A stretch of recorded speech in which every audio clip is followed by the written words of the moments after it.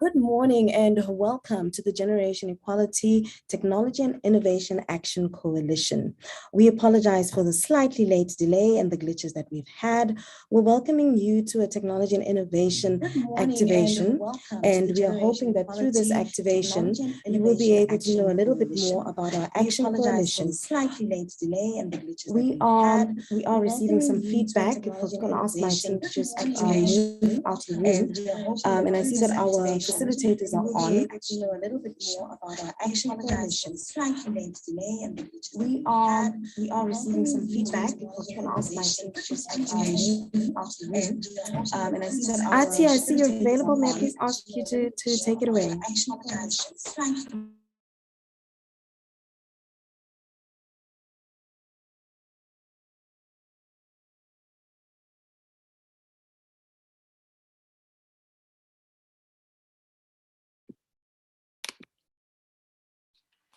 Hello and welcome to our event this morning. Thank you so much for making the time.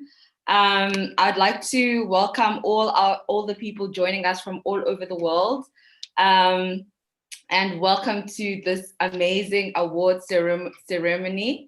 To engage with us all the social media we'll be using are the following: hashtag She Reigns South Africa, hashtag Generation Equality, hashtag UN Africa, hashtag UN Women, hashtag Act for Equal. My name is Ati Khweku, and I'm the founder of Beta Sigma X, as well as a member of YLC. And I will be your host today, together with Matapelo Mzizi. So to kick off our day today, we're going to start with a very highly esteemed guest. I'm extremely excited and I'm extremely honored to be welcoming a UN Women Southern Africa Multi-Country Office representative, Ms. Anne Gituku Shongwe, to contextualize GEF and take us through the GEF 2026 acceleration strategy. Thank you and welcome, Ms. Anne.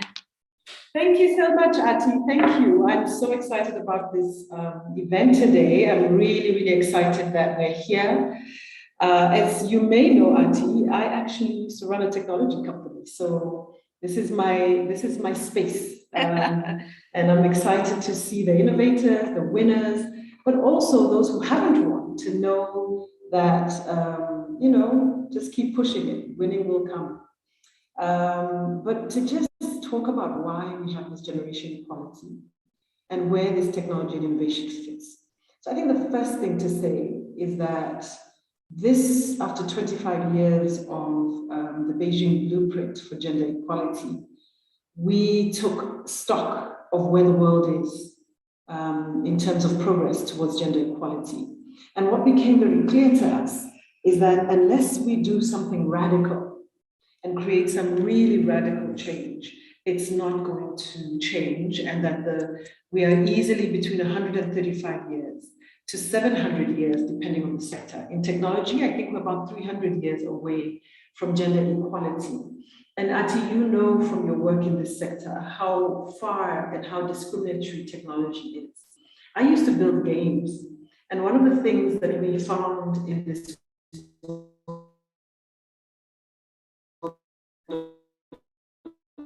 games is how much the games are written by mostly by young men.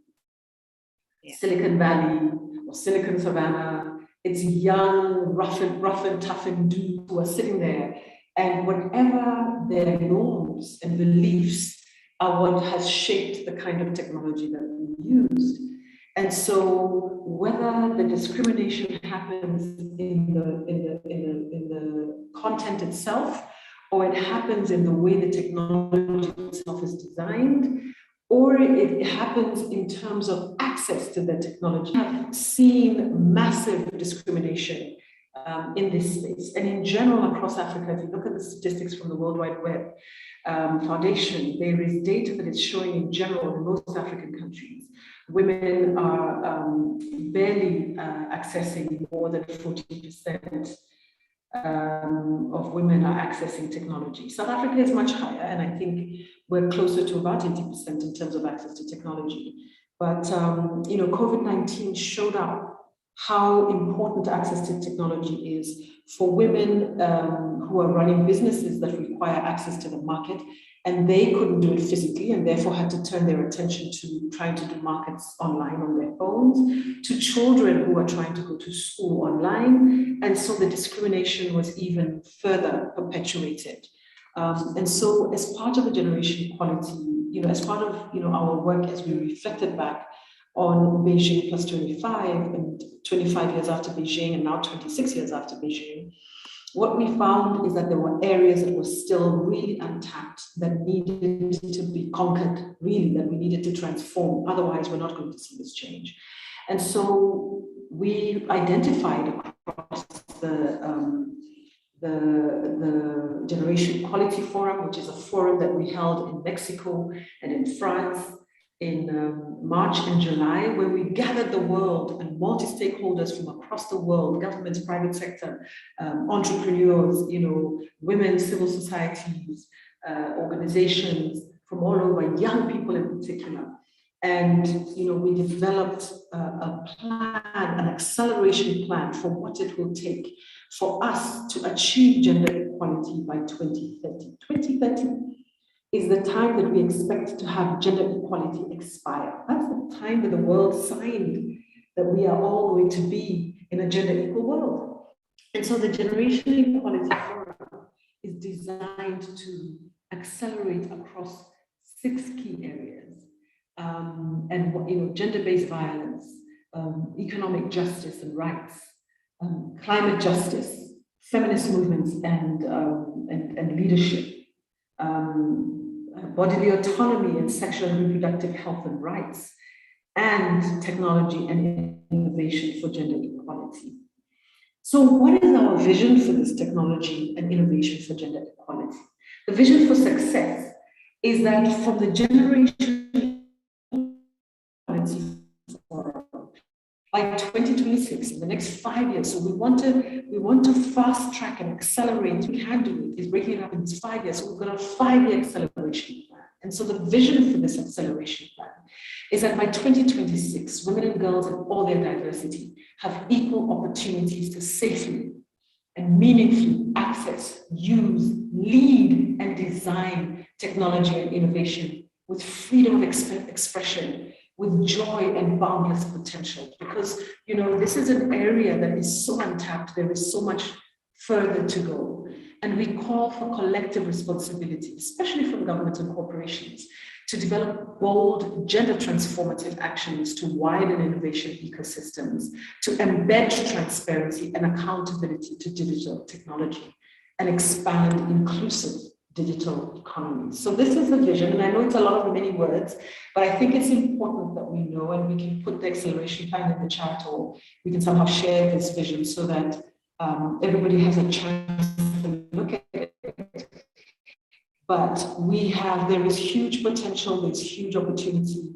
And so we want to be able to look at how to create a world where technology and innovation is not just accessible, but is actually an area that we use to be able to create the kind of digital revolution that we want to change. We also know that in this world that we live in, where gender-based violence, for instance, is so pervasive, the technology world has actually been, you know, cyber violence is a real big trend now. And it's an area that we need to make sure that we're creating enough security around. We also know that in the space of transparency and accountability, you know, those who create some of these platforms do not create them with young women and women in mind. And therefore, the need for real transparency and accountability in the way in which this digital world is organized. You know, we've been able to look at companies across the world who are in the technology space, and there is real lack of investment. In fact, as a techie myself in my past life, tech entrepreneur, we barely got 1% of the investment that is on the table for companies that are trying to build. And I'm sure, Ati, you can tell the story, you yourself as an entrepreneur. And then STEM is another big area that being able to make sure that we have as many women and girls participating in science, technology, and maths and related education. At UN Women, we've had an Africa-wide program that we call African Girls in Code, where we've been working with high school girls to make sure that they have knowledge of technology and can start creating real solutions in their environment. And so I'm excited to see what is emerging from our competitors and whether they've really been able to get us to a place where we can actually create real solutions across some of these very action coalitions. A recent survey from 51 of the most online populated countries showed that nearly 40% of women surveyed had been harassed online. So the issue of online harassment is one that we really have to pay attention to. And they have either witnessed it or have been lured into they're unsuspecting and they get pulled into an online violence situation. And so we want to really change this world and the issue of accessibility. So what does acceleration look like? And what is it that we're going to be doing in our global acceleration plan? There are 4 key actions that are going to be, that we're investing in the next 5 years. The first is to bridge the gender gap in digital access and competencies. So we want to reduce that digital divide by at least half by 2026 and accelerate women's meaningful access to digital technologies. This is one that is quite difficult, but it's one that you need to think about. We have had programs where, for instance, we're working with women farmers. They're both young and older women farmers, but we partner with technology companies to help us to actually push for digital literacy so that women can use technology to promote their businesses, to market their businesses, to develop plans. And the technology doesn't have to be super sophisticated. It can be, USSD platforms using their mobile phones, but it's about reducing the gender digital divide. The second action is to invest in feminist technology and innovation. And I shared with you how, so much, organizations like Femtech have been very instrumental in helping to shape the sort of gender responsive and gender sensitive technology and creation. And I said to you how the games, very often the hero is a man, and women are sort of on the sidelines of the platform, if they're even in there. I think there is some growing trends, and we've done a little bit of work with that. Some controversial ones, but there's been some work. But we really need to increase investment in technology and innovation, in the kinds of technology and innovation enterprises that are engaged, like yours, and really to push for women's leadership in these spaces of technology and innovation. So that's a third one, really promoting inventors, supporting them through science and technology, promoting women in general in that space. The third one is about inclusive, transformative, and accountable ecosystems. And that really is about, doubling women who are working in technology, being able to set up networks and benchmarks to transform the environment where they work. And we know that this is an all boys club. This is an environment that is largely about men, or the large majority of men who participate in this space. So how do we really double the proportion of women who are working in this space? The first thing, obviously, is to begin at a very young age to start driving young women and girls into technology and promoting them, and really starting to have policies that require that companies, that schools have young women and girls in their programs. And we've seen that. We've seen companies, and I remember us visiting one of our car manufacturers, and 50% of the women, of those who were actually, working with the small parts of this company, the engineering side of the company, had to be women. And it was transformational, because then they had to invest in training those women to make sure that they can actually work with those small parts and the engineering parts within that cars. And then the fourth area is what I talked about. It's about preventing and eliminating online and tech facilitated GBV and discrimination.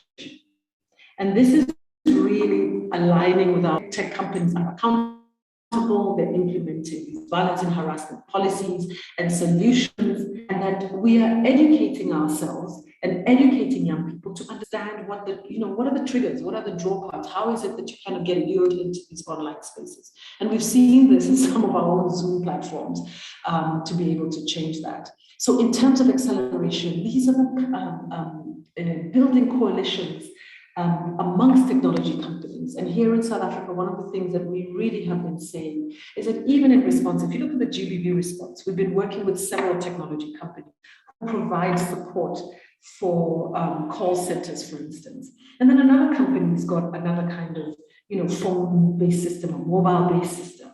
The issue of collaboration, of collectivism in this technology space is crucial. The competition is not helpful for us as women.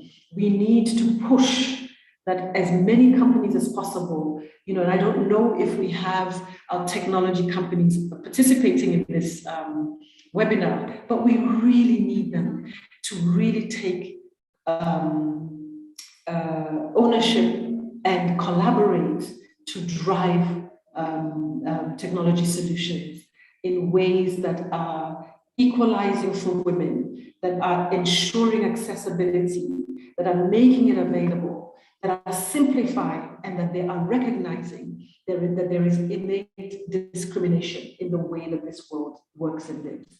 So I am excited about this. Ati, looking forward to seeing what's emerging, and to all of those who have competed, who have brought their projects forward. I am so excited to see what these solutions look like. And I just want to end by saying, every time that I have seen solutions that are designed by women in technology and innovation, it is groundbreaking. Yeah. And so we want to really promote this more and more. And so congratulations to the Action Coalition, and to every one of you, looking forward to seeing how it pans out. So congratulations. Yay. Thank you. Back to you. Thank you so much, Ms. Anne. I mean, I think I'm very inspired by your talk. I think the first thing that I'm picking up is that, one, it is the time for action. And as much as they're saying we have to wait 300 years, we cannot afford to wait 300 years. So I'm really inspired by this agenda, which says that by 2030, and 2026 are not very far from now. They're actually looking at, we're looking at 5 years, we're looking at 5 years for 2026.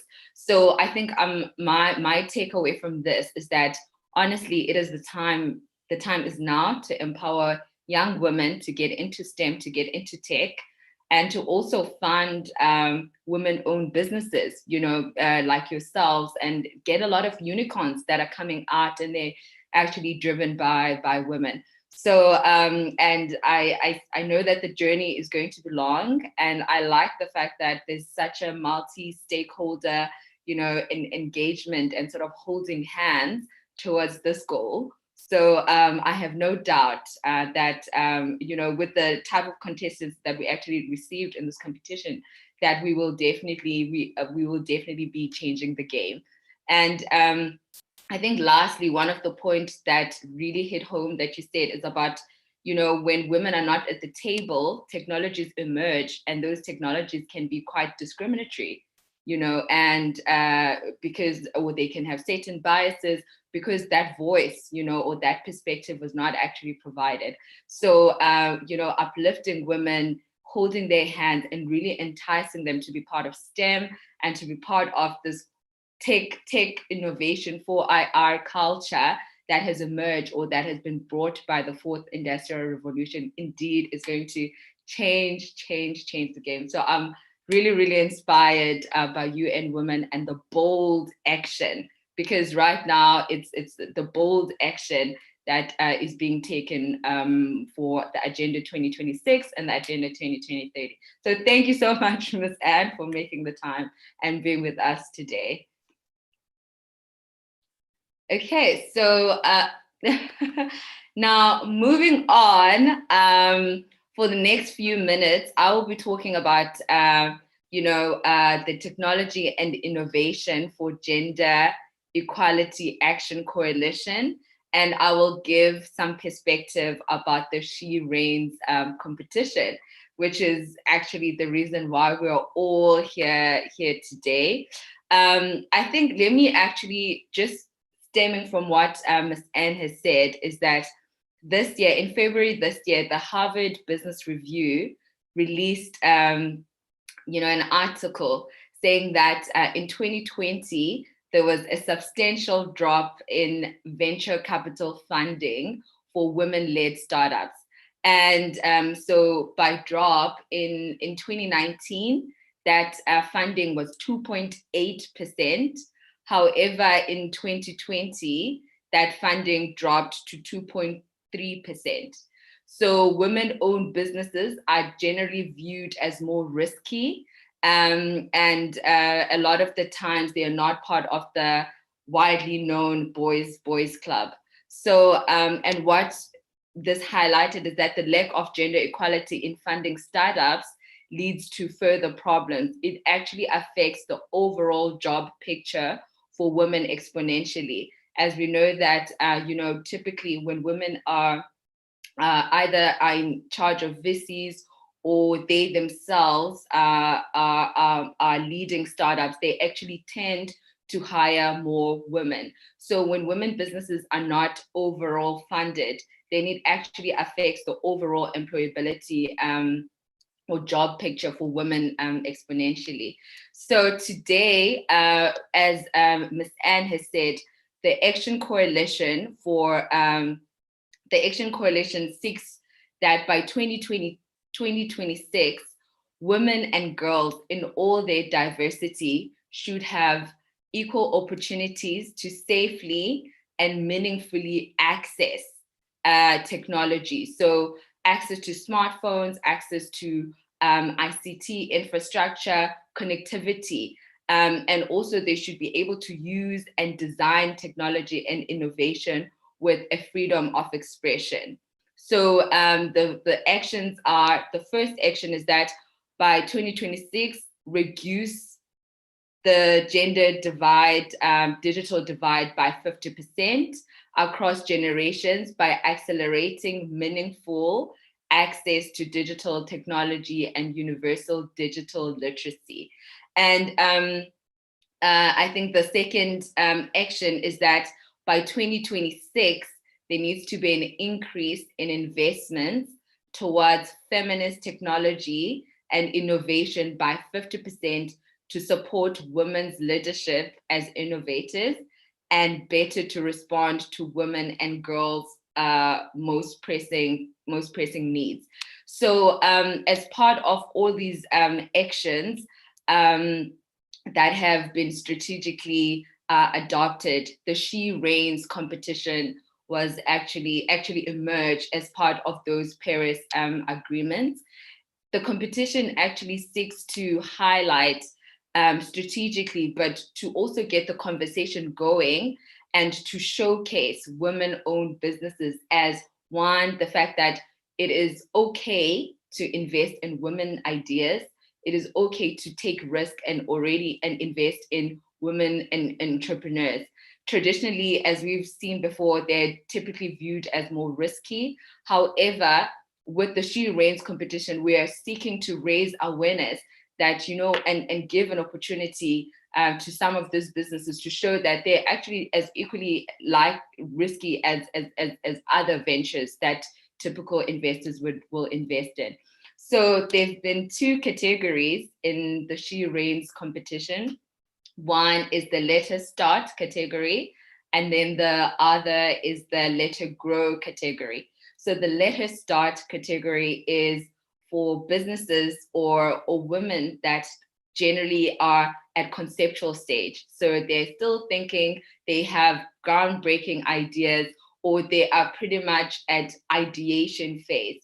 And even with that, we, as UN Women, we're stressing the importance of how much how much important it is to invest in those ideas, because we never know, they could be the next unicorns of Africa, or unicorns pretty much internationally as well.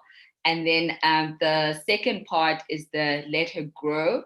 So the Let Her Grow category has been an interesting one, because here we saw a lot of businesses that had already started, and some of those women have been in the trenches for 5 years, for 4 years, really making ends meet with very little support, such as support in terms of funding, support in terms of resources, support in terms of marketing, some support in terms of access to markets. However, they actually have been able to make groundbreaking, they've met groundbreaking challenges, and they actually have been able to survive for, I don't even know how some of these businesses have survived, but they've actually survived. They've been able to generate revenue. And as we can recall, that 2020 affected most businesses. However, it actually disproportionately affected women-owned businesses a bit more. A lot of them could not have access to support or to funding, and some of them were actually unable to trade during a lot of the various strict down. So as part of the time for economic recovery, women businesses really should be prioritized. So the competition had a lot of applicants reigning across South Africa, and some businesses already operating in parts of Africa. So it was really a tough time just to boil down and to select the top finalists that we will be showcasing today. So so I think really that really has been the background of why the She Reigns competition had to emerge. Why now? So the reason we're doing it now is because, one, we can no longer wait. We really have to put money where our mouth is. And as I always say, is that if you really want to impact, and support women-owned businesses, you have to fund them, and you've got to give them access to markets. Anything else, we're really just wasting time, or we're wallowing. So I was quite impressed to see UN Women actually putting money towards these businesses. That is, by the end of today, some of these finalists or the winners, we will actually be assisting and taking them from A to B. And I mean, just being part of that journey is actually game changing. And I'm so excited that we will be going through some of them. And just as a bit of my background as well, is that, when I started, I have an education technology startup where we, teach kids mathematics in a digital and gamified way, using the latest technologies. And when I started out, as you start out from a very naive culture, where you think, oh, I'll write my business plan, and then the funding is going to come, and then you realize that the funding doesn't come, and then you move from pillar to post, from business plan to this to that, and then eventually someone somewhere in some office has to actually believe in you.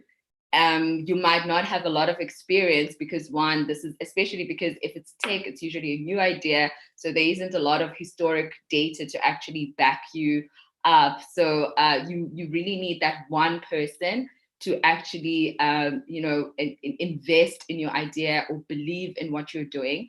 And a lot of the times when you go to these pitches, whether you're pitching to private equity or to venture capital or to even seed funders, generally you're speaking to a lot of men who don't, look like you, who sometimes don't even understand, understand your concept or what you're trying to do. And because you can't be part of the boys club where you have to go after work and then, hopefully watch a rugby game with them or something like that, then you might actually get excluded in that part of that decision making. So I'm really impressed by UN Women and this whole time for action strategy and agenda, that by 2026, we have to level the playing field.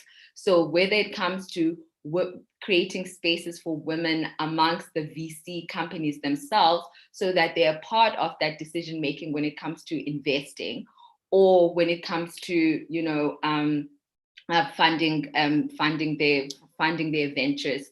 So that whole narrative and that whole culture and that naivety, when you actually come and then you realize, actually, no, it's not like that.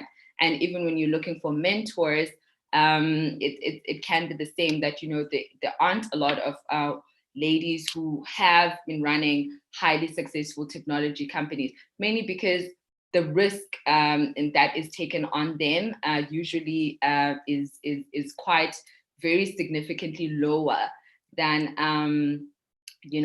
their male counterparts. And one of the studies that was by the Harvard Business Review as well was that when women-led startups do get funded, they are more likely to be successful. They ultimately deliver higher revenue, more than twice as much per dollar invested. So a Boston Consulting Group analysis found that one possible reason is that the heavier pushback by investors may mean that those businesses have to have especially strong business plan. Also, that that process can help build resilience and adaptability to crucial business skills, and to build and to ensure that the entrepreneurs have the business skills. So, but I mean, it's not just about ROI, that make women businesses an important part of the economy. It's the fact that they have such a multiplier effect. Not only is it empowering to see or hear from a woman that's a game changer, is running a very profitable startup, it's also empowering knowing that they likely will change the game in terms of employability, because they create more spaces for women on the table. And it's also enlightening for young women to actually see people like them on the table as well. So with that summary, I just have to stress just the importance of, one, investing in women-owned businesses, but also the importance of the work that we're doing today.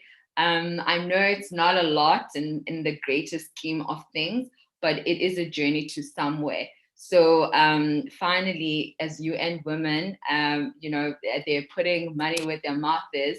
They really will be investing in these businesses and at least helping take them from A to B. I don't know if Ms. Anne, you want to add anything after that, but it's quite an exciting journey. I mean, it's quite an exciting journey, quite phenomenal. And I think now we are really kicking the door open because it's been closed and shut for too long. And now we're really opening it. I think actually my only additional point here would be to really invite large companies to really challenge them to come on board. And I think that we should be establishing a technology, like a gender technology collaborative platform in the country, where we invite all the technology companies in the country to really embrace and invest in women-led technology companies. So I think this should be an outcome of this action coalition, because otherwise our little bit of investment is just a seed, and that seed needs to grow. And so we really need to look at what that could shape. And so Rehema and Zintle and all of us who are in this platform together, let's really talk about how we can figure out how to bring a serious challenge to these companies to invest more, because we need serious investments. This is just a seed, but it's a seed. It is a seed. It is a start. Seeds can grow. A mustard seed can grow to a huge thing. So this is really the most important part. So thank you. Thanks, Sati. Oh no, 100%. So with all that said, I hope you are just as excited as we are in sharing these contestants and in being part of this journey. So with that said, we are going to play some entertainment for you guys on this next session. Thank you.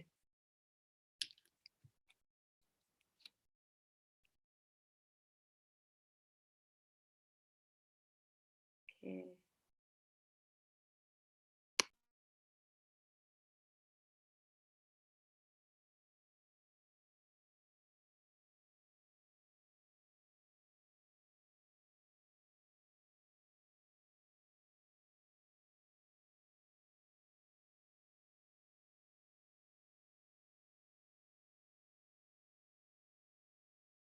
Of Young Leaders Connect, YLC. My advice to young women is be yourself, be authentically yourself, and take your space, never compromise on your values and your ethics. And speaking of the presidency, in terms of whether we need a woman president or not, the time is now. We would like to see in the next election to have a woman coming at the forefront and us women supporting that. Because with women, they make a huge difference.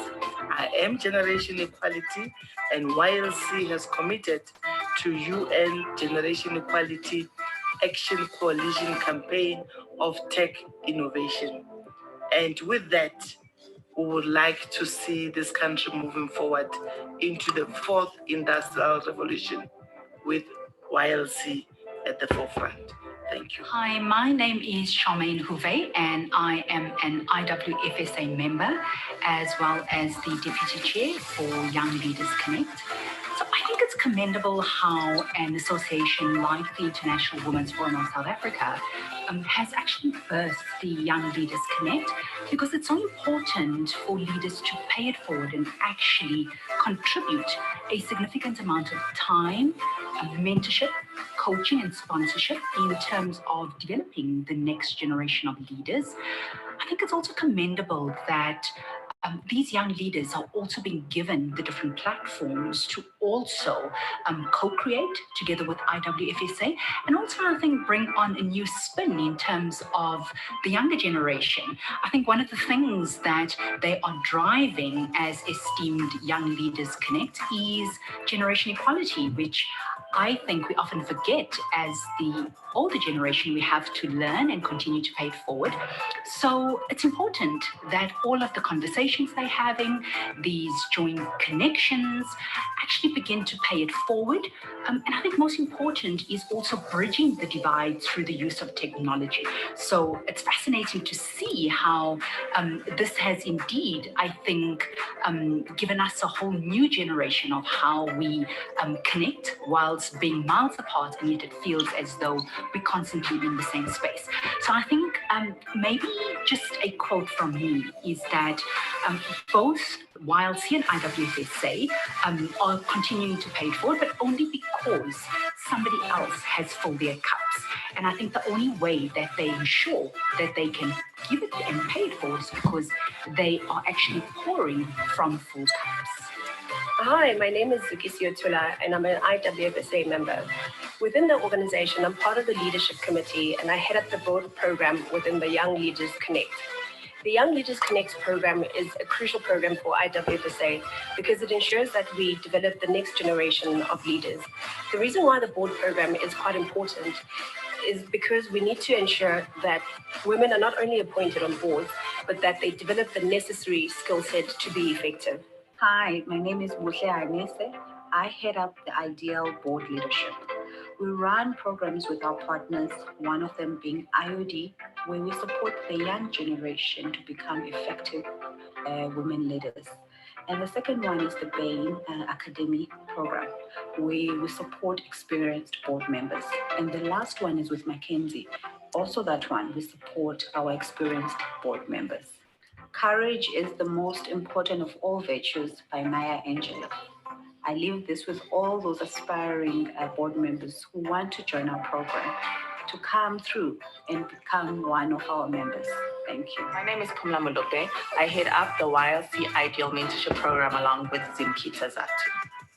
We successfully launched the first cohort of the program in 2020. We have divided it into two streams, the liftoff and the propeller. This is our way to bridge the generation gap by imparting knowledge to these young professionals. Thank you. Hi, I'm Phakama Mbikwana, co-head in the YLC Ideal Entrepreneurship Program. What a rewarding process. In the space of a very short time, we managed to recruit 24 entrepreneurs who wanted to grow themselves over a course of 6 months. And what we actually did in constituting that program is that we had both a formal and an informal aspect to it. The formal included a program that was co-joined with Stellenbosch Graduate Institute. We have been favored in that 11 of the 24 ladies have now graduated. The informal part was really a process where we were assisting the entrepreneurs with access to finance, access to markets, and access to information.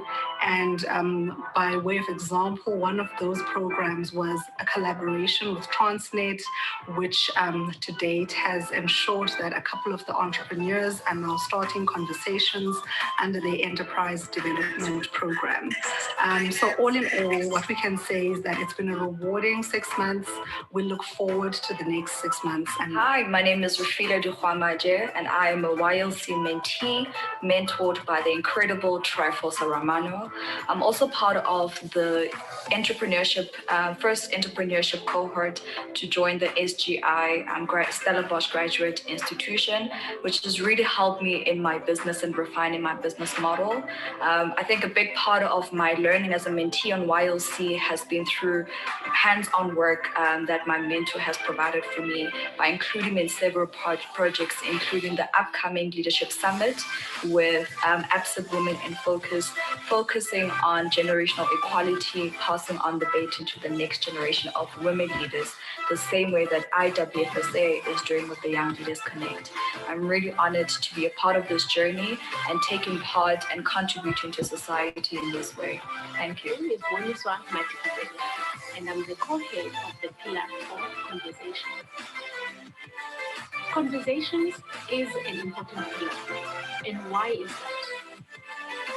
Albert Einstein said, no one problem can be solved from the same level of consciousness that was created. With these words, I say the conversations pillar is one of the most important pillars to empower the minds and the creativity of our members. The thing is, in the world that we live in, we need innovative ideas that will allow us to succeed in the socio-economic challenges that we deal with daily. And thus, conversations allows us to have topical issues that generate value for the rest of our communities. Good day, I am Zinhla Ramano, the head of Digital Conversations at Young Leaders Connect Ideal. Digital Conversations had their kick-off last year in September, and since then we have grown tremendously with high-profile speakers, panelists, as well as we've been able to achieve this through our sponsor, Cisco WebEx. In 2021, we introduced a new series called Internet of Things, which focuses on everything digital. We have spoken about fintech, we have spoken about algorithms, we have spoken about the importance of having digital safety. And we would like to welcome you to join our pillar. You can find out more about Digital Conversations at our YouTube channel, IWFSA. Thank you.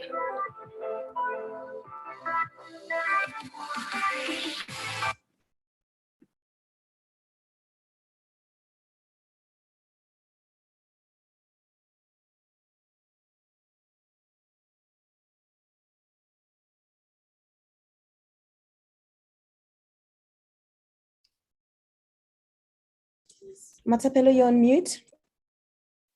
Unmute. Yes, that's what happens when you're live. I think by now we know Zoom, right? And all its challenges. Can you see me? Can you hear me? That's good. My name is Matapelo Mzizi, and I am co-hosting together with Ati Reku, and it's been an exciting morning. We've listened to Ms. Shongwe, and as well, just inspiring us and pushing us forward as well as young people. And I'd like you guys to please show some love to all the bold teams that are designing disruptive solutions to solve the socio-economic issues. And today it is all about them. We're here to celebrate them and recognize their boldness and their fearlessness and courage in being the change makers and solution makers. I'm also excited for this next section as well that I will be moderating with a phenomenal woman, Ms. Mate Muller. We will be talking about women issues as well. But please continue to engage with us on socials, follow on all our social channels using the hashtag #SheReigns, We Are Generational Equality, UN Africa, hashtag UN Women, because it's an exciting day today. It is really the first of its kind, the SheReigns Awards ceremony. So now, what we're going to do next, as I've mentioned, I have an honor and a pleasure to introduce this incredible woman. She's a digital inclusion advocate. She's a thought leader. She's a change maker. I love the statement that they stand for. They say, we are the ones that we've been waiting for. And we are those people.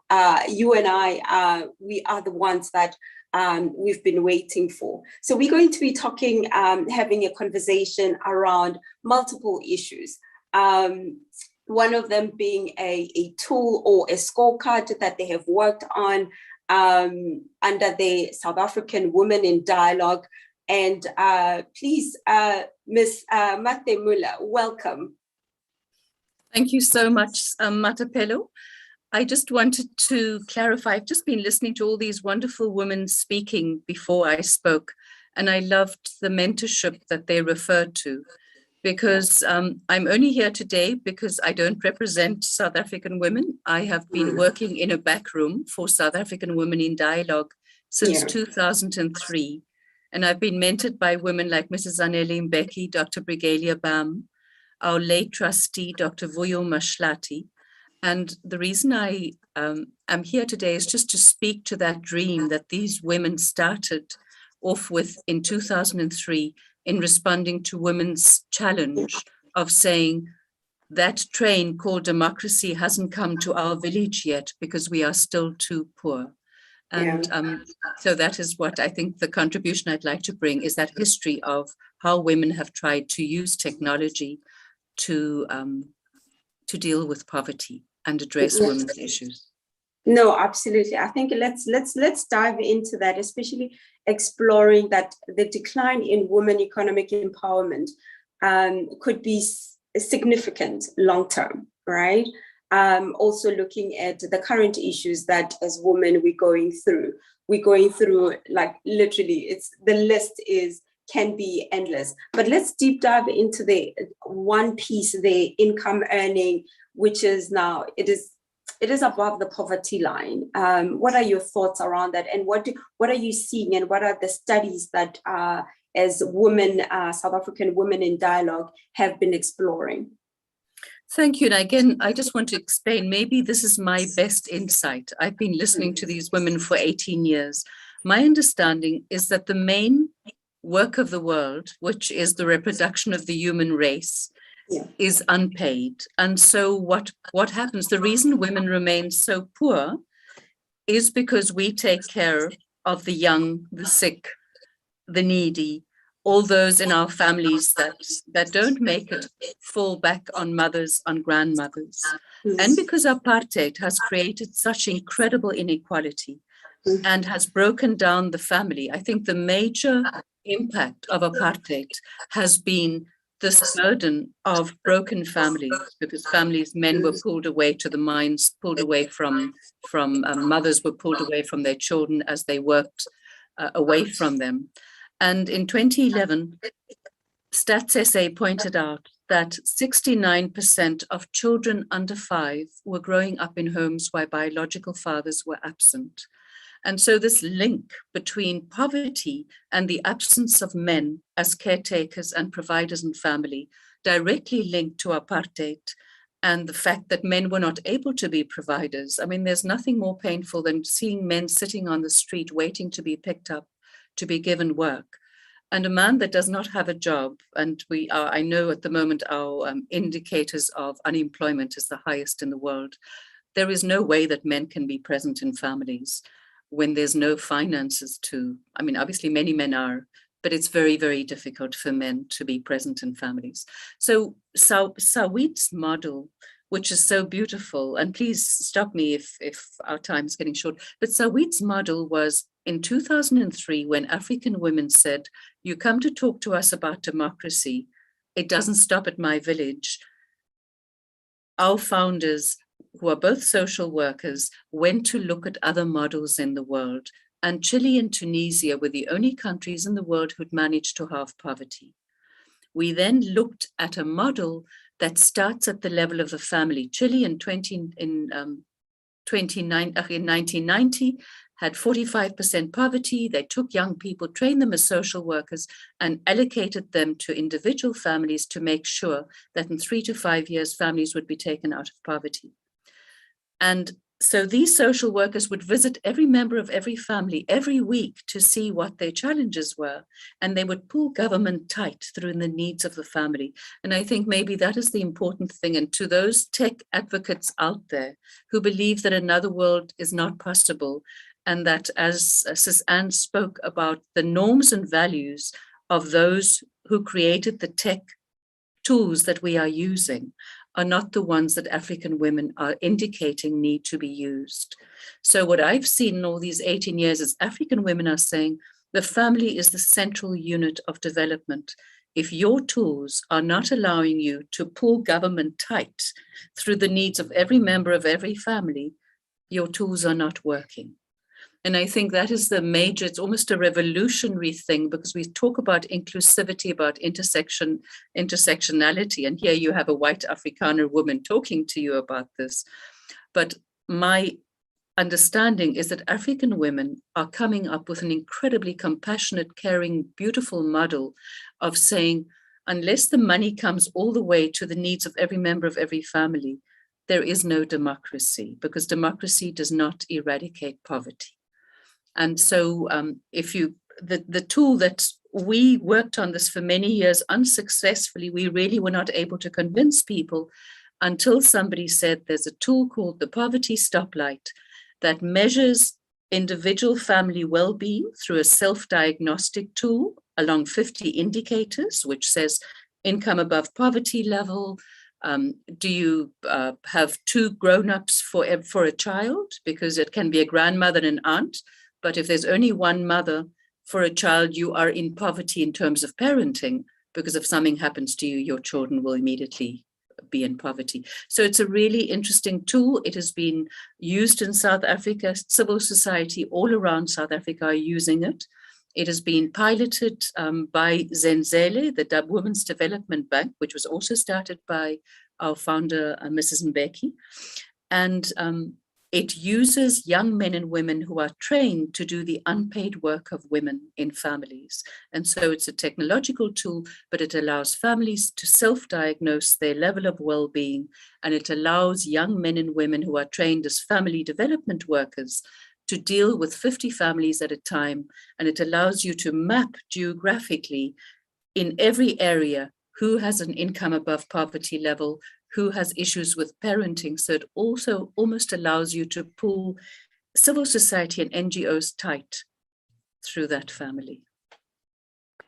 And I think you are raising such valid socioeconomic issues that as families and women, we really And I like the comments as well that are coming here, that this really hits home, because we can all relate to it, relate to the story of a woman waking up in the morning and just going to make a living for the family, just to bring them above that poverty line. I'm interested to also hear about some of the initiatives that are taking place to promote women in leadership as well. What are your thoughts there? Oh, that's really interesting, because SAWID was the organization who nominated Professor Thuli Madonsela at that moment. Obviously, she was Advocate Madonsela as our public protector. And I saw this morning in our WhatsApp groups, they're already thinking about the first woman Chief Justice. So I think it's incredibly important to promote women's leadership. I just want to quote a definition of leadership I heard from Colin Hall, whom I met. He was one of the mentors of Women's Development Bank Trust, because he started out as, I think, board chair, and then the late Dr. Thandi Ndlovu took over. He had a lovely quote about leadership, and he said, "Leadership is the art of maximizing human energy." And I think that the technology we need has to be able to make sure that every member of every family, and the Chileans defined a family as two people who share a budget. So it can be two men, two women, transgender. It really is just, it can be a grandfather and a grandson. It is just two people who care enough about each other to share their budget. And so for me, if leadership is not making sure that every single human being has a chance in life commensurate with their abilities, then we haven't really done leadership. So leadership that gets us better salaries is not my idea. My leadership that I'm used to is the kind of spiritual leadership that we see in the founders of SAWID, who want nothing for themselves, but are always saying, don't interview me, go and interview the woman who's bringing up 4 children without an income, because they're the ones who have the real resilience and power in our society. And I mean, and this is what, when we talk about innovation, especially in Africa, what does innovation looks like? Because innovation in Africa is not necessarily what Silicon Valley decide or think that innovation is about all these solutions that we're going to be seeing this afternoon that are really addressing the core issues of the African child, of the family in Africa. What are those? And, you know, the erosion of female empowerment and poverty reduction programs, also they threatened, you know, or they are not really focusing much on only the progress made towards implementing the sustainable development goals.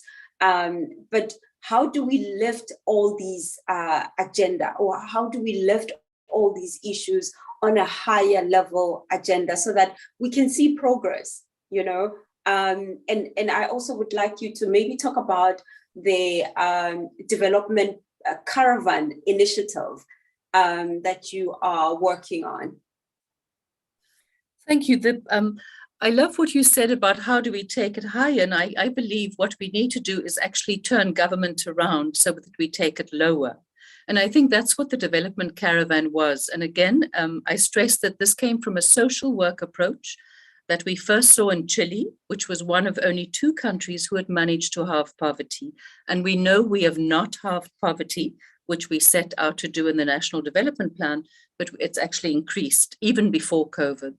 And so I think my understanding is our most important challenge is to turn government on its head, because people have the solutions, they have the resilience, and African women, and again, African women have skills that no one else in the world has, and they have those skills because they have been marginalized and had to do things by themselves with very little resources. And I honestly think that African women's solutions are what the whole world needs right now. And it comes to love and compassion for others. So my understanding is we have to create the technological tools to allow individual needs immediately to be linked to budgets. Because when you ask anybody, they all say we need the resources to do this, that, and the other. At the moment, all our resources are going at the top of government departments, and it doesn't trickle down to families.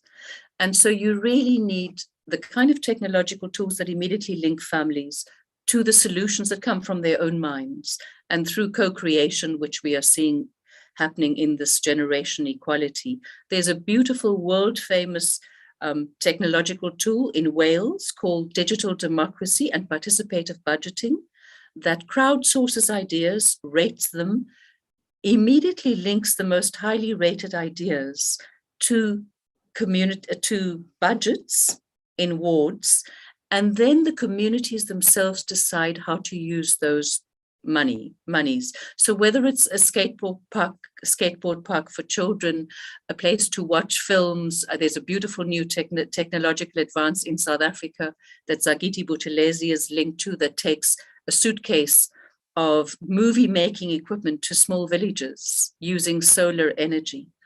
So these are technologies that are available. How do we make sure that we turn government around and all the resources so that families immediately have access to that? And that a vocalized digital democracy is something African women can use immediately to make a difference.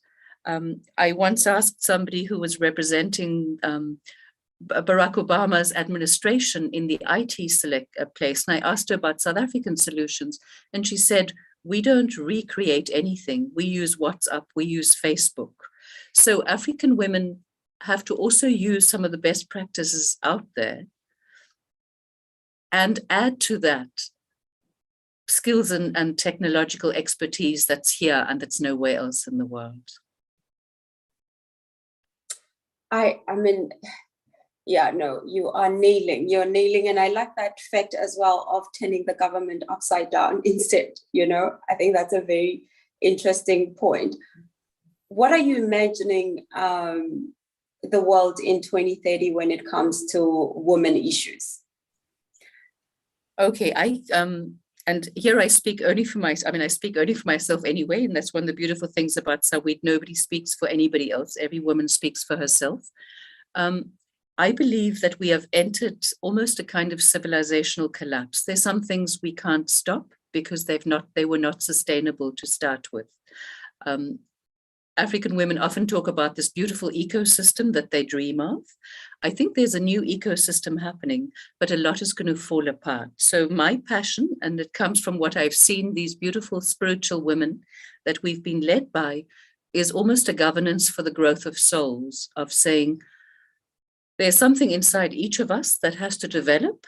And only when you take, Mr. Mandela spoke about an RDP of the soul. He said, in order for South Africa to work, we need a reconstruction and development plan of the soul. And I truly believe that if we have used technology to create governance structures so that individual human decisions, families as central units of development, defined in that open way of saying two people who share a budget, if we can turn government around and create the structures using technology so that our voices are immediately linked to what will improve our quality of life, that's the only way, because corruption has taken place at the top. We can't fix that. It's too complex. Government has become too complex, but every human being has a cradle to grave life cycle. And we have this beautiful example in South Africa, in the world, in Africa, of the African Women Leaders Network that Dr. Phumzile also started, and that 25 countries have launched. South Africa is in the process of looking at that.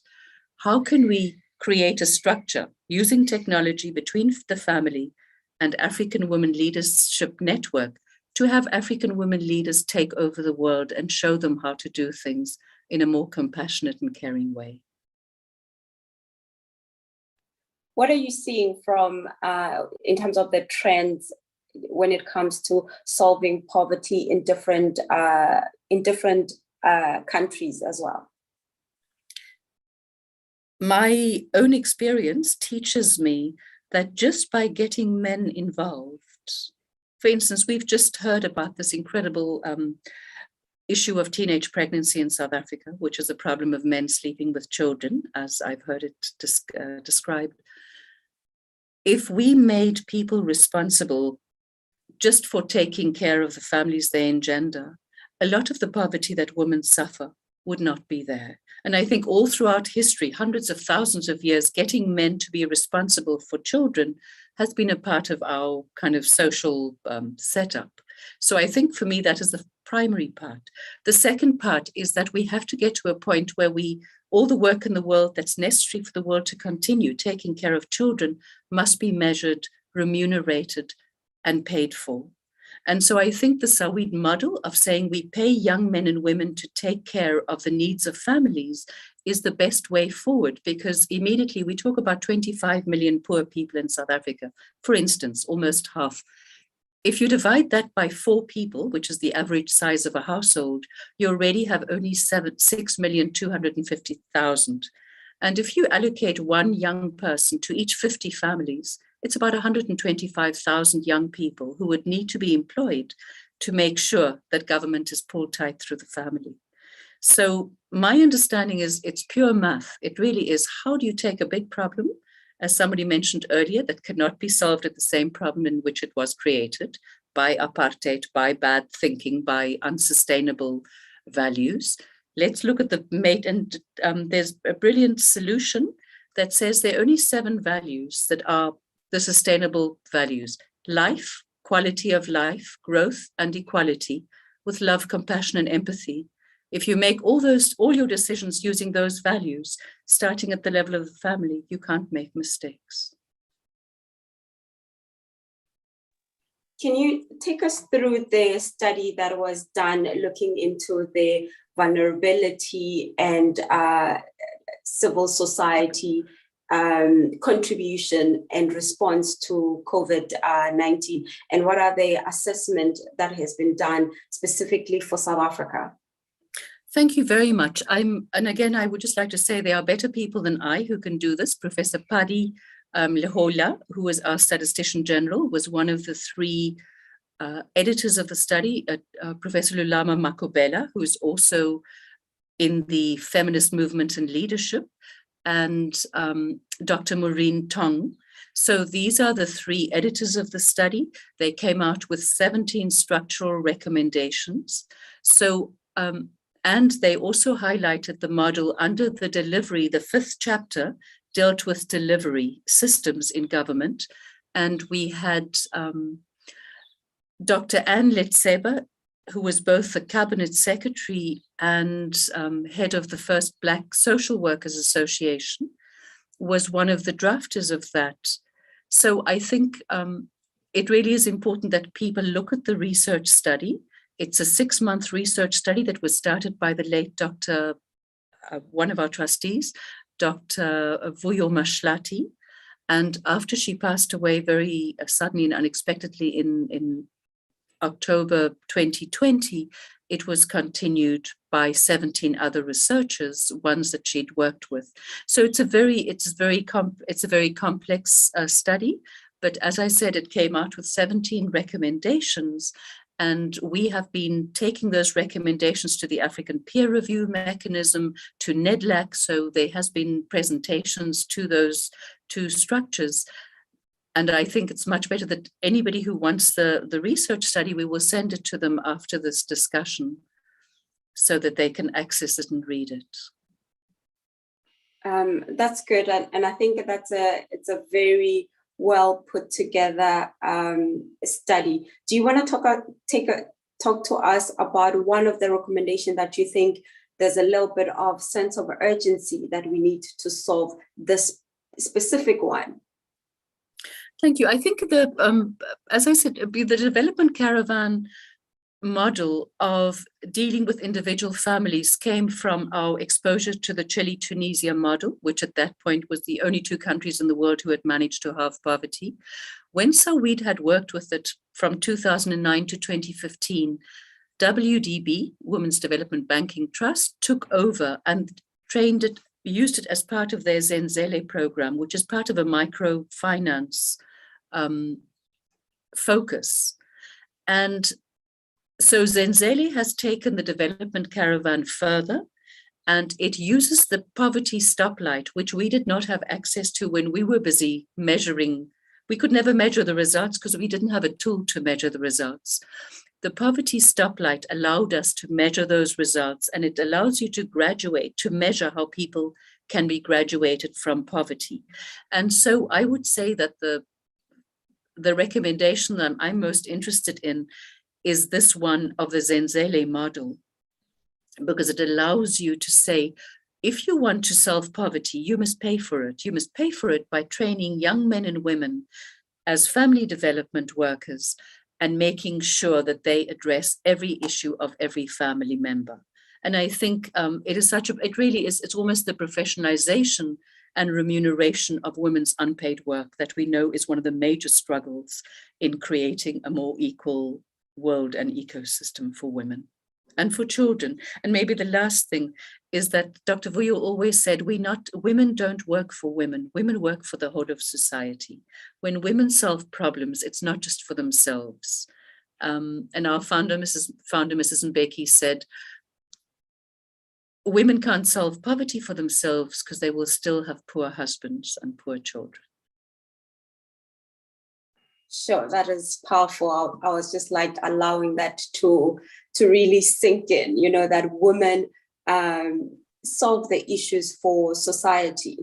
And you touched on a very important piece as well that is very close to my heart around the early childhood development. Because if you think about it, especially from a township setup, right?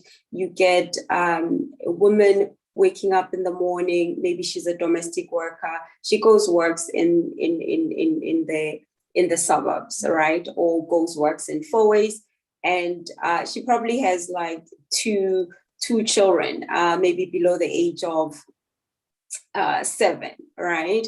And usually if they don't have that facility to take the child to a daycare, what happens to that kid? And we know that children are like little sponges, right? They learn from the environment, they learn from everything else. How do we solve issues, especially for that early childhood development piece? What are the initiative and activities that are needed, or that the study or the research as well is exploring? I'm so glad you asked that question, because in the study, it looks at a Hollard best practice. The Hollard Foundation started the Kahuyabana, and I hope I don't have it in front of me, so I hope my pronunciation and name is correct. But Hollard Foundation started, which the head of the Hollard Foundation at the time was the social worker Nchancha Ned, who was one of the mothers of the development caravan model, which is so beautiful. So Nchancha Ned with Hollard Foundation worked on this Kahuyabana model of working with a whole district, almost a whole municipal model of early childhood development, because as you know, not all of them are registered. Many people struggle. If you don't have a functioning toilet 1 week or something breaks, then your papers get lost in the government department sometimes. And so the Kahuyabana puts all the resources and tries to make a whole holistic ecosystem of early childhood development in a whole area, in a whole geographic area. And so that is also one of the best practices that is highlighted. So I think if you only take those two, the issue of the Zenzele model and the Kahuyabana, you would have already solved most of the problems that the poorest women in our society are burdened by. No, that's absolutely amazing. I think we still have like 7 minutes left. What are your last thoughts? What is it that you are asking, even the audience listening online today, and this video as well will be available for others to have a look at? What are those call to action that you are calling to the young people, to the society, to the private sector, and the society at large? Thank you very much. I want to go back to something that Dr. Vuyo Mashlati did. Many of those listening will know the incredible contribution she made in her far too short life. In 2011, she was a second member of the National Development Plan. In 2011 or 2010, she urged us, at the time she was head of International Women's Foundation of South Africa, and she urged us to do a research study to say what are the priorities of women for the National Development Plan. And we went to 5 provinces and we asked women, and interestingly enough, the 5 priorities for women were poverty eradication, early childhood development, as you just mentioned, reduction of violence against women, civil society coordination, and income generation in all these areas. And for me, that, and it's also something we learned in the Generation Equality Forum, the need to pay young men and women to do important parts of work. So we have to find a way to massively employ our young people with all their potential. So that's the one. And the second one is, women say they want employment generation and income generation in their greatest challenges.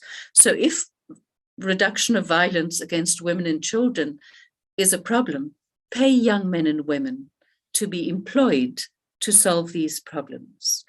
So for me, we all go to look for a civil society. I work for a civil society organization. We're given proposals to ask for money. And the most important thing is, how do you get the money to solve the problems? Poverty eradication is a problem. There's no money allocated to it. So how do we make sure that the problems that need to be solved are immediately linked to funds? And I think that is the problem for governance in the future, is to say human beings have all the skills. They don't need to be empowered. All they need is for the money to be put in front of them to directly solve the problems, be it violence against LGBTIQA plus community, the problems of people with disability. How do you get the funds directly? And all of us who then want to work on that problem can then solve it with the funds dedicated to that problem. It has been such an honor to really spend this time and digging deeper into the issues, not only of the heart, but issues that really impact our daily lives, that impact the society. And that's the reason why the She Awards is also an initiative to be able to bring in all these solutions together to address the Sustainable Development Goals. I mean, today we spend time not only talking about goal number 1, which is around no poverty, and then the second one, maybe if we explore the Sustainable Development Goal, the zero hunger, and then the third one being the good health and well-being, because all these are really important. They are all intertwined to how we function as a society, as women, and as leaders. And you could also connect it to the education piece as well, gender equality, clean water and sanitation. And all these issues are not separate, they are all linked together. And I think the one for me that resonates strongly, especially the Sustainable Development Goals, is around the partnerships, because we can't do it alone. Right, we are stronger together, and we know that as women, that as we rise, you need to lift others as well. But we need to raise others as well. What are your thoughts? What do you want to leave us with? Thank you. I think it's so beautiful, because it's the one thing I had not spoken about, and that's co-creative, and it's co-creation and co-creative design teams. Now, we all know that Zoom was a useful tool. It has suddenly become you can't live without it, and all the other iterations of it.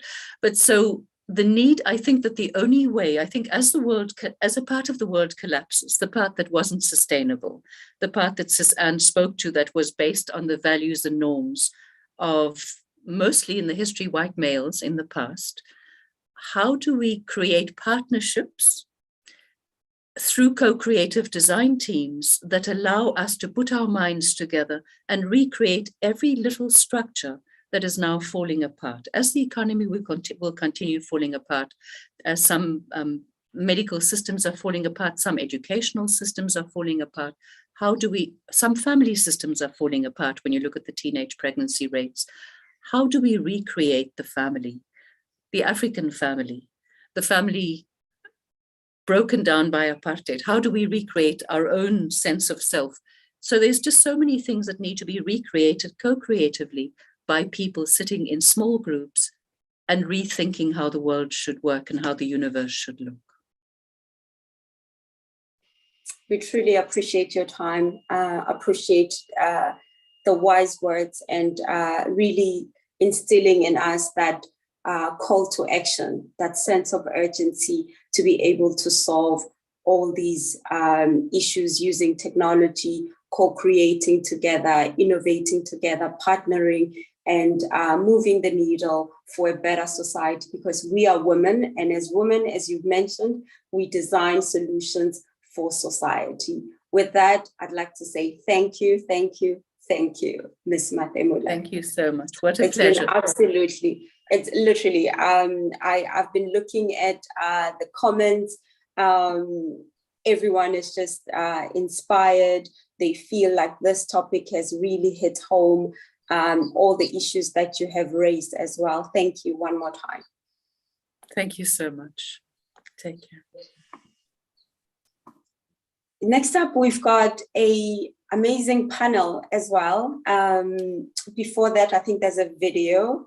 I see Zintle is preparing it. Over to you, Zintle.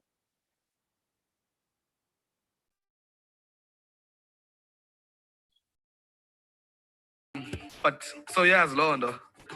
I don't like talking much. It's a performer, so enjoy the song. The first song that I'm doing is titled Balele. Hustler's anthem, man. We work hard for what we have and we value it. So enjoy.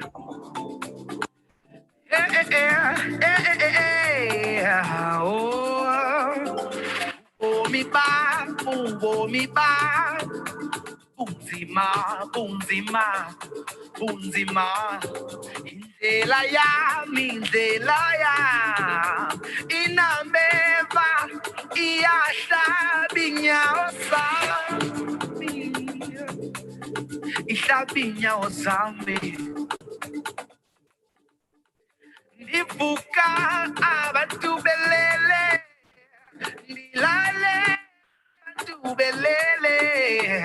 Ndiyozama zama, ndiyozama zama. Inhliziyo yami ifuna apho kungenje. Ndiyozama zama, ndiyozama zama. Inhliziyo yami ifuna apho kungenje. Balele mama, balele. Oh balele mama, balele. Oh what is about? Oh what is about? What is about? What is about? Oh balele mama, balele. Balele mama mama. Oh what is about? Oh what is about? Oh what is about? Oh what is? Balele oh. Vuka for what you want. Go work hard on it. And it will surely come to you. And you will surely attain. Funny, no, no, no. Makaya wa funny, no, no, no, no, no. Abanye ba cool right. Aba jondi ne price. Babetenge dolo. Obaya tatanje. Obaya tatanje. Tinage, tinage. Komele sivuge. Siyo panda. Siyo panda. Silale sikile. Balele mama, balele. Oh balele mama mama. Oh what days have I? Oh, what days have I? Oh, what days have I? Oh, what day? Oh, balele, mama, oh, balele, balele, mama, mama. Oh, what days have I? Oh, what days have I? Oh, what day? Oh, what day? Oh, balele, mama, balele. Oh, balele, mama, mama. Oh, bate,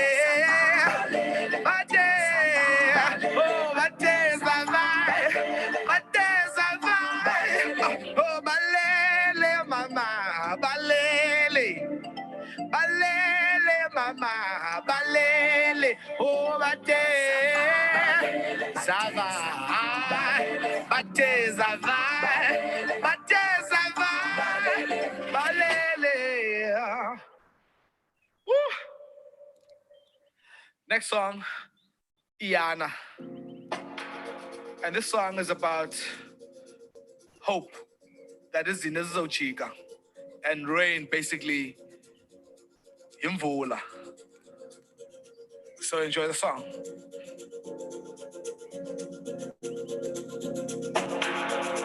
Jonga, si baka baka, sona, si matumbandaka, kungedala, kuzoti kapa kapa, kulom shaba, wetu. Jonga, isi baka baka, sona, si matumbandaka, kungedala, kuzoti kapa kapa.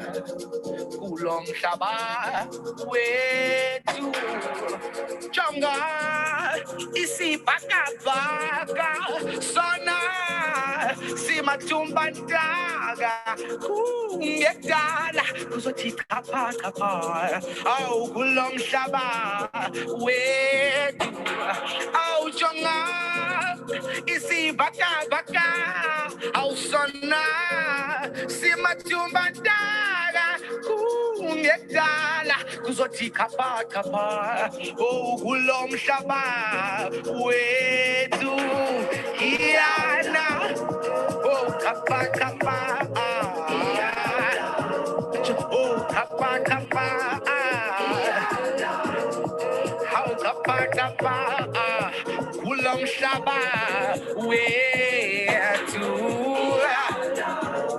oh kapa kapa Iana oh kapa kapa Iana oh kapa kapa oh gulong shaba wetu Iana oh kapa kapa Iana oh kapa kapa Iana oh kapa kapa gulong shaba wetu Iana kapa kapa Iana oh kapa kapa Iana oh kapa kapa kulong shaba wetu Iana oh kapa kapa Iana oh kapa kapa Iana kapa kapa kulong shaba wetu. Last song I'm about to do is Unganga. Let me not explain this song. Because the lyrics is Yaz Gaza. It's a fun song, man. You meet someone in the way and you just hit it off, I guess. This is my man. What's up?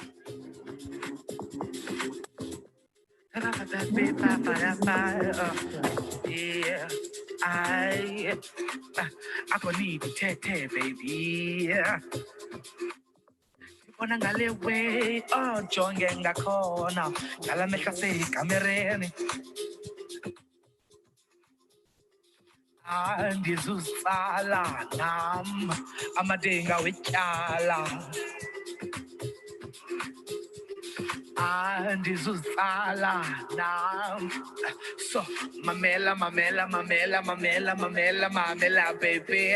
Asambe, asambe, asambe, asambe nganga, asambe nganga. I see a boy, baby. I see a boy.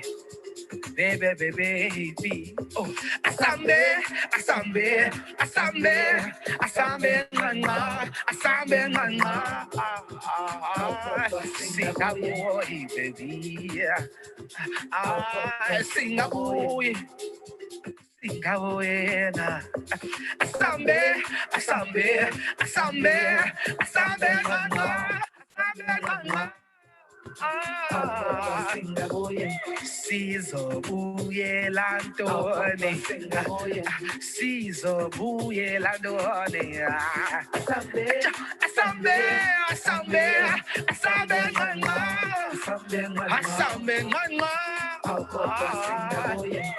Singaboy tonight, Singaboy tonight. Oh, hey, hey, hey, Tina see him sing a weird song when they do a zip.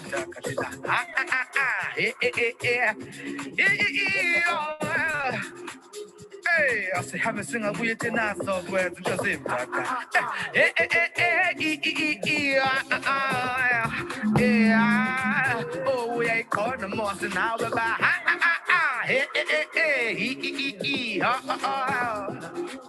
oh, chonga chonga chonga chonga, leli chomi zako, usayo funi mask, sanitizer, ukapalo puto nim, shame ungabuyi, sheze unga, ooh yeah. Chonga chonga chonga tini chomi zako, ziti chomyamle ayiphelanga uyenza lento, zeni kuphathe kahle. Hi, Sanpan, Zana, baby, Masambe,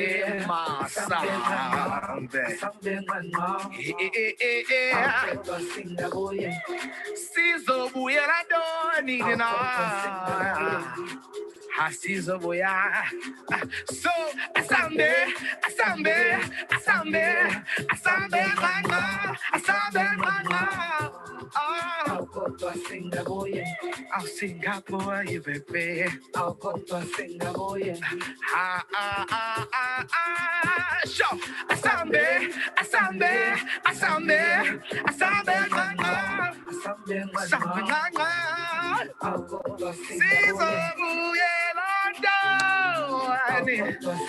Sing a boy, baby, yeah. Asambe.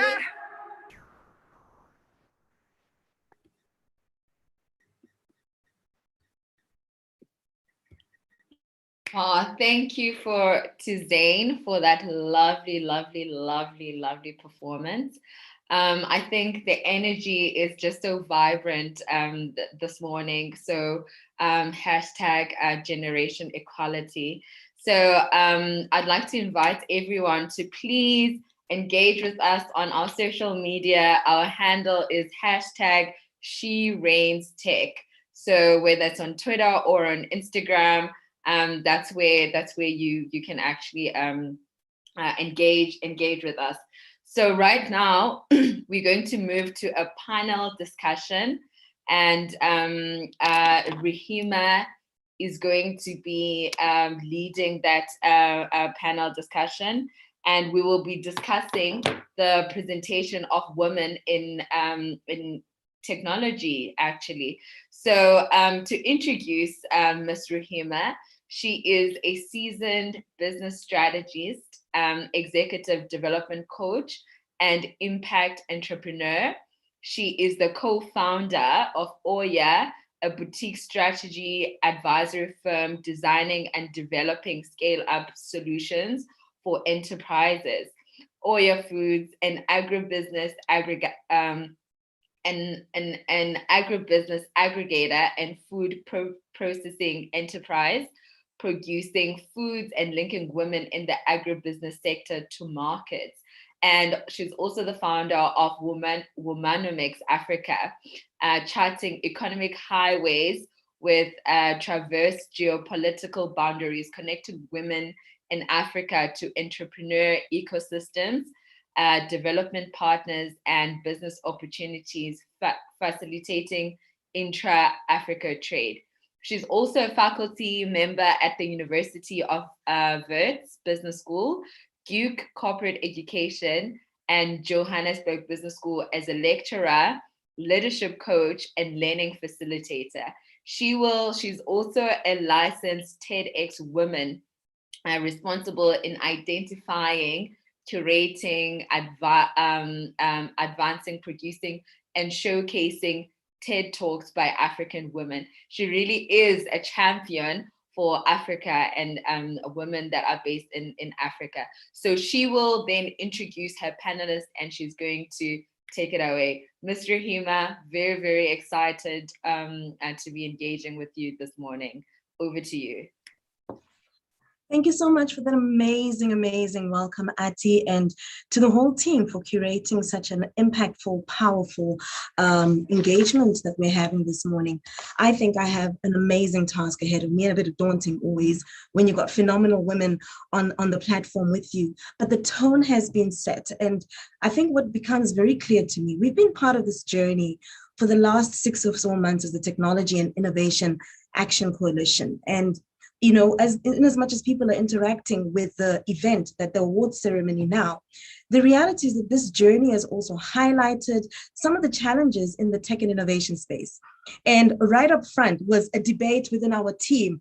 We're going to talk about the lack of representation of women in ICT.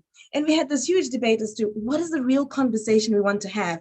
So positioning and curating a conversation in order that it fits into this theme of showcasing and advancing feminist technologies, feminist engagement, feminist activism, but also looking in the space of innovation and technology, which is really where the world is at today. This phenomenal panel is just the best curated space. So thanks to Ati and the team for helping us to just get here, have the conversations we've had, phased in by Anne, the introduction by Matapelo, yourself, and the conversation with Marte are really germane to where we are in South Africa today.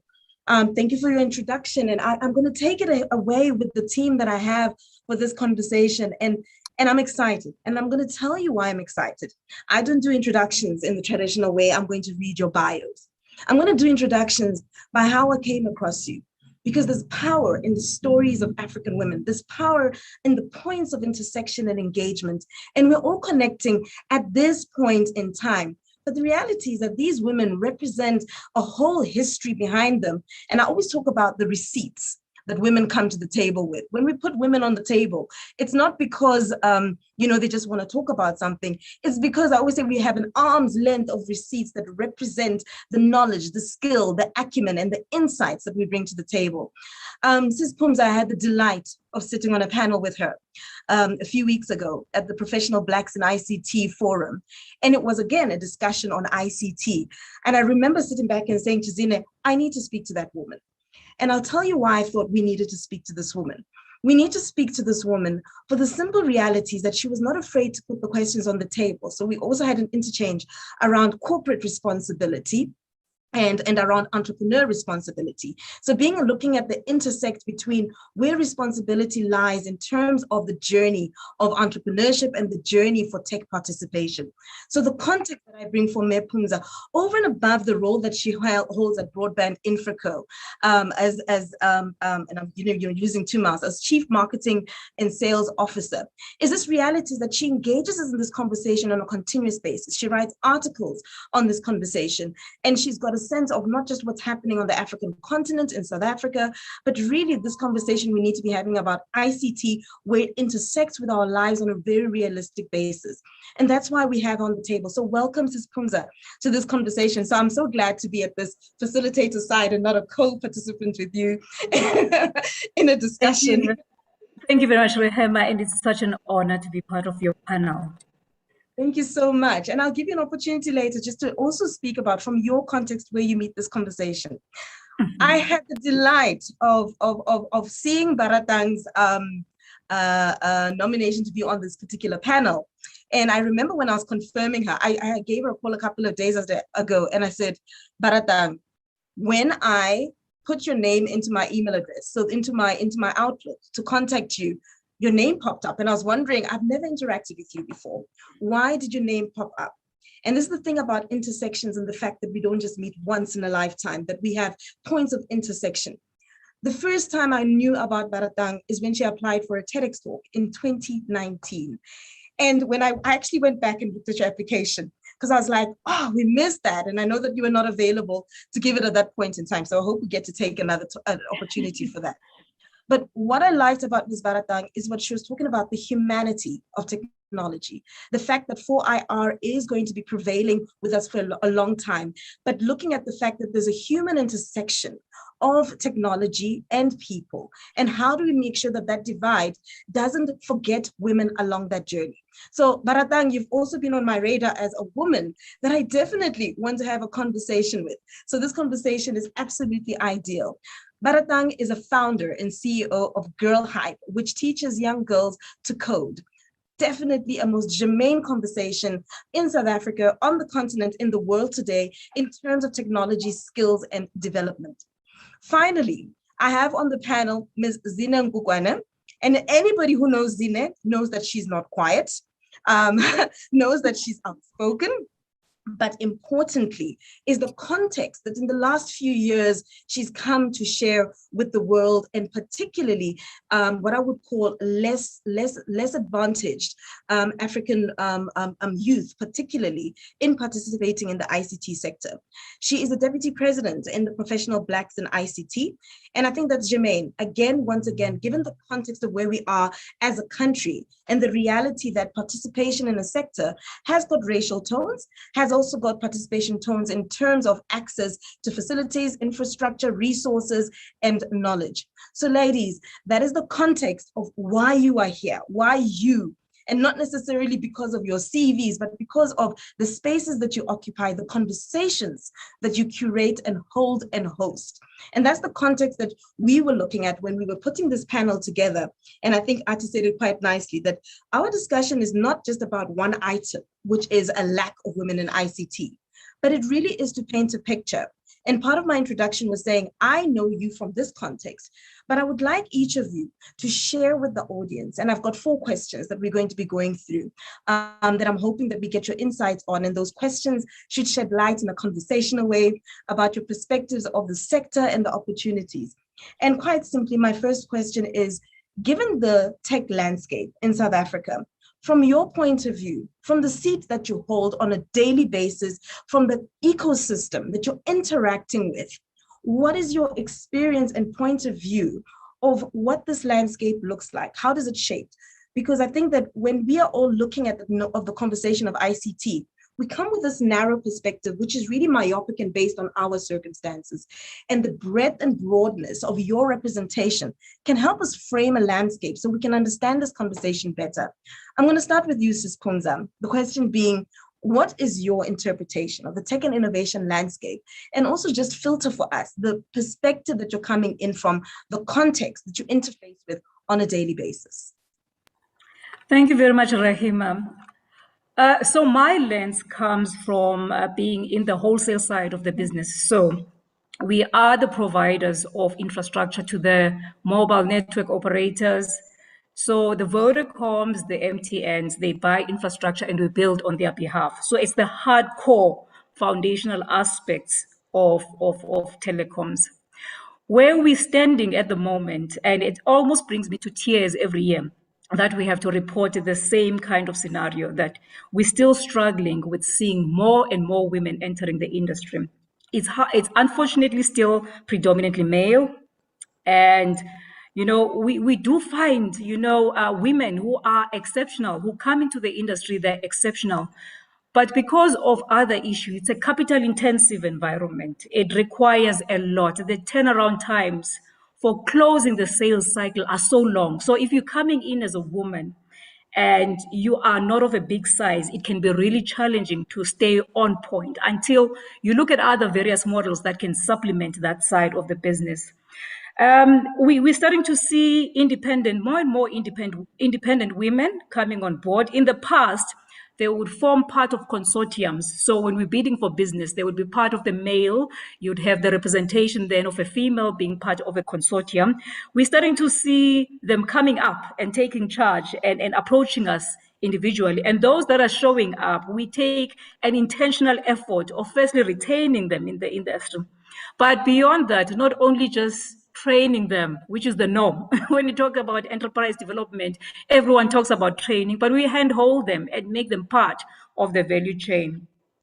With the wholesale side of a view, I also get to see the enterprise side of the business, where we get approached by women who are really, there's high numbers that are coming from the software development side of women. We're seeing our women developing and coding thanks to the Baratangs of this world that are cultivating that side of things. We are seeing a lot of women from a policy space, Rehema, which is important because that's where everything starts. And we really have an interest in cultivating that and having them more represented there. And supporting them, though, with capacity of understanding that it's not just about policy. We make exceptional policy makers once people have been through, the business side of things. So that is my view for now. I think what is discouraging me for now, Rehema, is that the Beijing Platform for Action in 1995 took a resolution with all the countries across the world, where they said they took a global political commitment to say technology will be central and will make sure that women are represented. But it's almost 20 years later. I've been in the industry for almost more than 20 years in the industry, especially the wholesale side of the things. It's been male. Thank you so much for that, Phumza. And I think what I love about what you're highlighting is, one, the policy environment, because that creates an enabling environment and a context for participation. Yes, we are seeing more women, and that I think highlights for us, a space where you say that it's capital intensive. And so you're speaking to some of the limitations and barriers in the context of also, fragmenting this notion of ICT is just this one thing. There's so many spaces of participation. I think that's great that you're able to articulate where you're playing in that and saying, well, and also highlighting the fact that 20 years on, so little has changed. I mean, that's why we're doing this activation, this notion of education, this notion of awareness of not just the status quo, but also breaking it down into accessible bits. I mean, 20 years ago, the landscape for technology, I think 15 years ago, I was a co-founder in a tech startup. And this being a co-founder in a tech startup and servicing some of South Africa's largest corporations and state-owned corporations just gives you an insight to where the opportunities are, where the lethargy is in implementation, and where we should be looking and focusing today. I think that brings me to you, Baratang, and you're talking about girl coding. And I talk about the fact that part of my history is in management information systems in the financial services sector, but also is as being part of a tech startup and providing, solutions and support to large, major multinational companies in this sector. But I'm not a techie. I am not a coder. And I think that's why, for me, I like to bring texture to this conversation, because often we have this conversation and it seems like it's a conversation only for those who studied STEM. And I think the current focus over the years about it's a STEM education. Technology is an enabler. Technology supports the gaps that we have in our current existence and make life easier. So give us the context of Girl Code and where it fits in. And in your experience, what are the gaps that are currently persisting in this environment? And what is the landscape, and what picture can you paint about this landscape? Thank you, Rehema, and evening or afternoon to everyone. It's almost 12. There's this perception that has grown in the market to say, to be in the tech world, you need to be a coder or a software developer.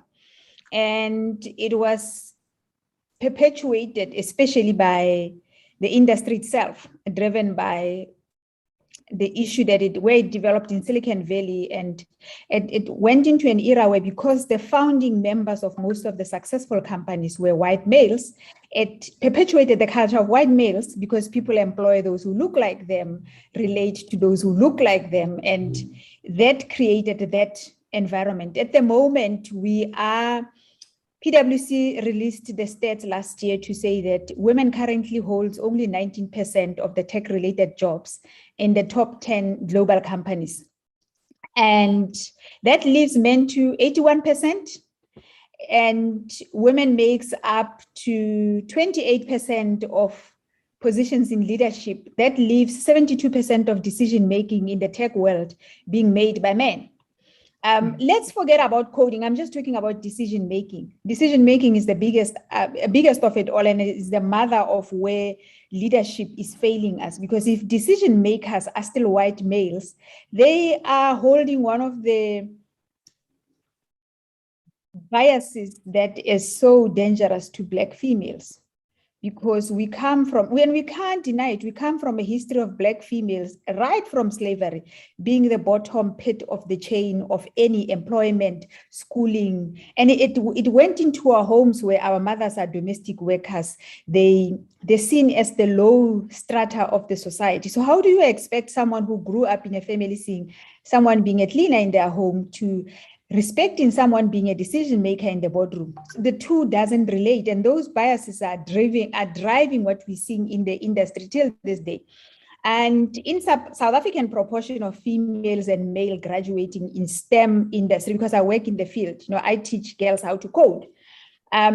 We find that the graduating numbers is not the same. However, when they enter the industry, it's equal when they register. Women do register for computer science, but when they are going to graduate, the numbers have dropped. Young girls drop out of computer science because the culture is not welcoming. So women are really underrepresented. The statistics now, if you go to the PwC stats, it's like 4.5% of women in the leadership position. But when we graduate, there's enough numbers. There's so many women who are computer scientists graduate who can. So that for me is really by bias. If we can change the biases that are in the tech industry, in the schooling education, in the preschools, by making sure that we encourage girls to fail, we encourage girls to take risk, we encourage girls to become the best version of themselves and not be the perfect woman, we'll be able to have more women not being worried about failing. And how does what I'm saying translate into reality? That translates into a reality because the economic benefits of advancing workforce equality is really in the tech industry. 80% of the jobs that are growing now, it's in the tech space. 80% of the jobs are being started in the tech space. The basic salary is $15,000. If you graduate, like we've got graduates, I've got girls who graduated from high school, went straight to a job, and maybe I'll mention because they are the ones who made you do, like a job like Microsoft as an intern, not an intern, a graduate program. They walk into a graduate program, coming from a shack in Kailicha, move straight into Sandton, and 15,000, boom, middle class at age 18. You can only do that in tech. But tech is also a double-edged sword. It's the same space that is very biased against women. So for me, it's if we can just get rid of that biasness. Thank you. Rosang, I think you raise an important issue. And when we look at the cycle of jobs and professions that are en vogue, and that are contributing significantly to economic development, I remember over 20 years ago, I was en vogue. I was an accountant. And at that point in time, the cry was that there are not enough Black accountants, right? And so the thing was to go for this thing because you were guaranteed, not only you're going to get a good salary, but because of the lack of Black female representation, you were guaranteed to be fast-tracked through the process, right?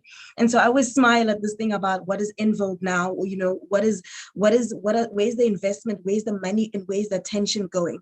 And it raises for me the question that, are we in driving this attention and in driving, so there was this huge drive to increase the number of Black CAs in South Africa, particularly, and Black female CAs. And it's been very successful. Is there a similar drive to increase the number of Black female tech professionals, which is a place that you're operating in? But what needs to change in order for that participation to be meaningful? What does meaningful look like? You've alluded to the notion of leadership. But I also sit back as an entrepreneur and who had, you know, I always talk about those rose-tinted glasses that made one begin, that made one think in the early 20s, way back then, no? that you would, because you're a Black female opening up a business, you are going to be successful. And that's not the case. There's so much more to that journey. So what is it that we need to be thinking about when we are fashioning these skills for ICT, and what are they responding to? Are they responding to a glut that, or an open opportunity now, or are they really responding to the needs that our economy has from a long-term perspective? What's your view on that? Is that me now? That's you, Garatang. Yeah, okay. You forced a follow-up question, so I'm like, no, let's not leave it there. I was listening to the talks because I joined earlier, and I was listening to the pitches, and I know that it's a competition today. And it just pumped my heart to see UN women doing a program like this. I was like, woo-hoo-hoo! You know, I started teaching girls how to code in 2003 because my mother was a domestic worker and she knew nothing about me being anything else besides a teacher. And in 2019, it's 2021 now, she asked me, Baratang, you know, she said to me, Baratang, I'm praying for you to get a job. So I looked at her and I laughed. I do have a job. And it's those things that we really need to work to. And I'm going to say, in South Africa, I have to mention this. In South Africa, we had a government that made a policy saying all this technical skilled laborers in the mining industry will be reserved for white males. Anyone who doesn't know that policy must go read it. It was never reversed. Even though we work in the mining industry, it was carried to the car manufacturing industry. It was carried now to tech. It was carried everywhere because it's said technical and nobody has ever sat down and reversed it. Now we need to take cognizance of what the damage of that did. It created a very powerful white males who are very cultured and they're still holding their position and in leadership. Now, I will have a program like Girl Hype, teach all the girls in South Africa how to code. But as long as, and that's why I want this to be ingrained into our brains, that as long as the biases are ingrained in our cognitive processing, it's very difficult for women to undo that difficulty. We're going to get 20 of women in a corporate, 10 of them are going to leave because the culture is not accepting them. We as Girl Hype are making sure that we teach girls how to code. We make sure that when they're in schools, we expose them to role models. Make sure that we get them scholarships so that they stay in that field.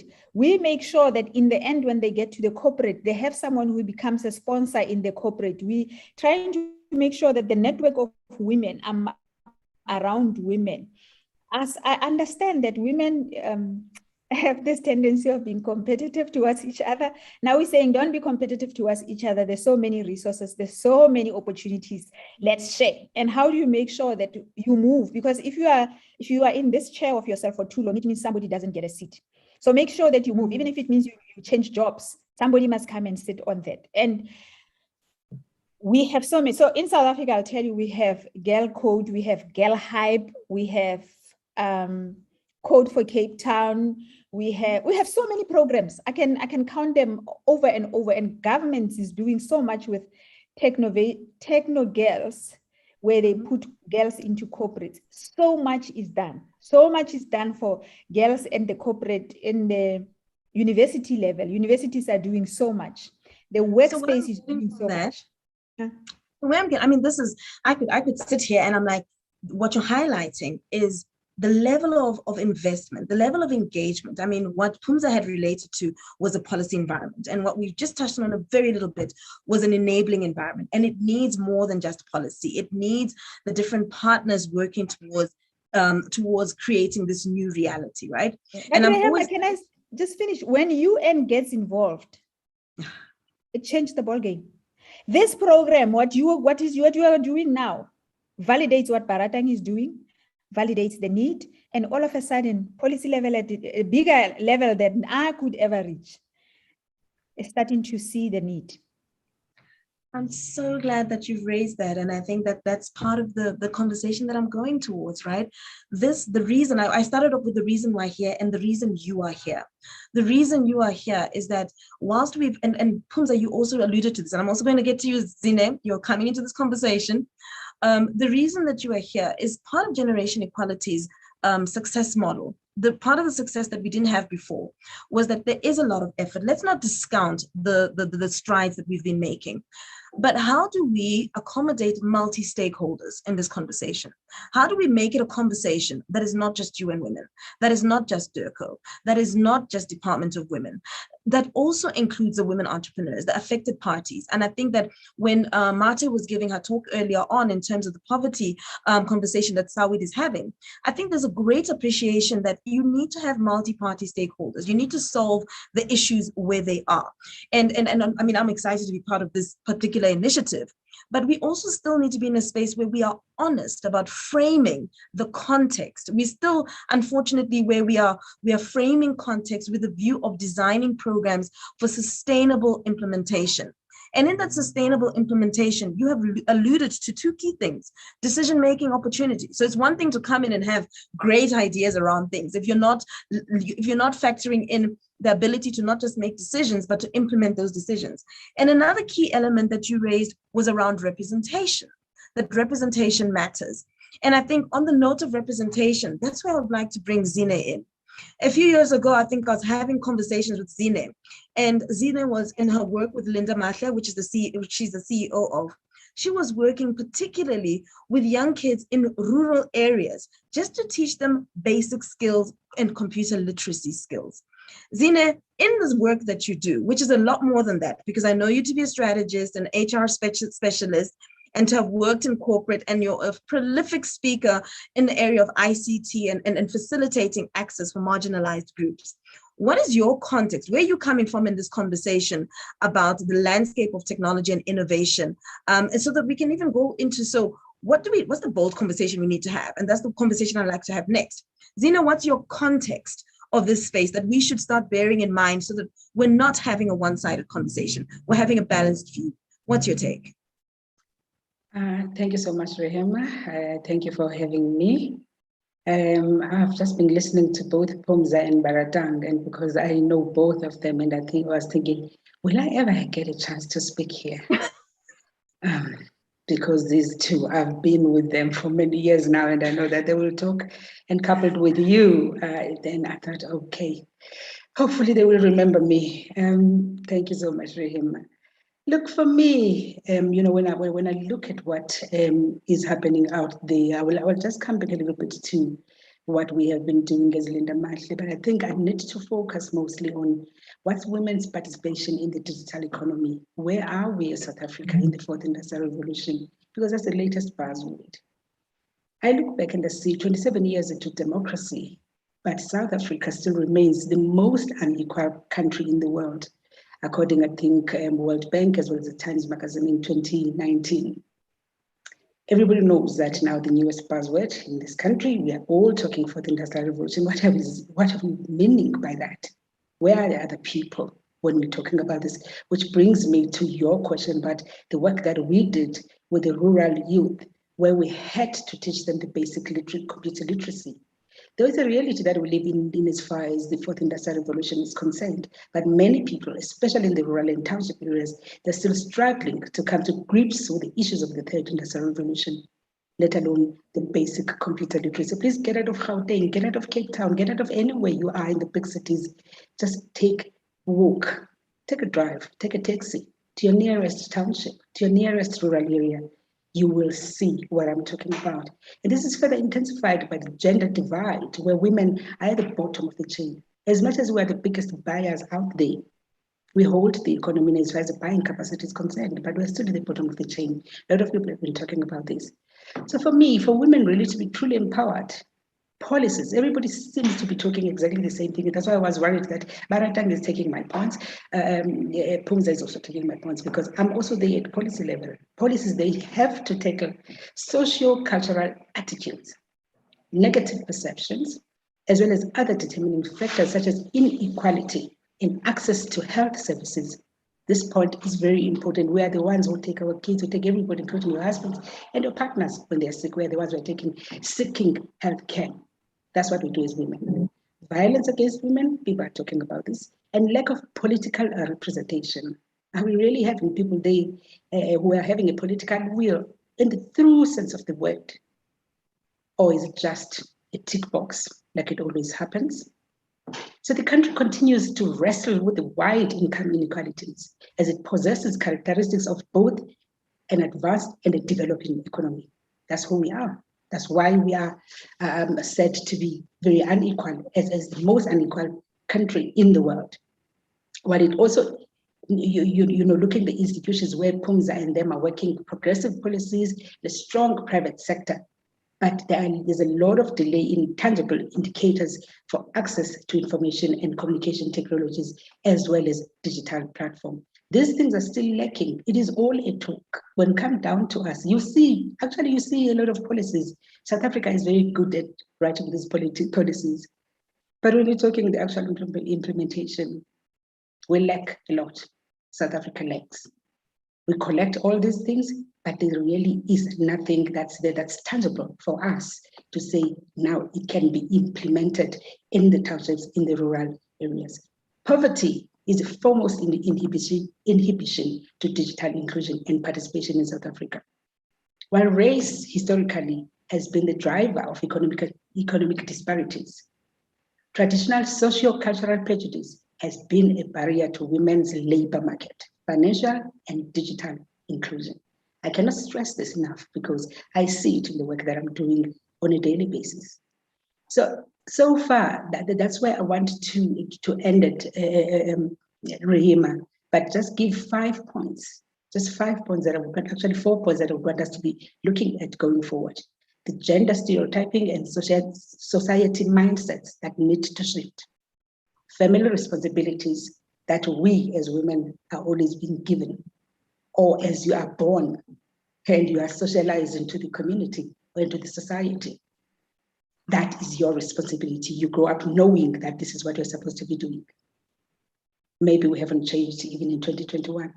And the working time constraints, when I have to go and look after my kids and leave the work environment at 4 p.m., leaving my male counterparts, discussing the things that they will, on Monday when I come back, they are going to be taken as the points that we are going forward, whilst I was not there. And again, I think we also need to be talking about the general lack of confidence in who we are, maybe from our side or other people who are looking at us. I think let me leave it there for now. Rahima, I'm not sure if I've answered you the way that I would have wanted. Thank you so much. So much for that, Zine, and I think for framing that context, because what that does is a typical, it allows us to frame a situational context of the operating environment that women are facing in the conversation of technology and innovation. And I'm going to challenge this a little bit, because we often have these conversations and it's dangerous to leave it here. It's dangerous to leave it on yo, the situation is so bad. Yo, it hasn't changed. Yo, we end up in these conversations, particularly with women convening, without leveraging this power of convening, this leveraging the fact that this is intellectual property and that we are bringing in terms of our thoughts and our thought leadership as to what we can do differently. So I guess I'm going to combine 2 questions in one. One is, what is, in your opinion, some of the successes, and perhaps contextualize it as in that COVID has forced us to take on and adopt a digital world. I was speaking to a friend of mine in Botswana, and she happened to have done her EMBA in the US. And we were talking about how the things that we teach and the things that we were learning in leadership about 4IR and working from home and remote, they all became true. So what has changed that we can leverage as women in this current changed environment that has put technology at the forefront of the conversation? It is trending. Baratang actually said that, you know what, actually, if you do this, in fact, if my daughter hears this, she's now choosing courses for university, she's going to be like, aha, mommy, there's the money. What should we be leveraging? What are the successes and leverages that we should be looking out for? And I want us to couch that as South African women, or a conversation happening with South African women, without being, we need to couch this in the context of being part of an African continent, in the context of being part of, what is being touted as the world's largest trading area. What should we be thinking of as African women as to what the opportunities have come up and leveraging, and where have you seen these successes? I'm going to start with you, Phumza. Thank you very much for that question, Rahima. It's a very interesting discussion, and I think because the speakers are talkative, you almost feel like picking up on each of the items that they raise. So I think for me, the success is, Rahima, it's opened up this global world, because there are platforms that were not easy to access, or we thought were not easy to access, like the UN platforms, where women have been exposed now to see what the rest of the world is doing. So we've been networked globally with the sisters who are echoing the same issues that we're echoing, and we are learning from them how the conversations has developed. So we're learning means of saying, how do we best accelerate the conversations around gender parity in the tech space? So it makes our conversations much more grounded and molded and quite matured. And you also have this support system now of women who are coming from across the world. And I think in our speeches and advocacy, we are becoming much more articulate about what it is that we want to see in the corporate environments, what it is that we want to see as the representation of gender, and how are these environments meant to be like in order to enable women to thrive and succeed. And I think you raised a very valid point. Baratang raised a valid point of saying, look at the policies. These environments are built for men, and we're trying to put a round object in a square peg kind of a structure. We've never sat down to say, how do we co-create the environment that will be inclusive of women? We keep on trying to twig around what can change, and that's taking us a long time. The second part is there's been an acceleration of these digital services, which are an enormous opportunity for women, because for once, if I'm bidding for work, you don't have to know that I'm Phumza, who is a female, and so on. So it's a massive opportunity for us, or women in the digital economy, that there's no sex now all of a sudden. It's a digital platform where we offer services, we compete on price, we compete on experience, and until we address the issues of access and making sure that every woman has access with cost-effective solutions that keep them on the platform so that they improve and they become competitive.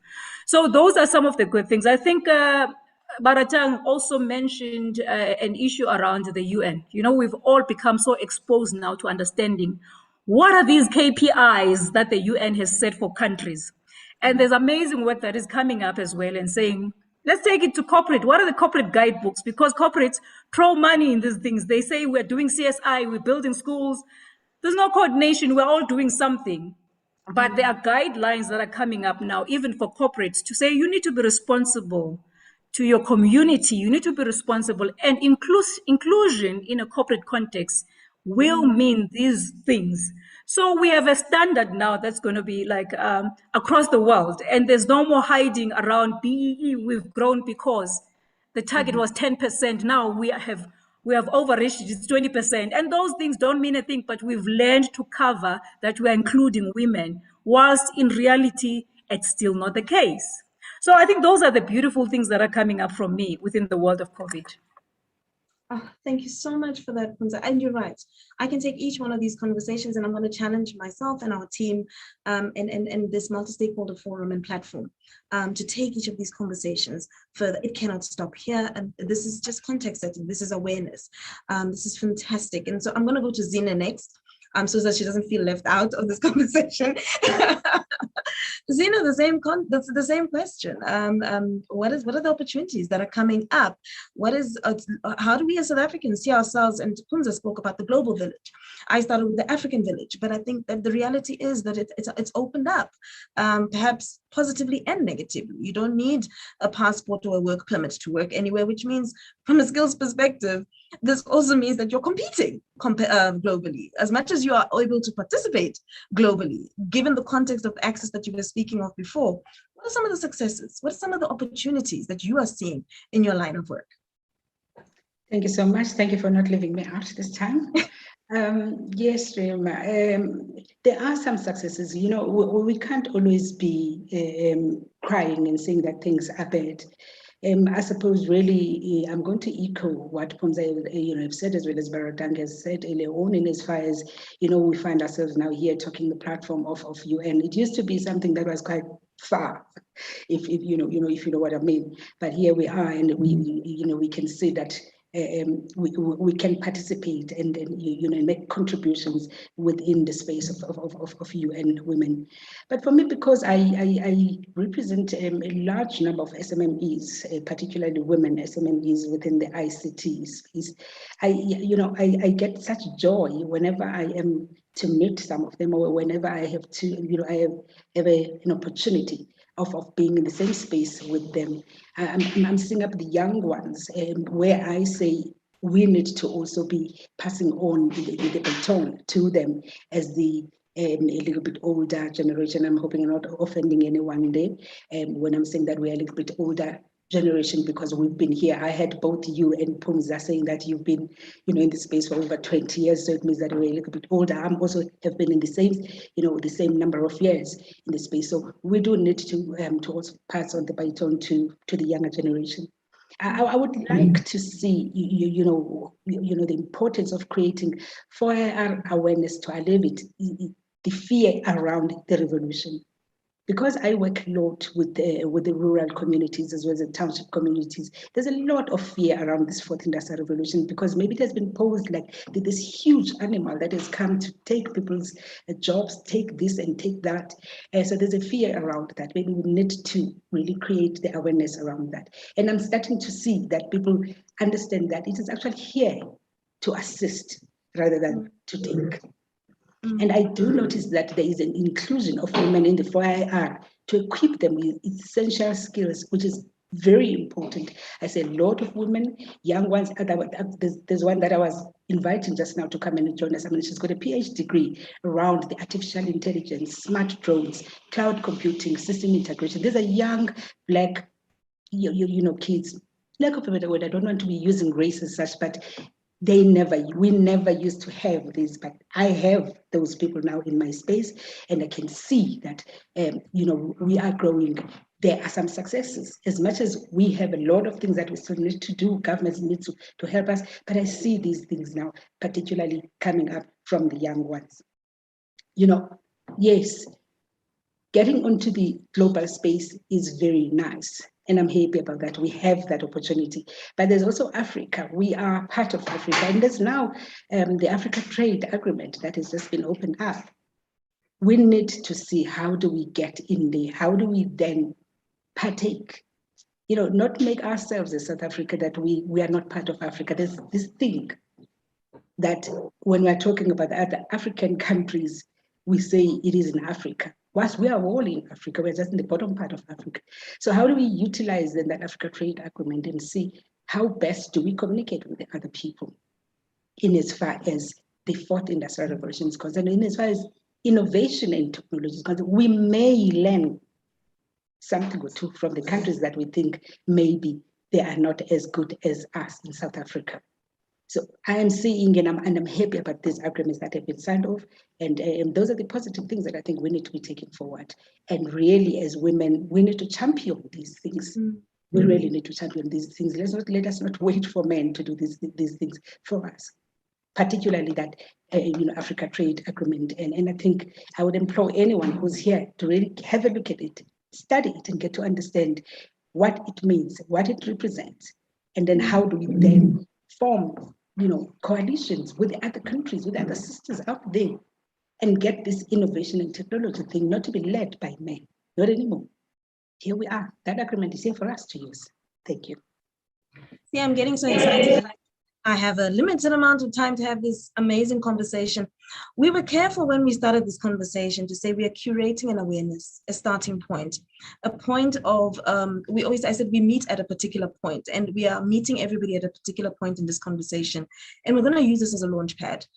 We have to make a commitment in order to not just, leverage what this platform has facilitated, which you've all alluded to in terms of you and women getting the kind of stakeholders, but then sitting back and saying, if the landscape is to change by 2026. But I'm curious, right? Because even in the context of this particular gathering that we have, which is on the back of a competition that was specifically geared at finding new technologies, finding new solutions, finding new concepts that support feminist action. I'm curious in the world of coding, in the world and choices of the girl child who is coding. What's come up as opportunities? What are we coding for? And other than what we're coding for, what we should be educating for, where we're seeing key opportunities given the landscape that's changed, given the adoption of technology, or rather the forced adoption, because we're leaving many people behind because we haven't yet. But what are the opportunities that you're seeing coming up, and where you think that we could play a significant role? Yeah, it's sure. That was a different one. I think in terms of where we are as the tech industry, we've found a shift of just coding for the sake of having a computer or having an AI to what are the reasons and why are we doing what we're doing? And COVID has really, really taken us to from 20 to 300 in a short space of time. So now data analysis has become one of the biggest things that's in the world. Design thinking is not just design, but when you design for the society, you need to take issues of cultural fit, values, managerial style, internationalizing your project. So now all of a sudden designers and artists become very crucial in the software industry. So I would say quantum computing is the biggest. If we don't get our girls to understand maths and science in school and try to fit, because quantum computing is the future, we are really screwed. Cybersecurity is now from 0 to 1,000 in terms of policies. I know that EU have just passed the AI law, and none of us in Africa, I mean, when I go to this UN Internet Governance Forum, there's still very few African countries which has policy around it. So internet need to be governed. So the data, scientists, quantum physics for the future with AI that's very human related. Cybersecurity is big. Design thinking about the holistic human beings, and internet governance for me is big. And whether we like it or not, software developers, I'll close with this. 20 years ago, when you were looking for employment, you could choose where you want to be based on your skills. You could say, I want to be a lawyer, I want to be a social worker, you're an accountant, I want to be an accountant. I studied industrial psychology and I decided to choose coding. However, now with the new world, nobody knows what's going to happen in 5 years' time. No, even the skills that I'm telling you are necessary. It's skills to build this world that we are in now. Now, what we need now, what the World Economic Forum has confirmed is that anyone who knows how to code or who studied software engineering is not going to lose a job in the next 20 years. That is why, for me, it's important that we move from teaching people how to code, especially Zine mentioned it. Closing. when I learned how to code, when I got to university, I was learning how to use a mouse. You know, move it. It will disappear and I'll be like, what happened? The arrow is gone. Find it, help me find it. There are kids in South Africa, and that's like 30% of South African kids in the rural areas who don't know how to use a mouse, who don't know how to use a computer. They can use a phone. There's a huge difference between a content creator being a tech creator. Being a tech creator stop us from being consumers as African. And the only way you can solve issues is by being part of the creation. And being creation is not by using a phone. It is by using a keyboard. And we need to teach our kids to use a keyboard. They have iPads, they have phones, is delusion. They will always be consumers, and we need to stop that. What an impactful close, Baratang. You know, I wish I had more time. I've already taken up more than my time in this conversation. And I am going to wrap it up by saying what has been very, very clear about what you've shared is the need for a policy environment to create an enabling starting point. We need to be able to connect women to the information and insights that allow them to make greater and better choices in this world of technology, or in a world that is dependent and more digitized. We need to connect more women and girls, and I guess the next generation and youth, to capacity and skills, to ramp them up to what the world is going to require and what the world is going to be paying for, as you're saying, but also access to the kind of infrastructure that was supported. And importantly, we need access to these ecosystems so that decisions that are being made incorporate all parties that are affected. And I think that there's a wealth of knowledge and engagement, and what the comments have been highlighting for me is that this lack of participation is creating just a myopic view of what the challenges are, but how to implement them.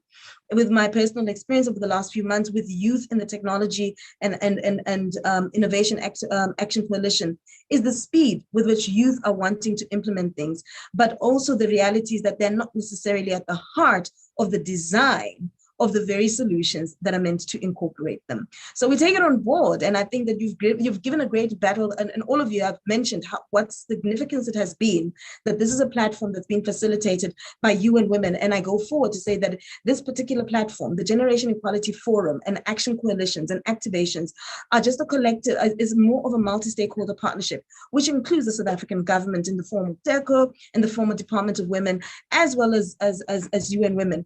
But it also serves as a call to action and an invitation to all US stakeholders who are interested in pursuing a future by 2026 of equality to get involved in the conversations. You said that, I think Phumza said that, you know, getting involved in global conversations, receiving mentorship, but also being able to mentor and design from our needs-based what the future landscape should be. So we changed the conversation from there's a lack of women representation to saying we understand the representation agenda, we understand the representation current situation. However, within that, we see opportunities. We are here, we're willing to be counted, and in the future, nothing about us without us. And here is to a 2026 of gender equality in tech and innovation that is all inclusive. Thank you very much to all my speakers on this panel. I look forward to connecting with all of you going forward. And I'm going to hand back this panel to Matapelo. Thank you so much.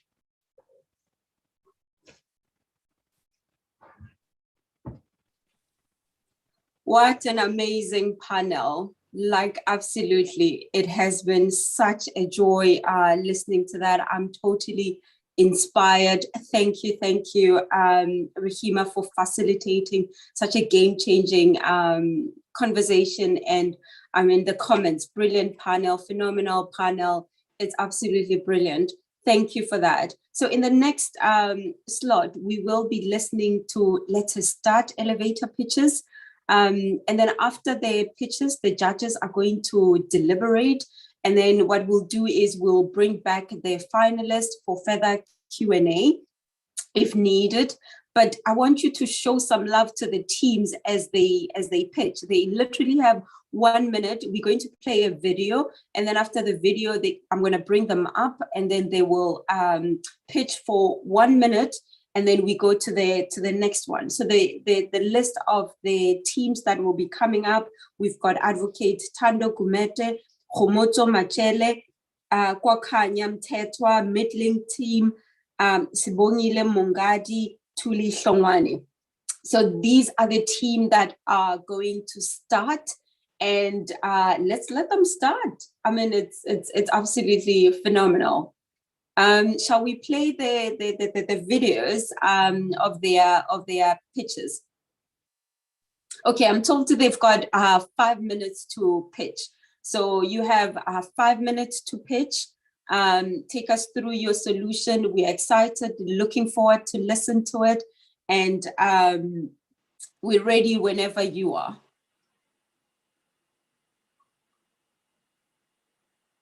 Shall we play the video of the pitches?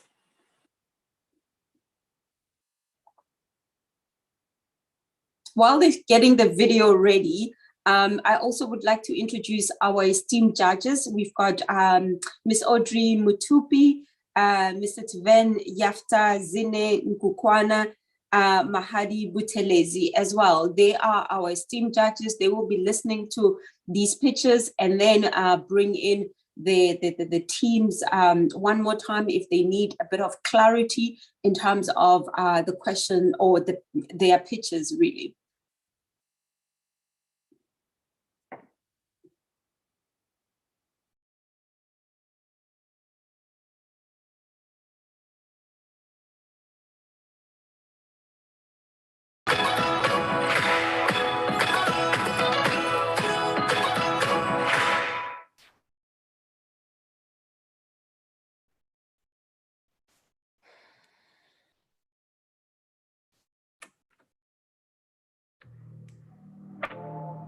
To explain before I go on, school-related gender-based violence is not just about rape and sexual harassment. It also is inclusive of corporal punishment at schools as well as bullying. Bullying is a part of school-related gender-based violence because more often than not, it's a power relation and a power dynamic and feminizing of someone else and abusing that power against another human being. It is said that a person can lose up to a year of primary education as a result of school-related gender-based violence. From an economic perspective in South Africa, we are losing 19 billion rand every year just on school-related gender-based violence alone. And globally, we spend about globally we spend about $2 trillion on the problem of school-related gender-based violence.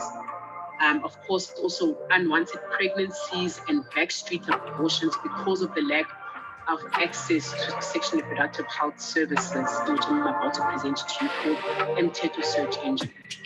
Mteto Search Engine is a mobile technology that is aimed at eradicating school-related gender-based violence around the world. And basically, we're integrating law, educational technology, and artificial intelligence to try and prevent and adequately respond to incidences of school-related gender-based violence, as well as the consequences thereof.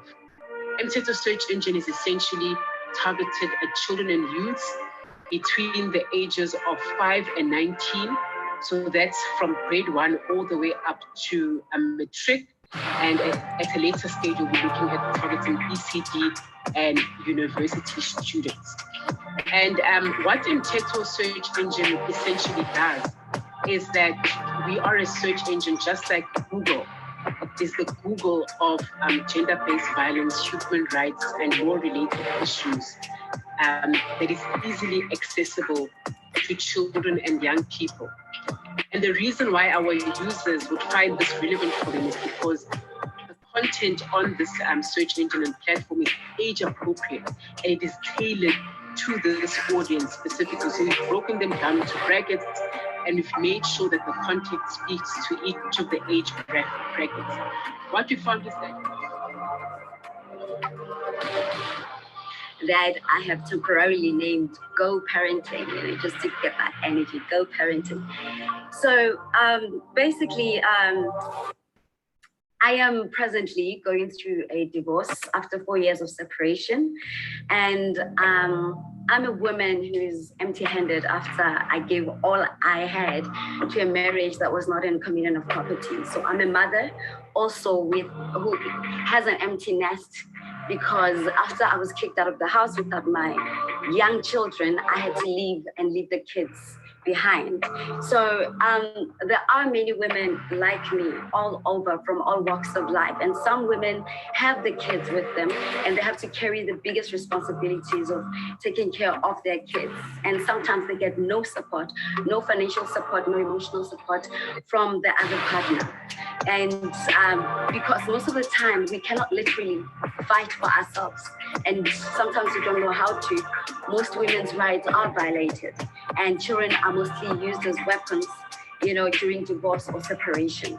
And between custody battles and child maintenance issues, some parents, they do take a step back just to maintain the peace for the kids' sake. And there is normally not proof and evidence that, they have been either financially abused or threatened or even emotionally or even physically abused. So that is why I came up with the idea of a co-parenting app. So ideally, a South African co-parenting app is one that would be recognized by the South African courts, the family courts and other legal entities. It would be one that has local directory of service providers for the parents if they need it. It is the one that will really make it easy for those using it to be able to get information that is more South African based, information. So the context of Mindlink is that in South Africa has the 8th highest suicide rate. And we have found that for every fatal suicide, that there are 20 suicide attempts. And however, even with all of that, that only 1 in 10 people will actually receive the help that they may need. And this is also because our healthcare system is very overburdened. And unfortunately, most of the time, it's also very reactionary. And so therefore, that's where Mindlink came about, is kind of doing a proactive tool that will enter the point of mediating as a prevention and an intervention tool. It's the sign-in page. I'll take you just to our unique. Okay, there we go. So this would be the landing page. This then is the feed, whether it's from our website of articles we posted or whether it's from our social media feed. This is where the feed will come up. Then we have events. Events, unfortunately, have been, for most part of the year and a half, have been virtual. But this then allows us, so you can have your virtual events onto the calendar and you'll be able to set a reminder for it.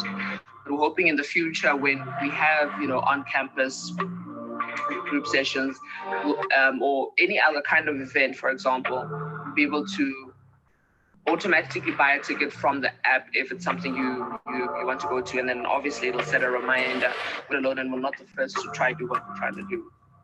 And then we want to get to the resources which Tata was explaining. Our resources are basically the middlemen. We're the Yellow Pages, for example. We are trying to, with the Yellow Pages of mental health, we're trying to make things easier for you and things tailored to you specifically. So for the sake of time, I'm going to go through the practitioner directory, for example. So when you go into the practitioner directory, this will show you the practitioners nearest to you from geolocation. You do have an option to search. You can search the name of the psychologist if you know it, or you can do an advanced search. What your advanced search does is the filters that others spoke about. You can slide according to how much you can afford. Unfortunately, you can't afford the price there. My apologies. And then you can look for what kind of professional you're looking for. Are you looking for a psychiatrist, psychologist, we'll just say occupational therapist for now. Gender, because some people may not be, very comfortable with speaking to a man, for example, if you're female. So you have that option. our solution it's called Vimbela Tracker device, which is a device that will be as a source of jewelry to assist the people that are living with disabilities. When they are in danger, then they can be able to press the device so that they can get assistance right through. Okay, so this is just a picture of how the device will be, but that one is an earring because we have different jewelries that we want to set on. So the background of Ilanga Letu organization, meaning Our Sunshine, was formed in 2021 by 4 hardworking and committed women with different backgrounds. Ilanga Letu organization's vision is we are for the people, meaning that all that we do it for the people and willing to go an extra mile for people's needs in terms of safety and their success. Our major focus is assisting people who are living with disabilities to reach their goals in their studies and for them to build a solid career and a bright future. Ilanga Letu believes that people who are living with disabilities are capable of achieving their dreams and goals, regardless of their health nor circumstances. They also deserve to enjoy their freedom and live in a safe environment. The device that we want to bring forth, the name of the device is called Vimbela Tracker device. The device the description is herewith. We have come up with an innovation called Vimbela Tracker device, and this device will be a solution to protect people who are living with disabilities to be victimized in terms of being attacked, raped, or any sort of danger that they may be led to. Vimbela Tracker device will be in the form of a jewelry, for instance, a necklace, a ring, earring, or wristwatch. The device will be waterproof and charged through solar energy. It will also be hygiene-free in terms of people who have skin allergies towards the jewelry or so forth. The device will also have a heart rate monitor that will detect the heart speed of the person in case one is in danger and in a panic mode. On that case, the police can get automatically alerted that someone may be in danger. So the device, once one has been attacked, we are linking the device through a satellite. The satellite that will be placed in the current towers that we have. So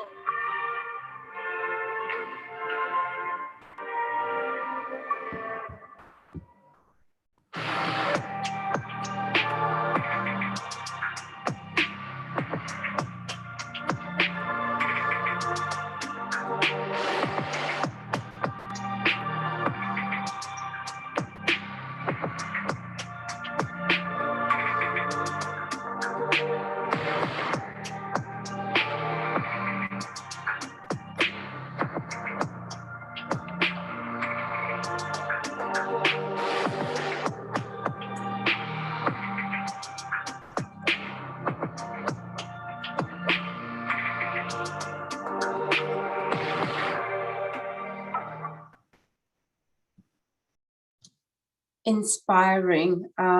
Thank you for those videos. What we're going to do now is bring back the startup. Let us start to come pitch for 5 minutes, and then afterwards I'll bring in Rahima to introduce the judges.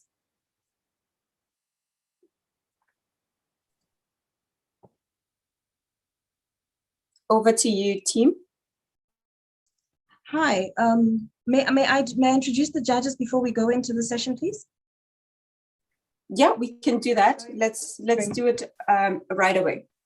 Thank you so much for that, Matapelo. My apologies for stepping in on that. I just wanted us to just set the scene for the next process. So the journey that was walked with these entrepreneurs and these innovators and concept deliberators was for them to bring in their pitches, or for them to to share their ideas and concepts.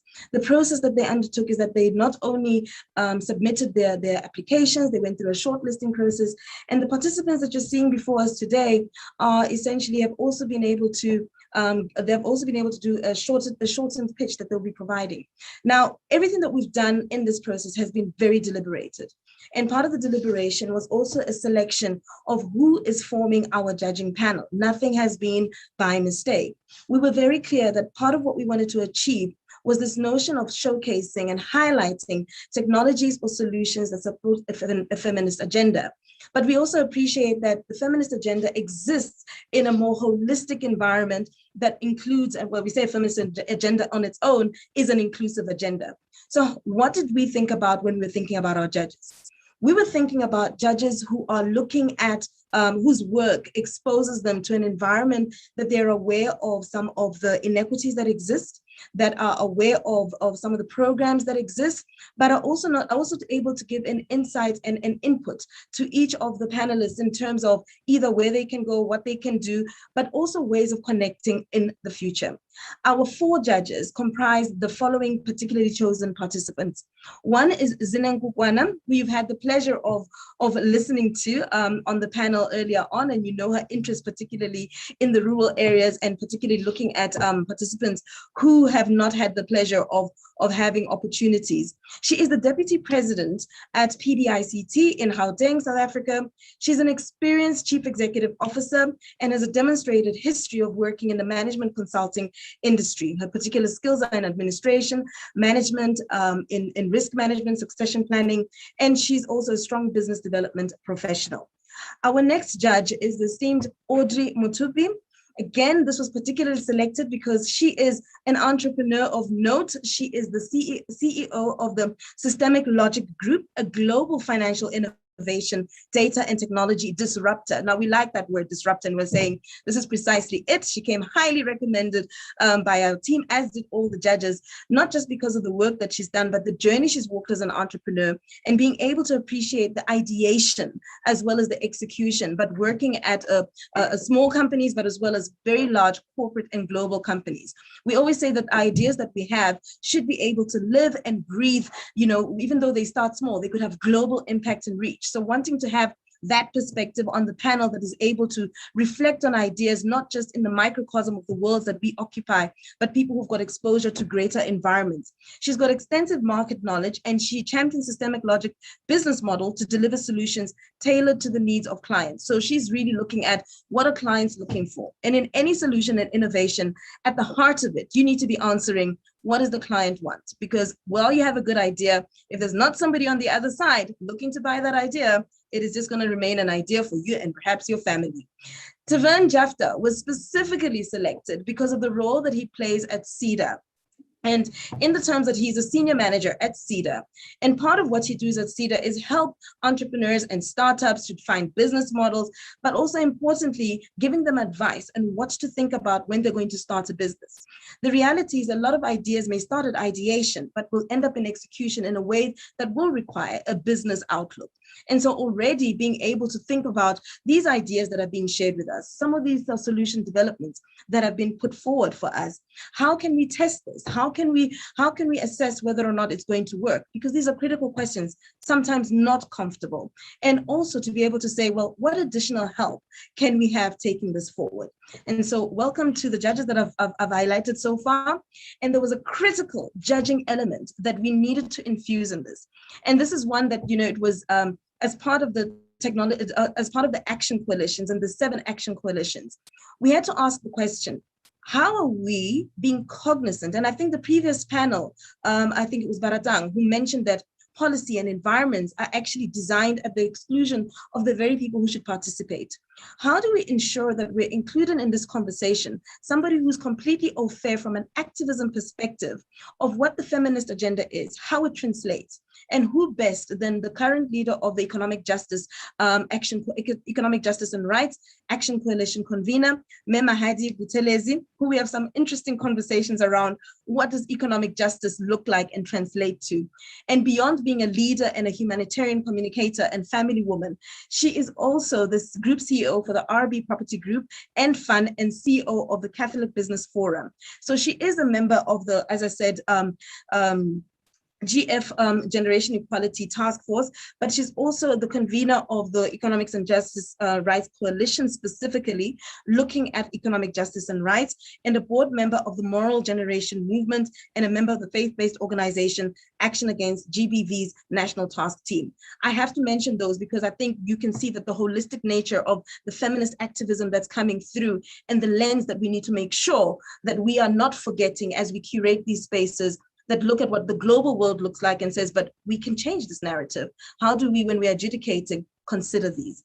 And so the judging process, as you said, so it's a welcome to all the judges. Firstly, I just wanted to make sure that we could shed light on who is here. Who are you going to be speaking to? Why were they selected specifically to be a part of this? And to just say that in terms of the process, what they will be doing is that they will be listening to the pitches. They did get a pack. They've been able to interface with a bit of a background information.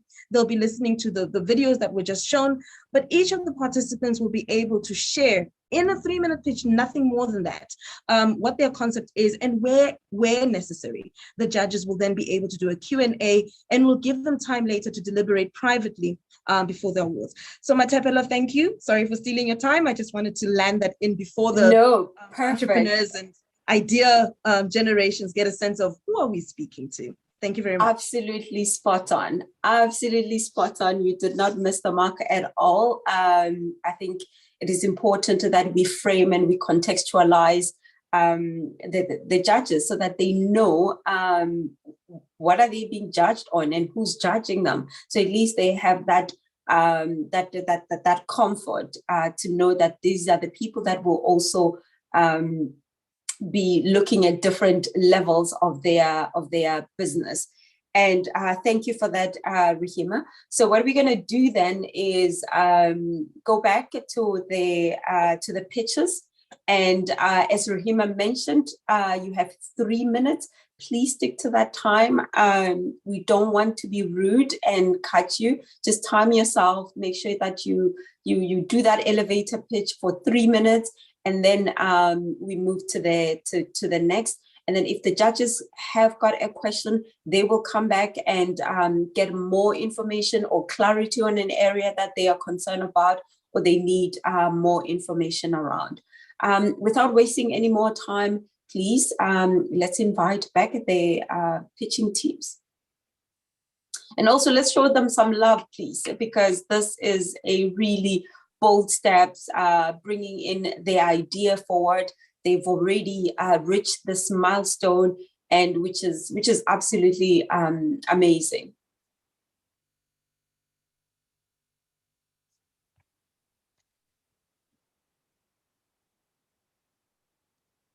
Hi, Sis Matapela. I just wanted to make a brief correction.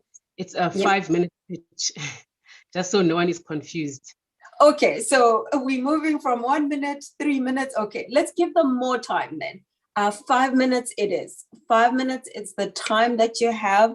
I see that everyone is generous. Let's go with 5 minutes. 5 minutes. Go ahead, team.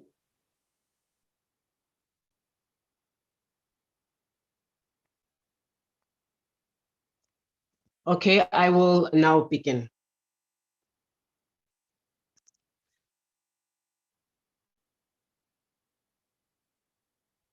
When I was in grade 9, my school friend was gang raped by a group of schoolboys, and the whole thing was recorded on camera, and the whole recording and experience went viral amongst the kids at my school. South Africa is a society with gross, toxic social and gender norms and unequal social and gender norms, which are reinforced by religion and culture. As a result of this, South Africa is one of the most violent countries in the world. And one of the main manifestations of these toxic and unequal social and gender norms is a phenomenon called school-related gender-based violence, or SRGBV. SRGBV is physical, sexual, or psychological violence that targets students on the basis of their sex, sexual orientation, or gender, and aims essentially to reinforce those toxic and unequal social and gender norms. It includes bullying, corporal punishment, non-consensual physical, sexual, and verbal harassment, rape, and even murder. It takes place in and around the schooling context and includes places such as residences, dormitories, and can happen between teachers and students. So students and teachers can be victims or perpetrators of this type of violence. In South Africa, 1 in every 3 children do not feel safe at school. 1 in every 5 children experience some form of SRGBV, and 1 in every 10 of our teen girls are raped whilst they're at school. But this is not just a South African problem. In fact, 246 million children and youth around the world experience some form of SRGBV, but only 1% of them actually report it. And unfortunately, it is LGBTQIA+, disabled, and girl children who are the main victims of this type of violence. And annually, the global economy spends $2 trillion on this issue.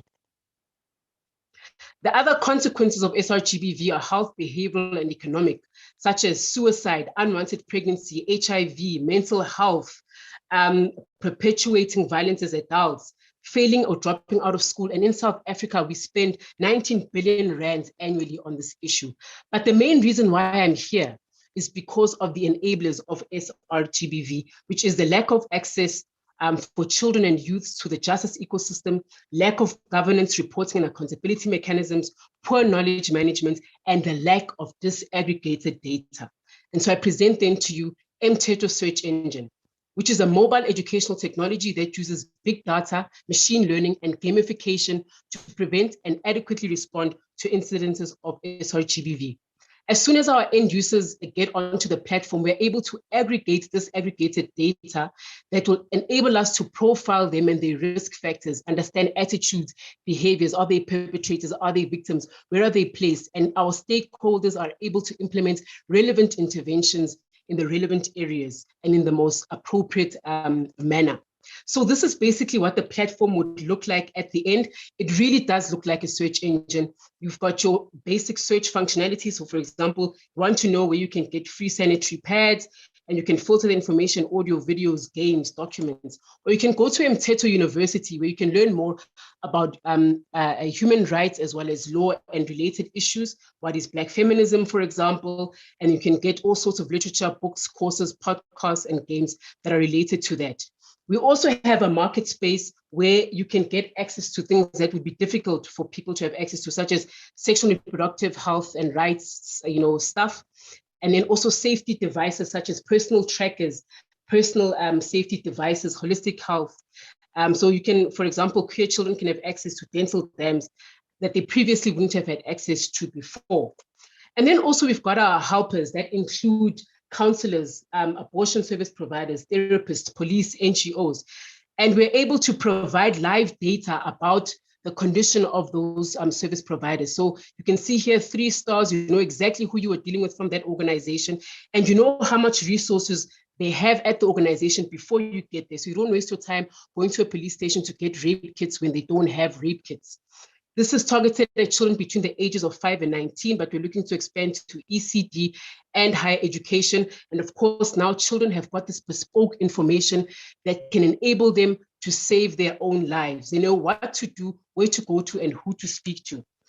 Our paying customers, because this platform is free to use, our paying customers are government and non-governmental organizations, institutions, private sector who have an interest to intervene in SRGBV-related issues and to try and implement the appropriate interventions that can save lives. And it's in line with SDGs 3, 4, 5, and 6. My name is Advocate Thando Gumede. I am an admitted advocate of the High Court of South Africa, a mediator, and an award-winning human rights defender and legal eagle. Thank you very much. Right on time. Thank you, Thando, for that. Can we just show some digital love to Thando, please?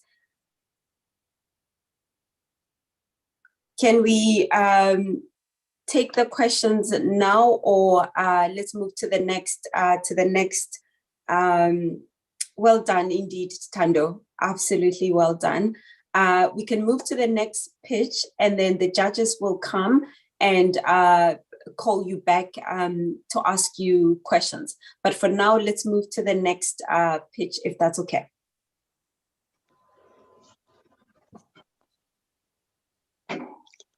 Hi, my name is Khomotso Machile.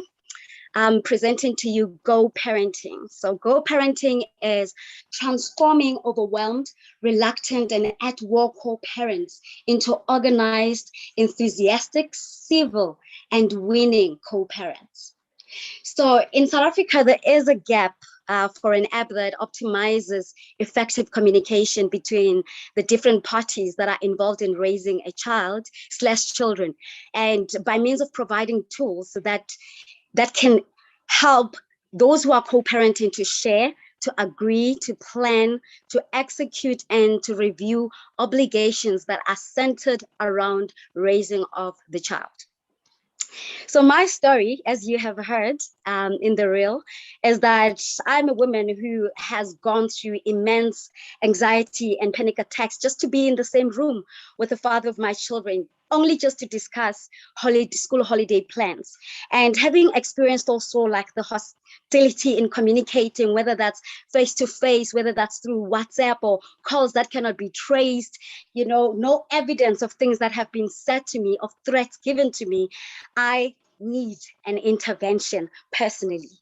We cannot always be running to the courts to mediate and to teach us how to parent our own children. It is not their role. It is not their task. So with this app, the app will allow those who are in the courts and those who are lawyers, those in the legal and justice system, it will give them also a tool to be able to make their work smoother and just to relieve them of that parenting duty and help them to focus mostly on what they should be focusing on, which is the legal and the justice side of things. So this app for me, as a woman, it is to give me a voice. We have been in situations where we are sitting and even having a mediator where, as we know, sometimes culturally, the man has the last word. If the man does not okay it, it won't happen. So just giving me a voice, my voice back, and having a say.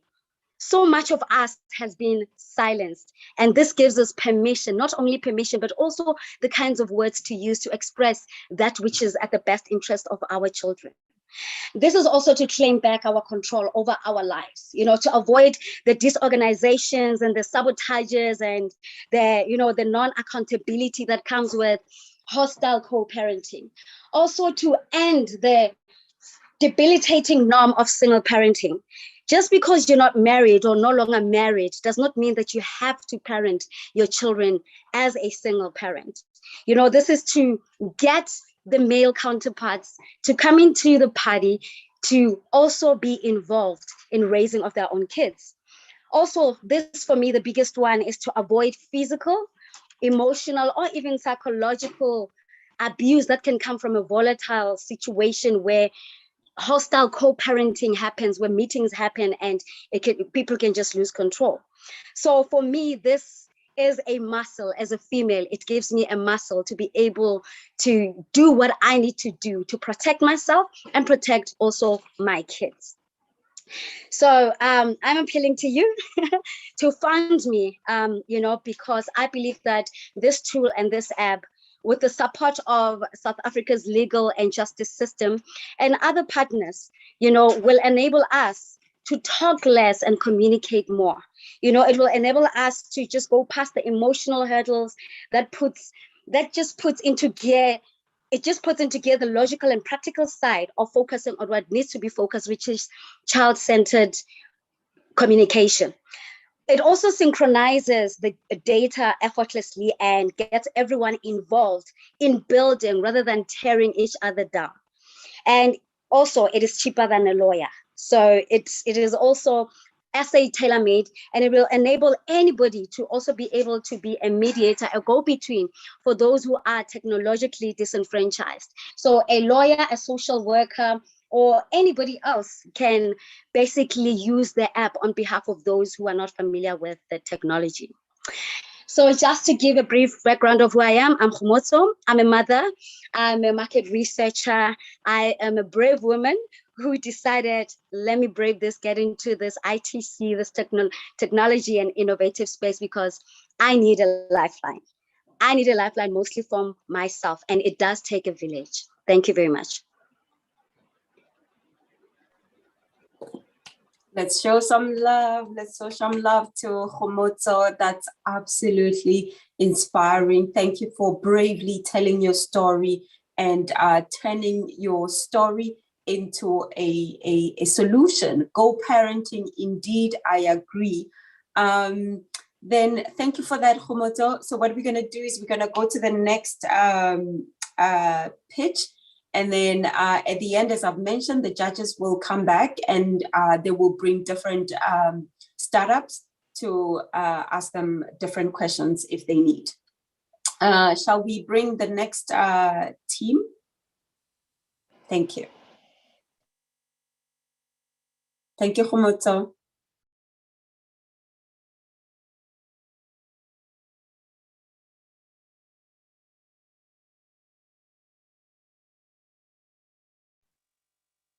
Can we cue the next team to pitch?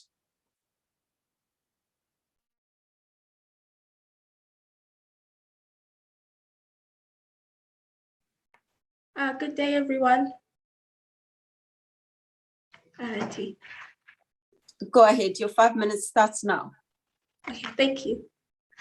Hi, I am Kokanyam Tetra from My Safe Space, a social enterprise that aims to change and save the lives of women across South Africa, Africa, and one day the world. In 1976, my grandmother was a victim of a brutal gender-based violence attack that left her blind in the left eye. This has affected her life, her quality of life. 1/3 of women, like my grandmother in South Africa, are victims of gender-based violence. This is why I have chosen to create My Safe Space, to help women who are victims of gender-based violence, that 1/3 that is crying out for help. My Safe Space. My Safe Space will come in 3 different forms. The first form will be in an app.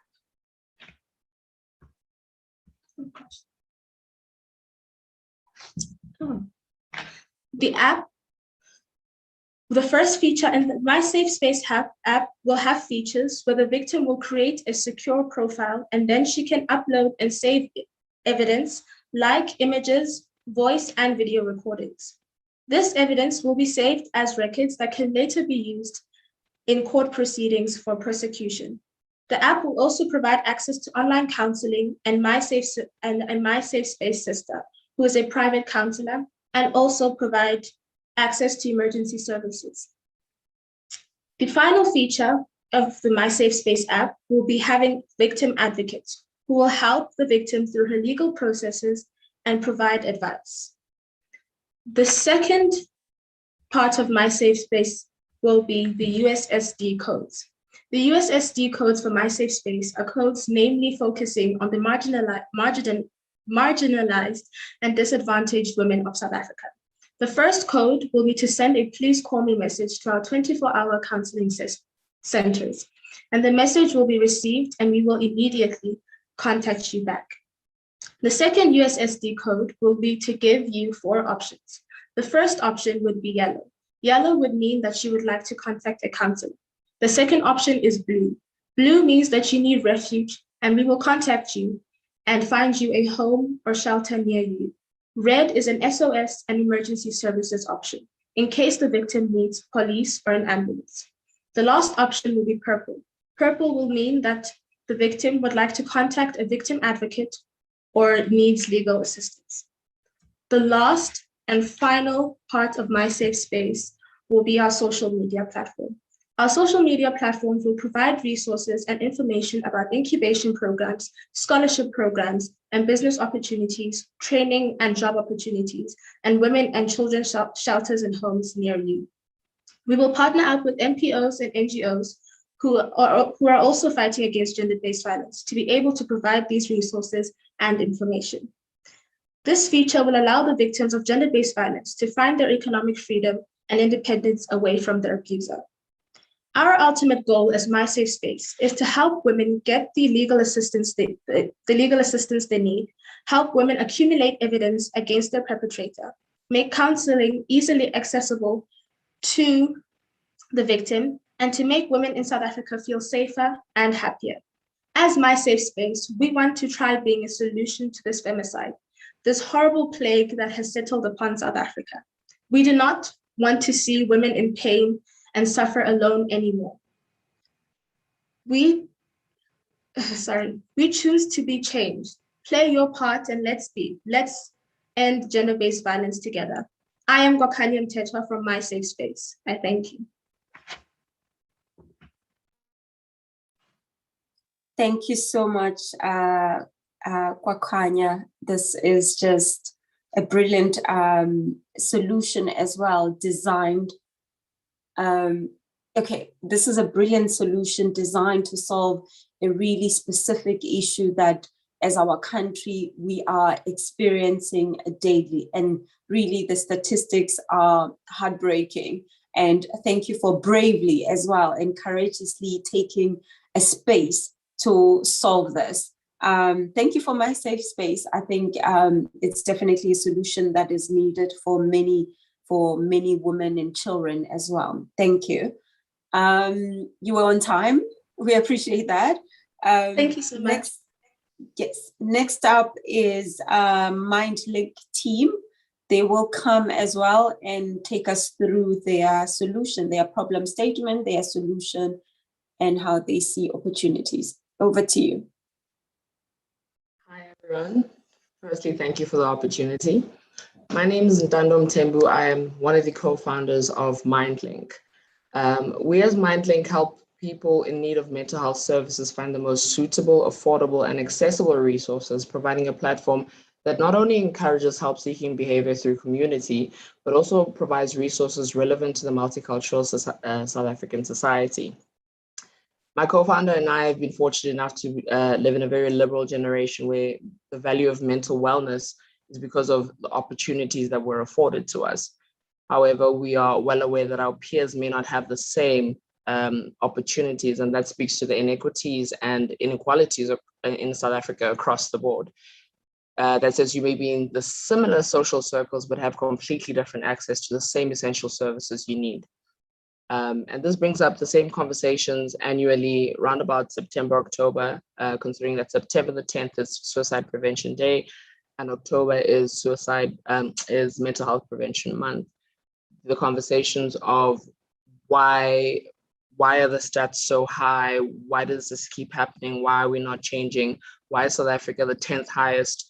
Why does South Africa have the 10th highest suicide rate in the entire world? And when you delve deep into these conversations, it does bring up a question of where do we start? And I believe that this willingness to ask that question of where do we start is a willingness to then start investing in mental health care, and that's where MindLink is involved. MindLink wants to address this inequality and by providing a consolidated database of mental health care professionals and facilities both in the private and public sector all in one place. So if you log on to the MindLink app and you need a hotline, a shelter, or a mental health care facility, or maybe a support group, whether virtual or in person, you're able to log in and search for specifically what you need. The other thing that does pop up is, how do I find someone, a mental health care professional, who is relevant to me? How do I find someone who will understand my problems? There are many platforms out there where you can search for a psychologist or a psychiatrist near you, but it doesn't really tailor your search to what you need specifically. The advanced search filter on the practitioner directory, which is also available on the MindLink app, allows you to tailor a search based on what you need. So you're able to tailor according to affordability. How much can you afford? Do you need a free service? Do you need what gender would you prefer? What race? Is the professional a queer affirming professional? Area of focus, for example, let's say, for example, I've come from an abusive childhood. I know one of our finalists is doing a co-parenting thing. What if I come from an abusive relationship and I need an occupational therapist? who specifically is a child therapist, but also speaks to children who have been raised in abusive homes. Where do I find that? So the search filter on this, on the practitioner directory, allows you to tailor specifically to what you need, whether it's socioeconomic or otherwise. For those without access, a large population of the country does have cell phones, but not everyone has access to data, for example. This database allows grassroots projects in each community. Those who may need additional psychosocial support, this database allows them to find those professionals who are willing and able to provide these grassroots projects with psychosocial support. With the correct partnerships, MindLink would be able to create hubs in existing community structures. So your clinics, your libraries, your school projects, your recreational centers. These centers then become MindLink hubs for those who may not necessarily have data at home, or a computer or a laptop or a phone. So in closing, we want to become the middlemen for mental health care services. Where you think transport, you think of Uber. If you need food, you go to Mr. Delivery. When you think of mental health, we want you to think of MindLink. Thank you. Absolutely. You know, I lack words in terms of the solutions that are coming up, addressing the real core issues that we're experiencing. It's thank you for that, Ntando. It's absolutely amazing. Next up, what we're gonna bring you back up a bit later. Now what I'm gonna do is call a Vimbela team, Sibongile, to come and pitch for 5 minutes as well. Over to you, Sibongile.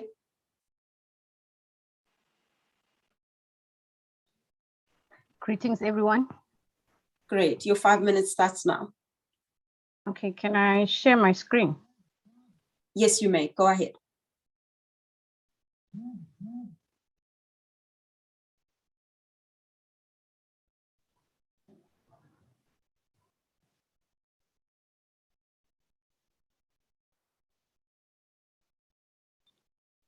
Okay, is it sharing? Yes, we can see your screen. Sibongile, go ahead. Just put it in presentation mode and start.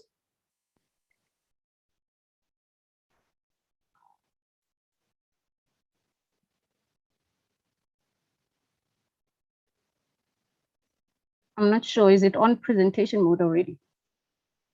Not at this current moment, but you can, if you can use the, at the bottom, there's a block. If you could just enlarge it, go ahead. There we go. Okay. You can start now. Okay. Greetings, everyone. We are Langaletu, and we are for the people. Today, we are here to actually present an idea that is called your Vimbela Tracker device, and with a motto that says, rescue the nation with disability from GBV. This is one of our devices, as you can see the picture below. So the problem that we're actually solving, I would like everyone to meet Mary. Mary is actually living with physical disability, and Mary has been faced with GBV for more than 2 years, and she's been raped by her uncle. And as a result, Mary has nowhere to actually report to, and Mary can't get any help.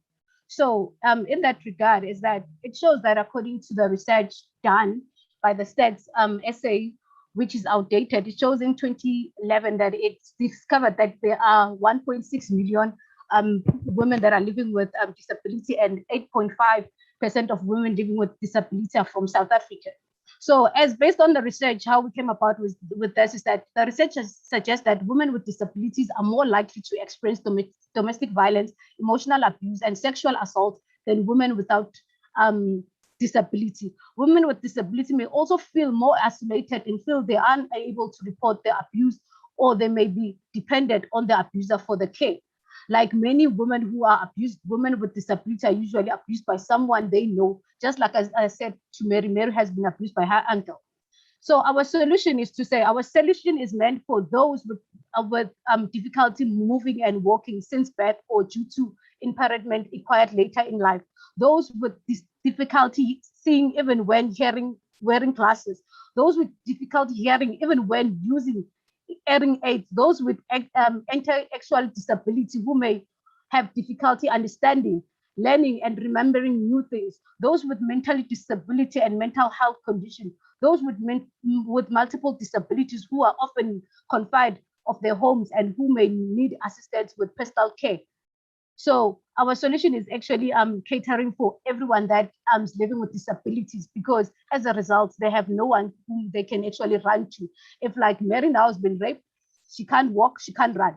But now here we come with, as the Langaletu and with the Vimbela device, to say that we do have a solution for Mary. So what we managed to do, we actually designed our tracker device that is 3D printed, customized using your advanced technology, and we'll make this more affordable using recyclable material. So meaning it will come in a form of accessories, being in an earring, being in a form of a watch, being in a form of a ring. Even if one is amputated, but he or she can still wear this in a form of a ring or necklace. If someone cannot hear, he can actually use the device on her hearing aid. So this is our solution to say that the Vimbela tracker device will be in a form of a jewelry, for instance, necklace, ring, earring, or waist watch. The device will be waterproof and charged through solar energy, and also would be hygiene-free in terms of people who have skin allergies towards a jewelry. And the device can also have a heart rate monitor that will detect the heart speed of the person in case the person is in danger, in a panic mode. On that case, the police can get automatically an alert that someone may be in danger. When there's an attack, the victim will press the tracker button on the jewelry. The tracker will be linked to the police station and the Green Doors houses. I would like to play you the video of our solution to say that how it would actually work. This is just a discrimination. Sis Lebu, please kindly assist me with the video.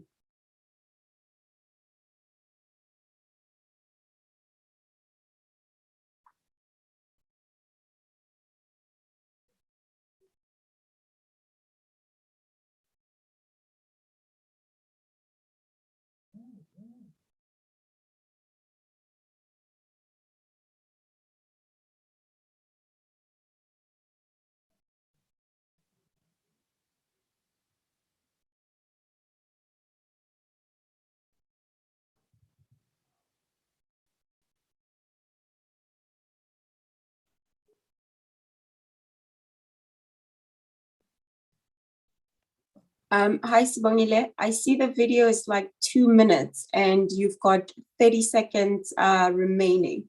Do you want to play the video or talk through the video? We can play the video.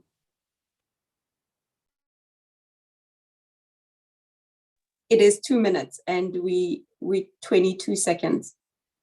It's fine. Then it would rather cut, rather. But I think they would understand the technical side of things. Perfect. Go ahead, Zinhle.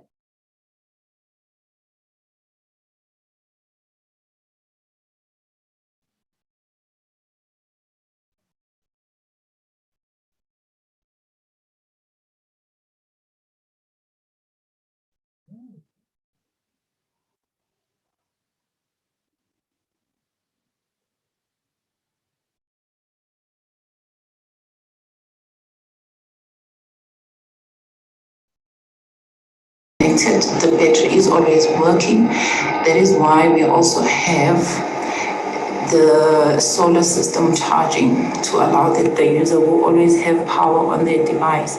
The devices also have the jewelry that we use also have GPS sensors, camera, and a microphone on them, which senses in case the user finds themselves in an emergency situation.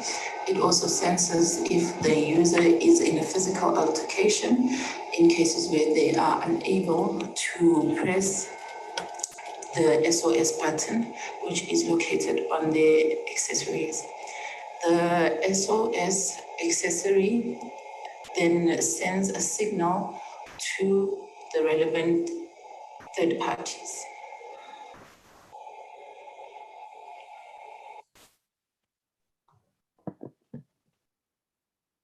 Okay. Over to you, Sibongile, to wrap up. Thank you, Col. Should I wrap up? No, the time is up. Oh, okay. Thank you for that. Let's give a chance to the next team that will be pitching as well. Thank you. Thank you so much, Sibongile. Thank you for that incredible solution as well. It's a pleasure. Shall we bring Thuli from Premu to, there we go. Hi, correct, yes. Hello, everyone. My name is Thuli Hlongwane. I'm the founder and managing director for Premu. I will start, I'm assuming my time starts now. I'll start with the demo video and then I'll come back to the presentation. Just 1 second.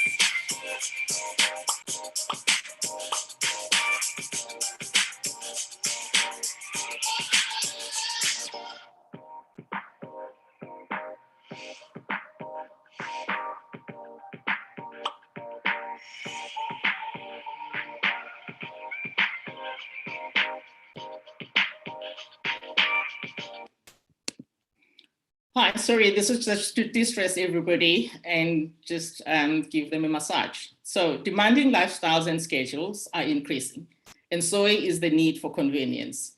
Almost every aspect of our lives is now connected to a smartphone. Cars are smart, homes are smart, and so should be our beauty routine and experiences. Premu is an online marketplace that connects beauty and wellness service providers and beauty brands with customers. We reduce the risk for professional consumers looking for reliable, verified beauty and wellness services and cosmetic brands as well. So here is the problem. Busy consumers spend time looking for an easy, convenient way to get their beauty routines at home or anywhere. No single view of currently available providers, few reviews to guide their selection, and visiting salons takes just too much time. Independent mobile salon owners, like Sally in our case, spend too much time and money finding customers and collecting payments with no consolidated reports at the end of the day to measure their performance. Brands on the other end are looking for market access. Our world-class platform uses advanced technology to list categories, and our freelancers are able. Sorry, are you guys still able to see my screen? No, we see you. Oh, okay. Don't know what happened. I was sharing and it just moved out of the sharing mode. And now should be able to see it. Yes, perfect. Right. Go ahead. Okay. Go ahead. Sorry. All right. Okay.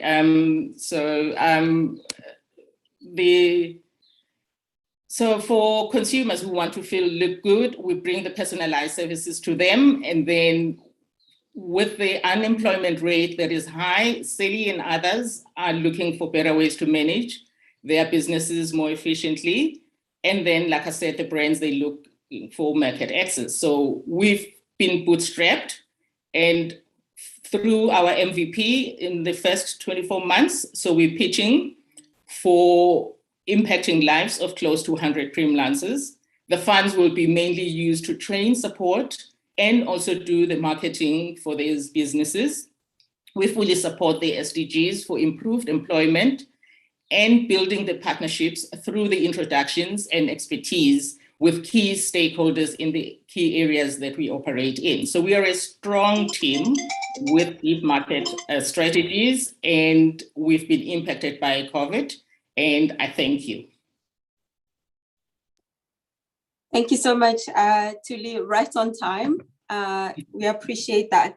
Can we, I think we have everyone. We've got Team Go Parenting, Advocate Thando, My Safe Space, MindLink, Team Vimbela, Premier as well. Can we just stop and give them a round of applause? This is absolutely inspirational, encouraging, and thank you for your boldness and your courage in really starting and bringing out your ideas to the market. So what we're going to do next is I'm going to invite the judges to be back on screen, and we can bring Advocate Thando Gumede, check if they've got any questions towards you. Okie dokie, I'll be ready. Brilliant. Can I bring our esteemed judges as well? Feel free to start or ask any questions to Advocate Thando.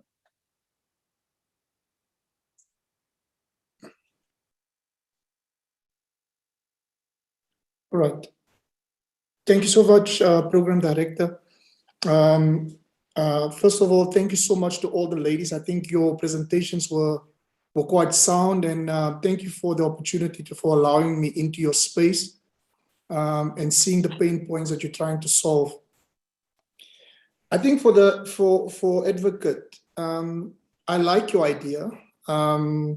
I have asked one of our Incubator Accelerator CEOs to be on the platform because I would like her to look at your solution. So she is on the platform. Her name is Naomi. So Naomi will later give you her contacts for you to possibly contact her, because I think there's something that we can work on. The only thing that I want you to look at is your team. I think what was not clear in your presentation was your team, the soundness of your team, who makes up your team. I also want you to look at Canvas. I'm not sure if you know Canvas. It's because I think where you can have a game changer if you provide legal templates as part of your directory, where a possible victim can be able to access legal templates without them going through a secondary victimization. So that is a possible thing that I would just like you to look at. But like I said, I think Naomi can be able to, with a team, can also be able to guide that. What was also not clear from my side was your business model. I think your business model in terms of who's your customer, where you're going to sell. At the end, you did give me two customers. You said the one side is government, which would be paying customers, and the other side will be mainly the app will be free. So, but I think you need to just work a little bit more on your business model so that we can see what would be the cost side. And then the financial needs. What was not clear in your pitch was what do you need? You know, when you never know, I've learned when you come to pitches, you never know who's in the audience. You never know the soundness of the ladies, the judges that are here. Maybe they have access to some resources to be able to invest in your solution. So what must be very clear to all the ladies, be clear on your financial needs so that someone can be able to say, you know what, I have something to invest because I think we can take this thing to market and maybe monetize it. But everything of the best, I think you had a very good solution. Thank you very much. I really appreciate that feedback.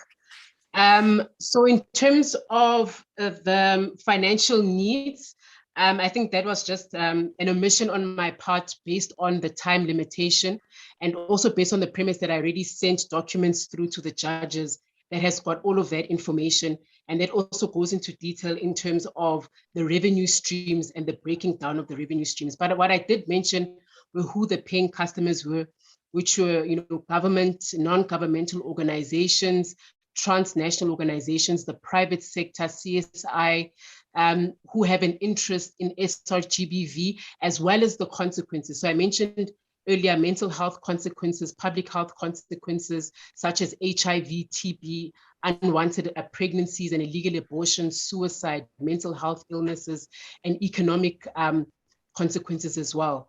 So all of these people who would like to intervene, to mitigate this, or to reduce or to eradicate, would then be a potential person that would onboard. And so in relation to that, we have kind of a 4-strand revenue stream whereby we have customized templates that allow, for example, if you're UNICEF and UNICEF wants to communicate better the human rights of children, we then have a template for you that can communicate appropriately based on the target segmentation that we've put. That's why we say it's a bespoke, tailored platform.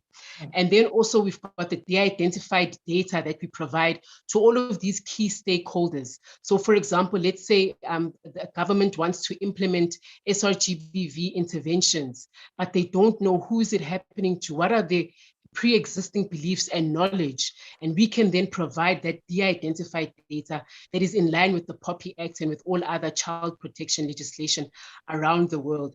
We also provide specialized consulting and advisory services. So obviously we have standard data and information that we provide, but we also provide expert data and counseling services because my team comprises of experts. So what I might have omitted is the fact that I'm doing my master's in law at the University of Cape Town, specializing in human rights, women, queer, children, and disabled people's rights to access basic and higher education as well.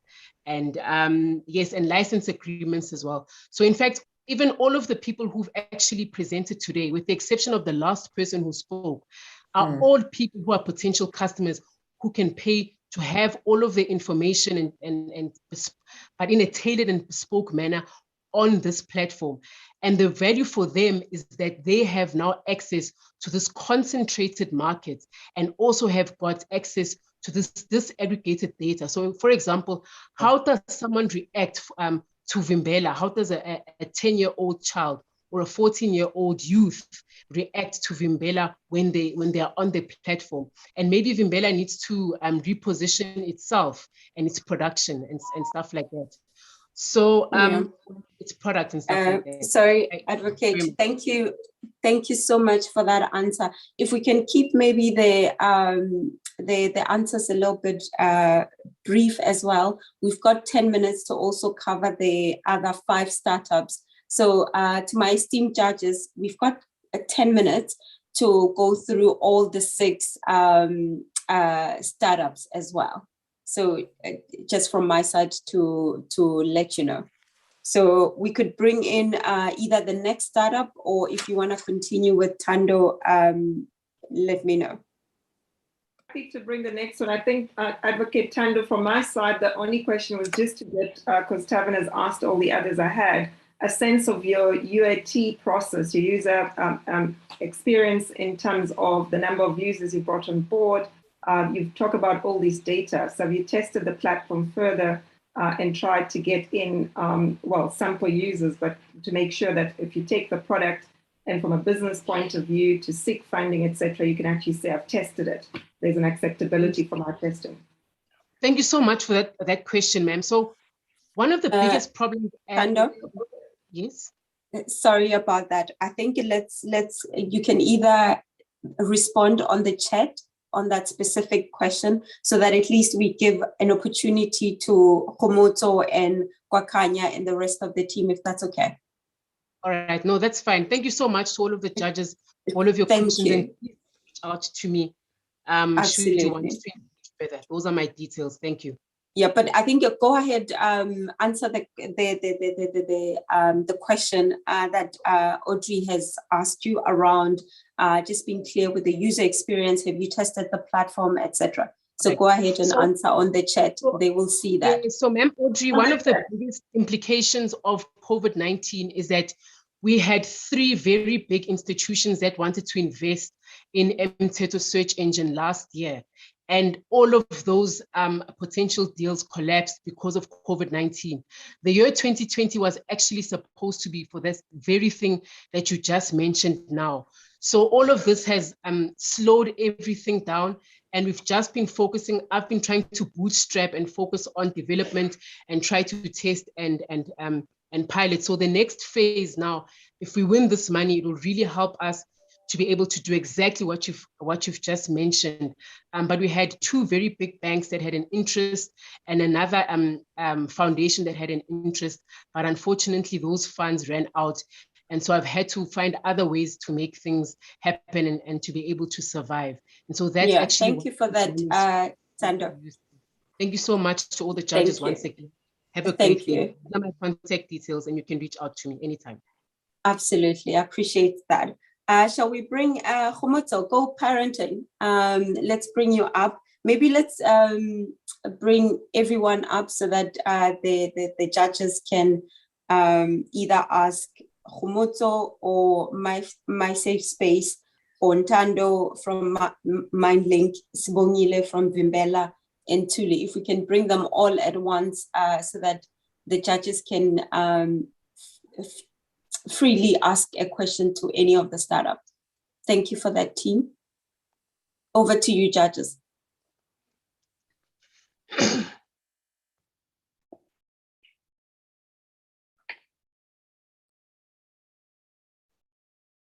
We have everyone. Can I give let me start. Let me start.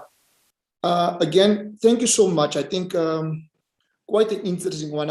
In fact, my wife is with me in the study, and I asked her, "Will you use a GoParent?" She's here with me, so I asked her. For me, it's just the market, the product market fit, which I couldn't find. It doesn't mean that the solution wouldn't work, but I couldn't find the product and the market fit, and I think that is something that you need to look at. And again, your business model, because it was not clear your sales channels, how the product will be sold, and then again your financial needs.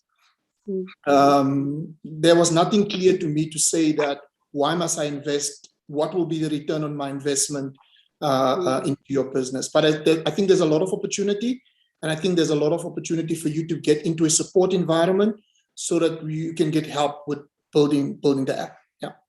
And I think to add to that, I was going to say for all of you, so make it easy and get other judges. I think for all of you, the problem you're solving for is clear. So the starting point, it's emotive, there's a connection. That's a good starting point. So well done to all of you for that. The second thing that I picked up across the board is the point that when you keep mentioning, which is around the business case. So understand if I know what I'm solving for, what is that business model in terms of who's my customer? So even though it's something that's of service, it means that the person who's paying for the product to invest in it might be somebody else. So the customer that you think that will be the end user is not necessarily going to be your investor. So your business model and your sales pitch must then be towards, here's a solution that provides a service to many, but I'm pitching to you as an investor because it's of interest for you to generate that public service, as an example. The third component is around the teams. So most of you came and presented on your own, and usually when I look to invest, I look to say, where's the passion, where are the teams? It would have been nice to get a sense of who's behind it, who are the developers, who's responsible for sales, who's looking at the analytics and the data component. And if you're by yourself, that's great, because this platform gives you an opportunity to also see amongst yourselves who can actually partner, because I can see opportunities of cross-pollination where products create scale amongst yourselves. So overall, great pitches, and that's why I guess it's called Let Her Start. But there's an opportunity to evolve the business models, support the teams and showcase the teams, and say between yourselves how we do this differently. And once you've gotten that right, the technology component, you'll find that as developers, some of you will know that the refinement of iterations are what you thought the product originally would look like can be very different based on that further iteration of what I'm solving for and who my customer is. I loved all the ideas. I do think for all of you, there are gaps, but there are also opportunities to leverage even amongst yourselves. Okay. All right. I think we'll come in there. On my side. Oh, okay. Sorry. I'll be quick. I'm gonna be short. Okay, I'll be quick. Really, again, my question is actually for everyone, all the contestants. Well done on all your pitches. I'm very, very proud. Seeing young ladies, doing it for themselves, and women really.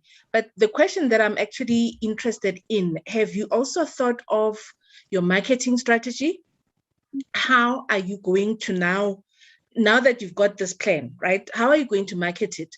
Who is your target market? I didn't really get a sense of your core, though I think it was Sibongile who made mention that it's for disabled women and youth. But, I think it would have been lovely as well to have your marketing strategy to also find out how are you planning to roll out your app, your business into the market. And then again, for me, as much as we speak English, come to rural women, they do not understand Islam, they do not understand English. Have you made room of translating in other languages? My one other concern was the question of data. One would rather buy a loaf of bread rather than buying data to have the app working. Have you spoken to mobile cell phone companies for partnership, for sponsorship and so forth? Those are things that I think would have been ideal. And also, just my last question really, have you looked into partnering or even presenting to church groups? Because if you look at our statistics as a country, this is where you need to now segment in terms of where are the challenges in all the various segments that you are presenting to. Thank you. Okay. Can I just come in as well? Because in the interest of time, I'm also going to be talking to everyone. I think my fellow judges have already captured what I wanted to say, starting from Tevin, Audrey, and just now Mahadi. But I think what I'm going to be focusing on, as much as I also wanted to talk about the marketing strategy, Mahadi, that you've mentioned. I also wanted to talk about, what is your niche market. But I think part of the things that I didn't pick up is that one thing that kills entrepreneurs, I am an entrepreneur as well, is the fact that we have all these big ideas that we want to put out there. And of course, when it comes to return of investment to somebody who's going to be investing in you, what about the income generation? Because at the end of the day, you need to start making money yourself. I didn't pick up that. How are you going to be making money out of this? Because ultimately, you want to make money. Yes, you may not make it now, but later on. So I didn't pick up what is your income generation. Where are you going to be getting your money from here? Because you need to stand. A lot of entrepreneurs start and then they die because they don't have any financial understanding as to how do they build up on what they want to take out to the market. I also wanted to see what your teams are, but I was quite happy to see that amongst you, we even have the young ones. And I'm quite happy because that's why I thrive. That's why I get a lot of joy when I see the young ones coming up and taking this space. But I'm going to just ask one thing from you, Kwakanya, even if you respond from on the chat there. I'm worried about the time. I recall I wrote down a few things that you wanted. You say you're my Safe Space app. is going to be looking at. I think there was the app, then there was the legal assistance, and then I think the fourth one was the social media space. I didn't catch the third one, so you can respond to me, on the chat so that I get to see what do you want to do, with that. So generally, all of you, your pitches are nice and good, but the certain things that are still lacking so that we can be able to assist you growing up. Or the last thing that I've been thinking on my mind is that you guys, you need to know, I've been an entrepreneur for over 10 years now. We are killing each other as entrepreneurs. We are killing ourselves because we like working in silos. Right now we are a group, this group of 6. You should start talking together, this group of 6. Because you actually need each other to build whatever that you want to build. So don't work in silos. And collaboration, and collaboration. Thank you. Yeah, collaboration is a strength and is a multiplier. So I love that, Ms. Zine, for that point. We've got a minute. I'm not sure if each startup wants to take 30 seconds or 15 seconds. Do you want to respond? Because then the judges need to go for 10 minutes to deliberate. Okay, can I try? I don't think I'll cover everything. Yeah, so but keep it short, Khomotso, for me, please. All right. Thank you. Summarize. In terms of the plan and making money, I was thinking of in-app advertising, and then incentivized advertising where the users do something and then they get to win sort of like products and stuff like that. And then also offering a freemium where there is a free option and then there are premium options where users can opt to pay, especially when it comes to keeping their information in the cloud. And then I'm also looking at sponsors, people that I feel will be interested in that. And then in my team, I have a brand manager, and I also am working with a company, women-led company that builds apps, and that is in the, in this space as well. So I work with them very closely, even in other things. And in terms of advertising, just quickly, even where women go, single women go to look for help in the offices of the justice system, also just getting them from, there are groups on social media of women, advertising there, just where the customer is. So the women will be able to enable the males to come in because they will log in and they will say, here's a platform where I can talk to you. I can't talk to you anywhere else. And the males will be able to pass this on as word of mouth because it won't be as wholesome as they think. Thank you for that, Khomotso. I see Kokanya has got her hand up, Notuli. So what I'm going to do is I'm going to give you 30 seconds, literally 30 seconds each. Go for it. 30 seconds. All right. Thank you for the questions. The first answer I'd like to give is in regards to how we're going to market. The first way we're going to market is to have flyers and posters in local clinics like Witgoben Clinic and places where disadvantaged and marginalized women can have access and find my safe space. The second way we're going to advertise is through radio advertising using Metro FM, Ukhozi FM, radios that are used a lot specifically by Amadama Mnyama. And then the way we're going to make profit, firstly is we're going to have a free app that does not. Sorry, Kokanya, the time is up.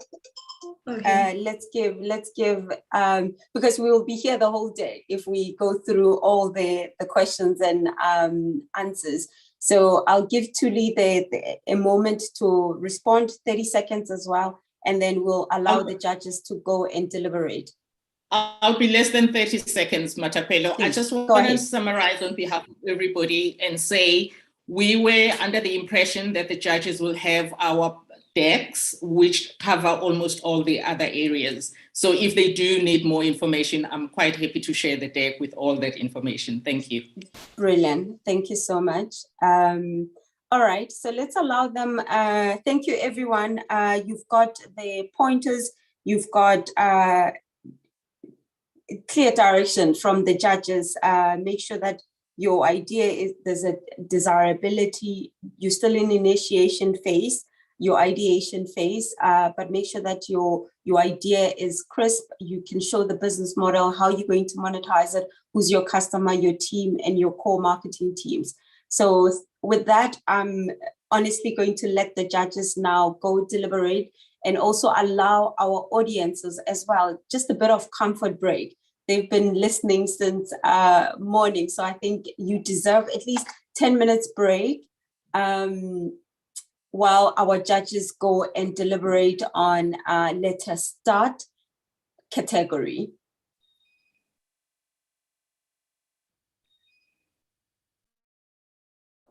Ukushona kwelanga kuletha izinhlungu zodwa, kuletha izinsizi zodwa.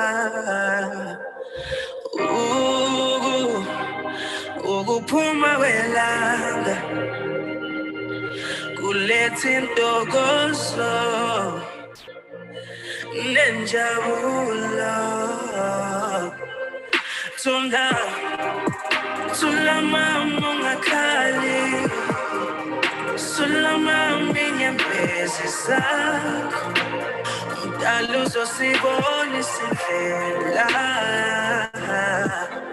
Thula mama ungakhali, thula mama inyembezi zakho, mdala uzosibona isindlela. Dale sohlala siqhela ngoba impilo ihlala inzima, ngaphandle kwakho ithemba alikho. Yembe ziziphume negazi, dali wethu sipinde saqhela, khipha ubuhlungu ebusweni bami, igama lakho hlala likhanya. Uthando liphilisa empilweni. I'm on my knees and I'm praying, oh,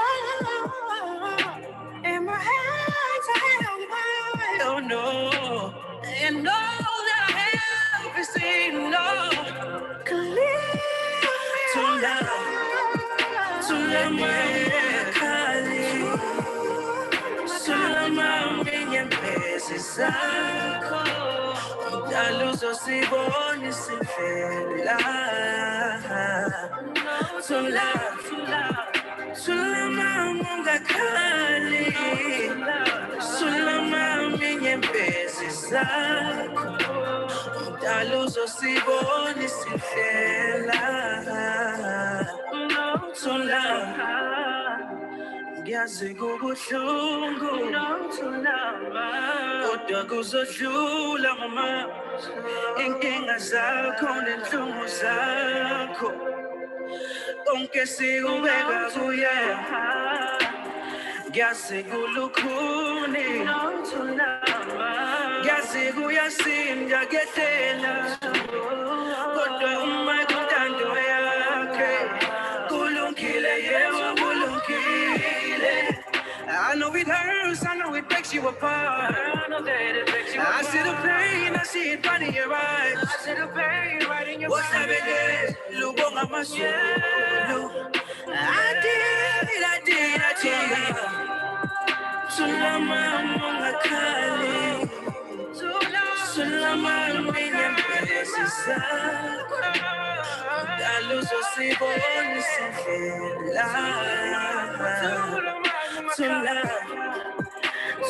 mama ungakhali, thula mama inyembezi zakho, mdala uzosibona isindlela. Thula mama ungakhali, thula mama inyembezi zakho, mdala uzosibona isindlela. Thula mama ungakhali, thula mama inyembezi zakho, mdala uzosibona isindlela.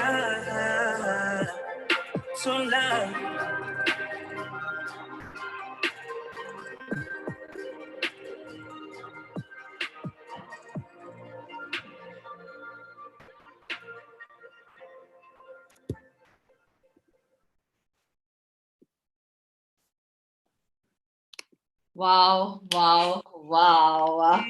I am so I don't even have words. I was quite impressed by the level of just the quality of the contestants.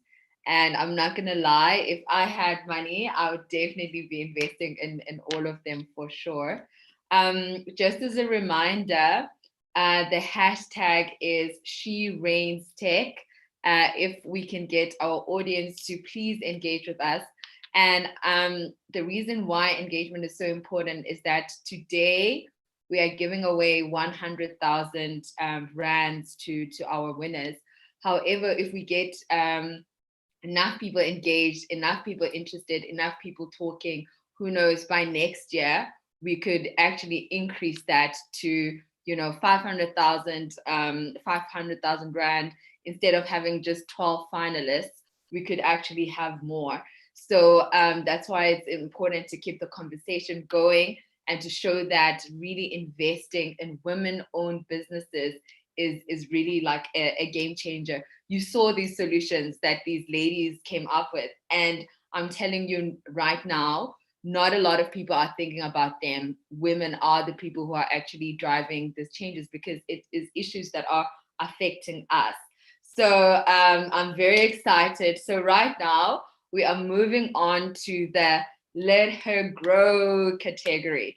So in the Let Her Grow category, we're focusing on slightly mature businesses, women that have been on the trenches, doing the pitches, doing the hustles. And we're seeing how we can actually help them in order to scale up, to move up. So what we'll do is we will play the snippet of the top 6 finalists. And as we did with Let Her Start, we are going to invite them to do 5-minute pitches. And they will just tell us about their businesses and quickly just to give insight to our judges. And then after that, we'll bring the judges in to deliberate as well as to ask them questions. So please, the chat has been popping. People have been very excited about some of the presentations and the pitches that were pitched in Let Her Start. So let's keep the engagement going. Let's keep the support coming through. And without further ado, can we please showcase the video of the top 6 finalists from the Let Her Grow category?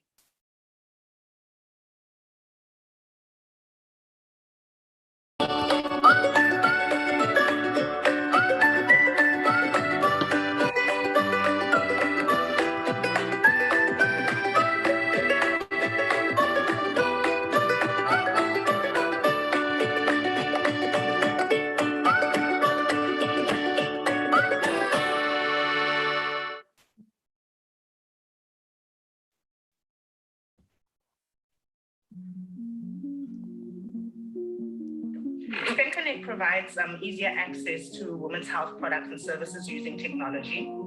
Technology allows us to also match donors with girls that are looking for sanitary pads or for the girls to request sanitary pads using our website and our mobile app. Women can also purchase feminine hygiene products and also get access to digital family planning services online the same way we order food. So we deliver to them at their doorstep without them having to physically go to a doctor. We started FemConnect with a mobile app where we used it as a testing ground to see whether there would be a need or an appetite for what we're offering. And we've recently just launched our Women's Health Marketplace / website, where women are empowered to get access to diverse contraceptives. They can do online sanitary pad donations that can be used by a family that is trying to do their family. Can be used by any regular girl who wants to access feminine hygiene products as well.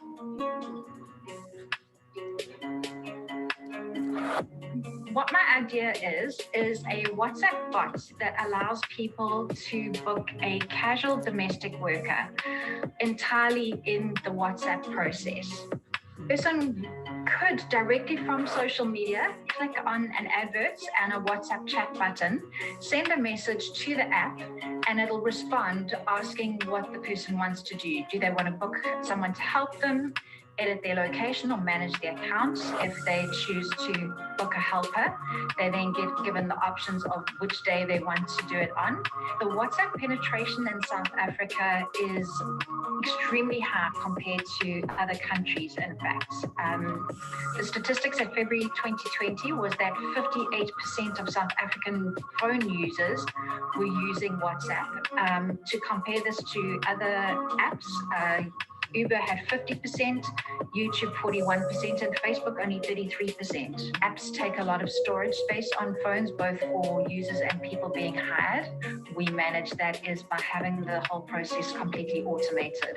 So very minimal human interaction. Last year, I started a project called Prejudice Dictionary. First of all, let's start with who I am. I'm a social innovator, which I guess is kind of a hybrid between a creative and a social scientist. I've always loved to dissect humanity and find creative solutions to social issues. I've studied and worked in social entrepreneurship and innovation for about 10 years, and I've done that in various capacities, but my passion has always been to unleash the magic within marginalized groups.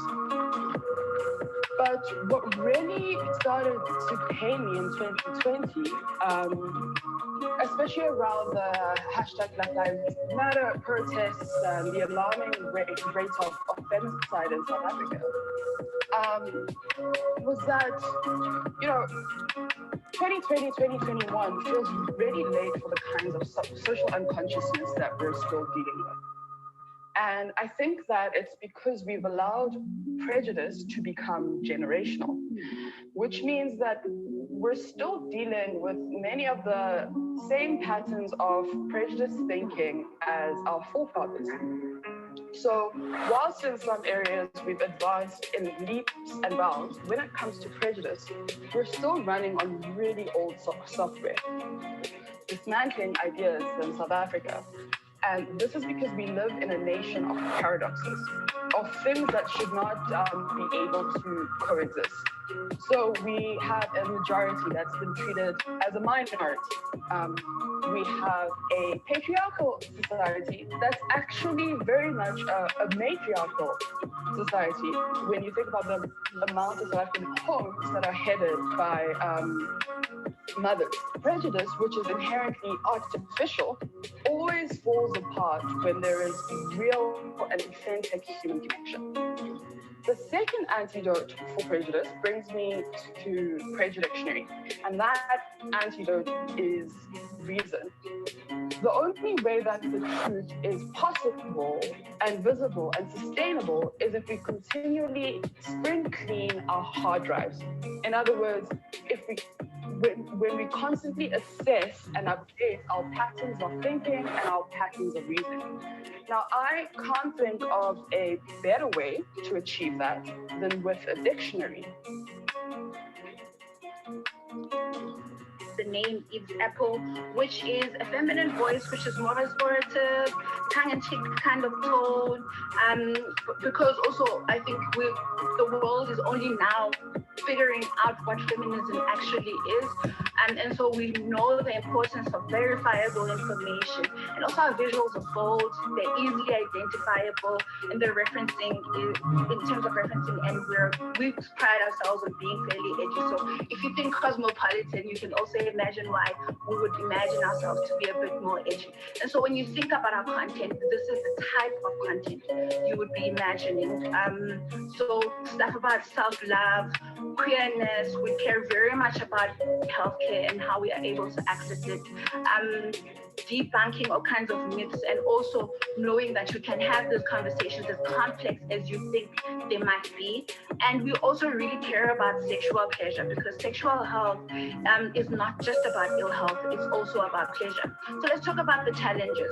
Some of the challenges that you're experiencing, information search gaps, so it's very difficult to get images that are very much identifiable to South Africans, and one of the solutions we'll give much later is having stock photography, so that we make sure that everyone else who's looking for similar visuals that are bold and audacious are able to find them freely. So there's that kind of conundrum.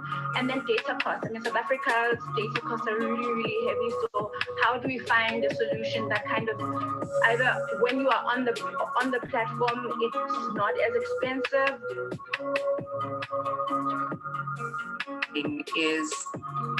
Is a platform, is a movement, creating a movement that will inspire and motivate people, everyone from grassroots to corporate, to be part of the solution.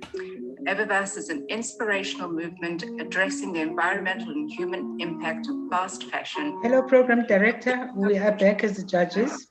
Okay. And retailers by collaborating with community creatives, reimagining and recycling with a uniquely. Program Director, the judges are back. We can go on. We can actually continue. All right, that's fine. Okay, so our judges are back, and right now we're going to start the Let Her Grow category. And we've just recently played a video. Program Director, you are muted. We can't hear you. I'm not on mute, really. I can hear her. Maybe connect to computer audio. Are you referring to me? I'm here as well. Okay, can people hear me? Yes. I can hear you, Ati. But can you see me? I can't see anyone. I can hear you. I can see you. We can hear and see you. Okay. Okay. Okay, no, that's fine. Hi everyone, we are currently back, and we are about to start the Let Her Grow category. So this category is, as I mentioned earlier, while the judges were away, is that it's mainly focused at businesses led by women which have already been established. So these ladies have been in the trenches, and they have been, part of the process, and they really have been making ends meet and going into society with their products. So now, how the process is going to work is we're going to play a video with the top 6 finalists. For our judges to actually have a look at it as well, and thereafter we'll invite the top finalists to actually do 5-minute pitches, and then after that there'll be a bit of a Q&A between themselves and the judges, and then after that the judges will then deliberate on them as well. We're also running a bit of a competition and a prize. So there will be a question that's going to be asked in the chat from the video that we're going to play now with the compilation of the finalists. And the prize, the question is going to be asked to the audience, and the prize will also be announced towards the end, and in that way. So when we play the video now, we'd like our audience to really focus, because the question is going to come from there. And then after that, we'll invite the contestants and our finalists to come and do their elevator pitches.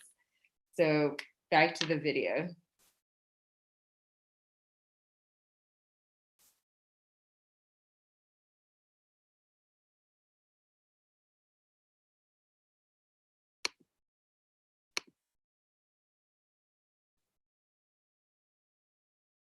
Shall we play the video with the top 6 finalists for the judges to see?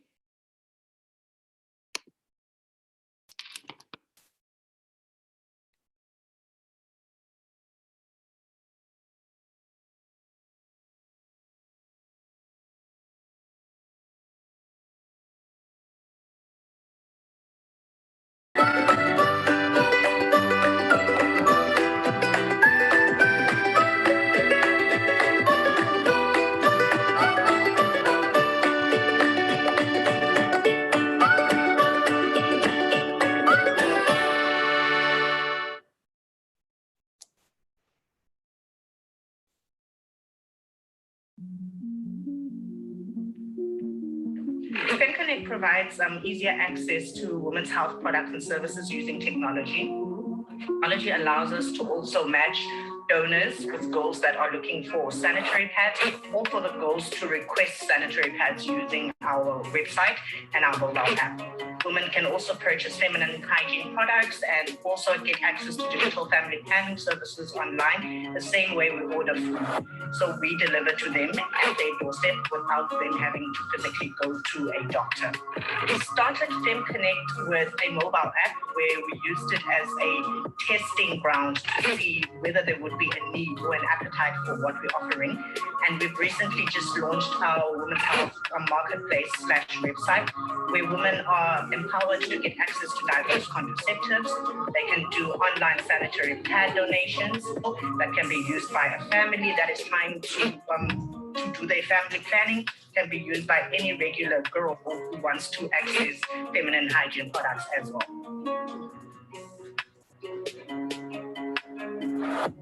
What my idea is a WhatsApp bot that allows people to book a casual domestic worker entirely in the WhatsApp process.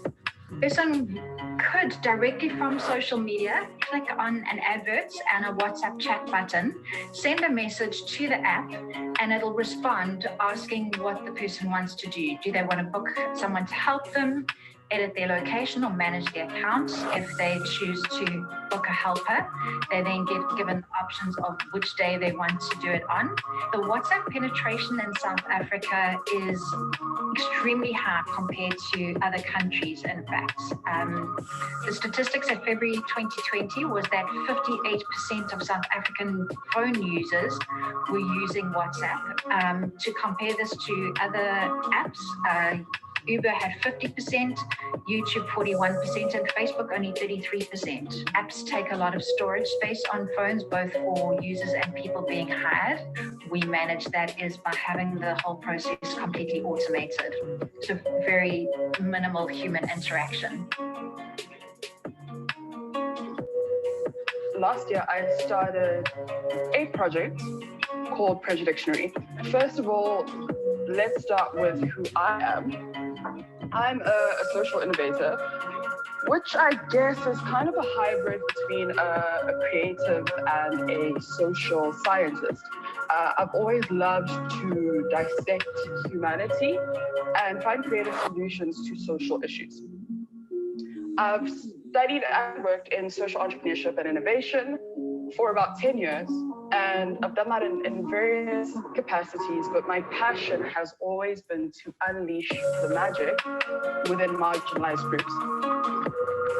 But what really started to pain me in 2020, especially around the hashtag Black Lives Matter protests and the alarming rate of femicide in South Africa, was that, 2020, 2021 feels really late for the kinds of social unconsciousness that we're still dealing with. And I think that it's because we've allowed prejudice to become generational, which means that we're still dealing with many of the same patterns of prejudice thinking as our forefathers. So whilst in some areas we've advanced in leaps and bounds, when it comes to prejudice, we're still running on really old software, dismantling ideas in South Africa. And this is because we live in a nation of paradoxes, of things that should not be able to coexist. So we have a majority that's been treated as a minority. We have a patriarchal society that's actually very much a matriarchal society. When you think about the amount of South African homes that are headed by mothers. Prejudice, which is inherently artificial, always falls apart when there is real and authentic human connection. The second antidote for prejudice brings me to Predictionary, and that antidote is reason.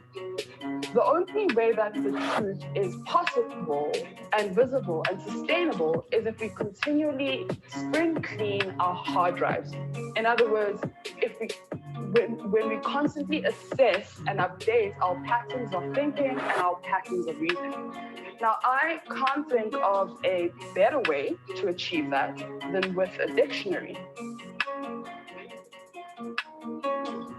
The name Eve's Apple, which is a feminine voice, which is more restorative, tongue-in-cheek kind of tone, because also I think the world is only now figuring out what feminism actually is, and so we know the importance of verifiable information, and also our visuals are bold, they're easily identifiable, and they're referencing in terms of referencing, and we pride ourselves on being fairly edgy. So if you think cosmopolitan, you can also imagine why we would imagine ourselves to be a bit more edgy.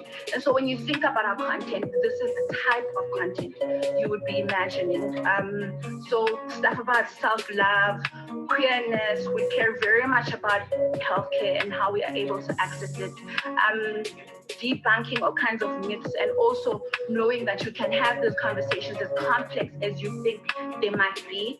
And we also really care about sexual pleasure, because sexual health is not just about ill health, it's also about pleasure. So let's talk about the challenges. Some of the challenges that you're experiencing, information search gaps, so it's very difficult to get images that are very much identifiable to South Africans, and one of the solutions we'll give much later is just having stock photography, so that we make sure that everyone else who's looking for similar visuals that are bold and audacious are able to find them freely. So there's that kind of conundrum. And then data costs. I mean, South Africa's data costs are really, really heavy. So how do we find a solution that kind of either when you are on the platform, it's not as expensive?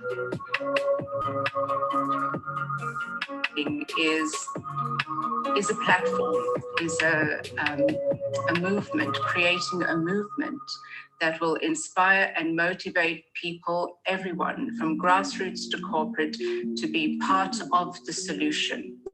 Eververse is an inspirational movement addressing the environmental and human impact of fast fashion, reaching beyond the eco-conscious consumer to the corporate sector and retailers by collaborating with community creatives, reimagining and recycling with a uniquely South African rainbow flair.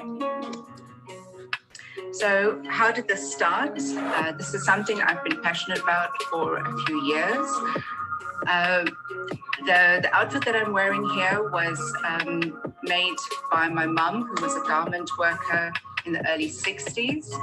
And she would tell stories about how they would huddle around the radio during their lunch break and listen to the Beatles when they were #1, which for me is just a precious memory. And that's what I inherited from her. That is something that I will keep with me about the past.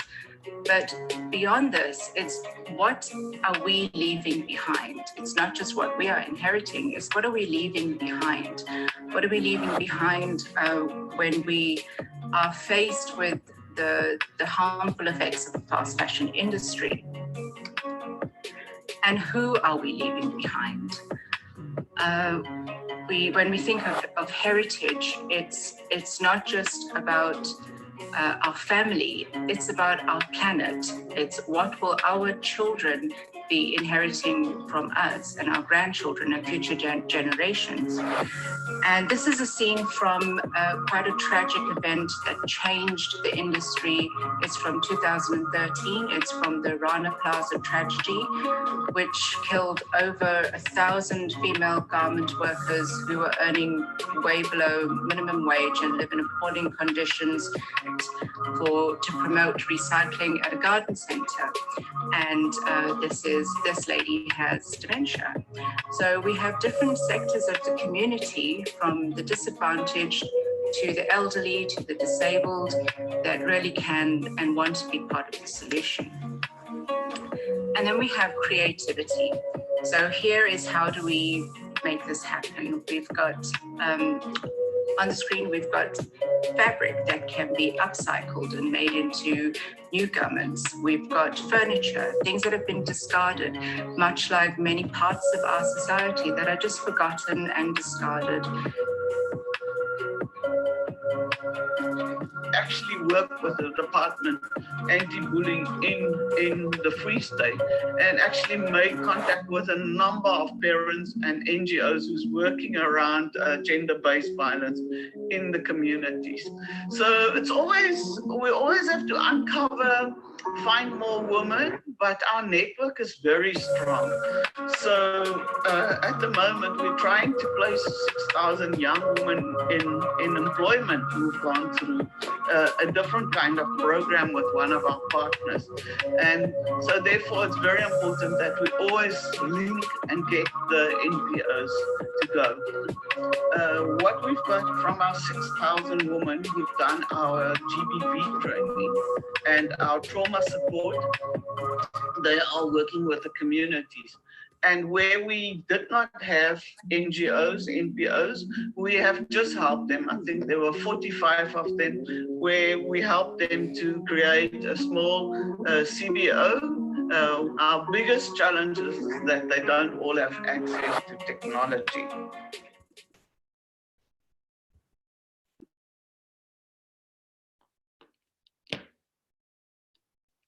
Okay. Thank you so much for that, Zinhle.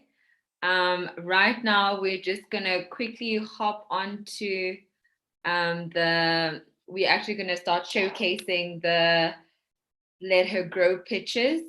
And I don't know if we can bring them up. Okay, yeah, so if we can just bring them up. Okay, so the first one that is going to be starting today, her name is Asanele Kotu. And Asanele, you only have 5 minutes, and this is your moment. So please, wow the judges. Over to you, Asanele. Thank you very much. I'm just sharing my screen.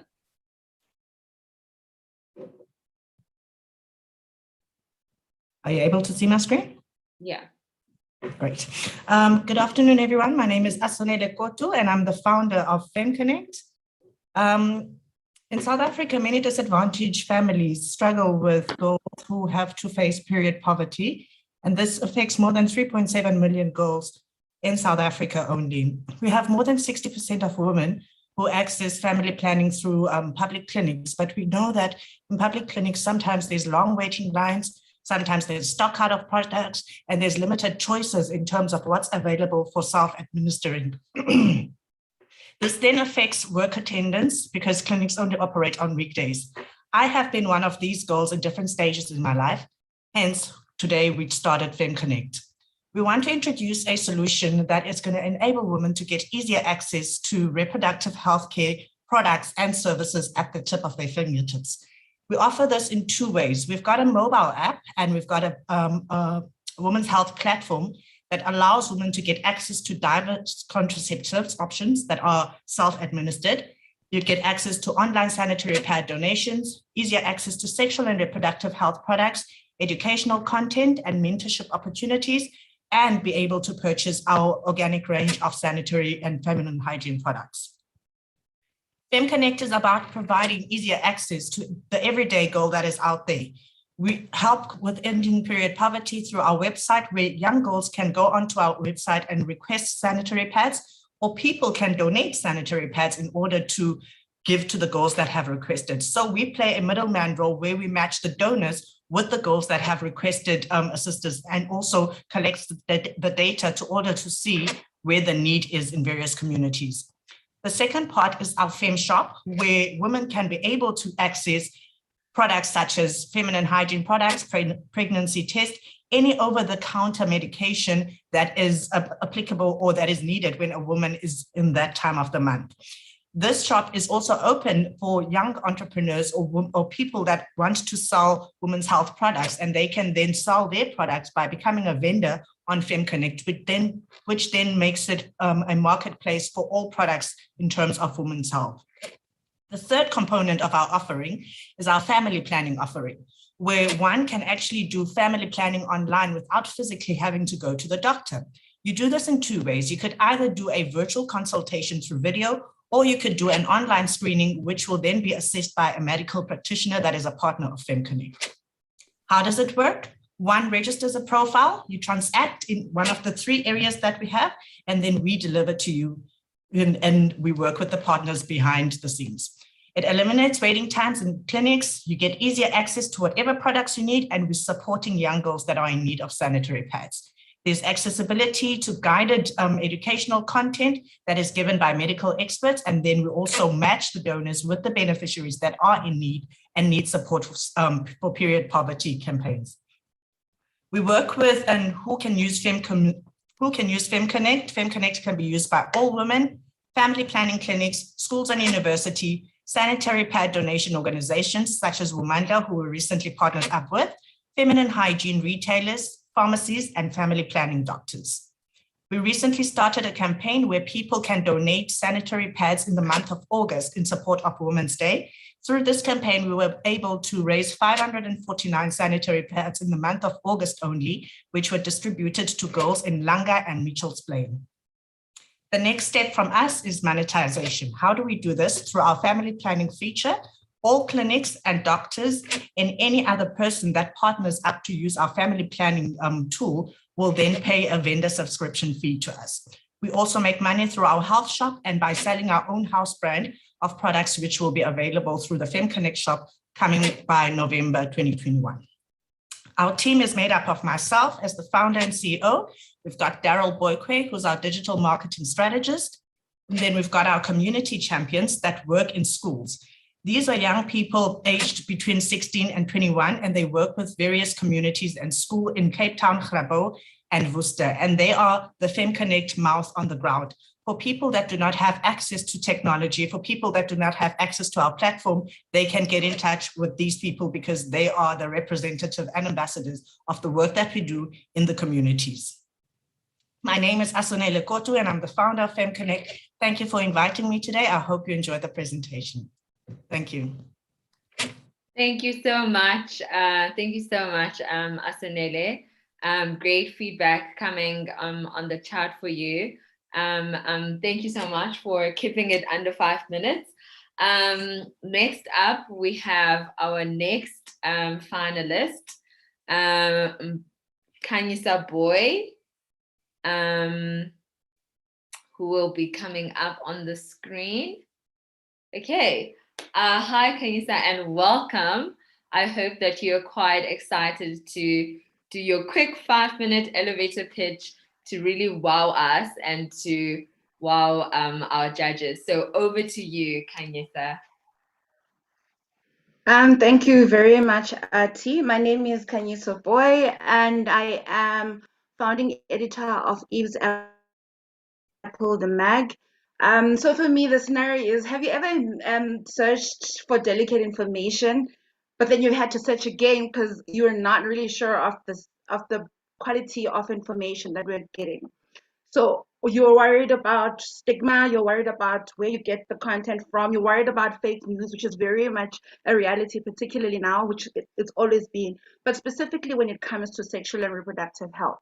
So I present to you Eve's Apple, the mag, a digital feminist sexual and reproductive health magazine aimed at ensuring that you can access verifiable, uncensored, bold, and simple sexual and reproductive health information. Eve's Apple was started in 2020 at the peak of COVID, and we had just released our 7th issue. On average, we have over 7,000 people that we reach, and we have people the people read over 6 minutes worth. So you're looking at an article and a half, which is a big deal in a country that struggles with literacy levels. Our business model is that organizations, institutions, and individuals who have campaign work, implementation of programs, as well as research information are the ones who pay for space in the magazine so that the magazine can continue to be freely available. We have digitized information that comes from journals, magazines, conclusions from conferences, implementation reports, and the likes. And when you think about Eve's Apple, you think about people from the ages 23 to 30 who are at the cusp of adulthood and kind of settling into their own identities, and then 31 to 40 who have some level of knowledge, but are also passing the knowledge forth to other people. And both these groups struggle with what they've discovered, platforms where they can be sure that the information that they're getting is factual, but also they also have lifestyle choices that they have to make. And so we not only look at the health aspect, we also look at the pleasure aspect, which we find is important. So if you're thinking about Eve's Apple, you're looking at this quality of content, very much popular culture met by research information, right? So like I said, we've had 7 issues. And if you look at some of the titles, these are some of the content that we're looking at. We're looking at social production, we're looking at contraceptives, we're looking at body image, we're looking at queer communities. We're not shying away from different types of politics because we understand that feminism is intersectional, and so we cannot afford to bite our nails when it comes to complex issues. Right. And then this is some of the feedback, which is quite exciting. People are talking about how we're the yellow pages of sex. If you look on your far right at the bottom, there's a parent who speaks about them using the magazine as a conversation starter. They like the look, they like the feel. And then when it comes to people who do not have access to the internet, our process is syndication, where we are working with radio stations, currently with Sajanisi Youth Radio in the Eastern Cape, and also Alex FM as a point where we can syndicate the content of the magazine, and also people can use that as reference should they be able to access the internet. And beyond that, if we should get the funds, we would be getting equipment. Another syndication method is us doing a volumed magazine, which is going to go into print and be sent into different community organizations. As well as we know that there's issues of stock pictures that are Black and South African, so we do a stock picture support. We're looking at being connected to institutions of research and organizations, and also being able to get premium quality in terms of the platforms that we're using right now. And that's the end of that, I think, for me. Thank you. Okay, thank you so much. Thank you so much, Khanyisa. Very, very, very inspiring product. I'm wishing you all the best, very innovative. So right now we're going to move to our third finalist, Mbali Jomane, who will have her 5 minutes as well. Hi there. Sorry, just 1 second. Yeah, if you can just. Can you see me? No, cannot see. Yes. Excellent. Okay, let me just share my screen with you. Okay. So, yes. Okay, you can take it away, Mbali. Excellent. Okay, so my name is Mbali, and I am a social innovator. I have been for about 10 years, and last year, in response to the hashtag Black Lives Matter protests in the States, as well as the rising rate of femicide in South Africa, I launched a tool called Prejudictionary. Prejudictionary is the world's first dictionary of stereotypes, and it is designed to dismantle prejudice thinking by unpacking harmful stereotypes in a concise and in an effective way. So it will take a stereotype such as, gosh, my screen sharing. Okay, so it will take a stereotype such as this, and it will tell you what it means, why it's problematic, and how it's used. We also create artwork alongside, which gives expression to the content of the entry itself. But to give you a better sense of the thinking behind Prejudictionary, what I would like to do is to use a bit of a tech-inspired metaphor. So if you think of the human brain, as a computer hard drive or an operating system, then stereotypes are a lot like computer programs. And much like computer programs, they allow us to process data in an expedited way, right? So all day, every day, human beings are inundated with data. And if our brains actually had to process all of that data or analyze it one by one, then our brains would stop functioning.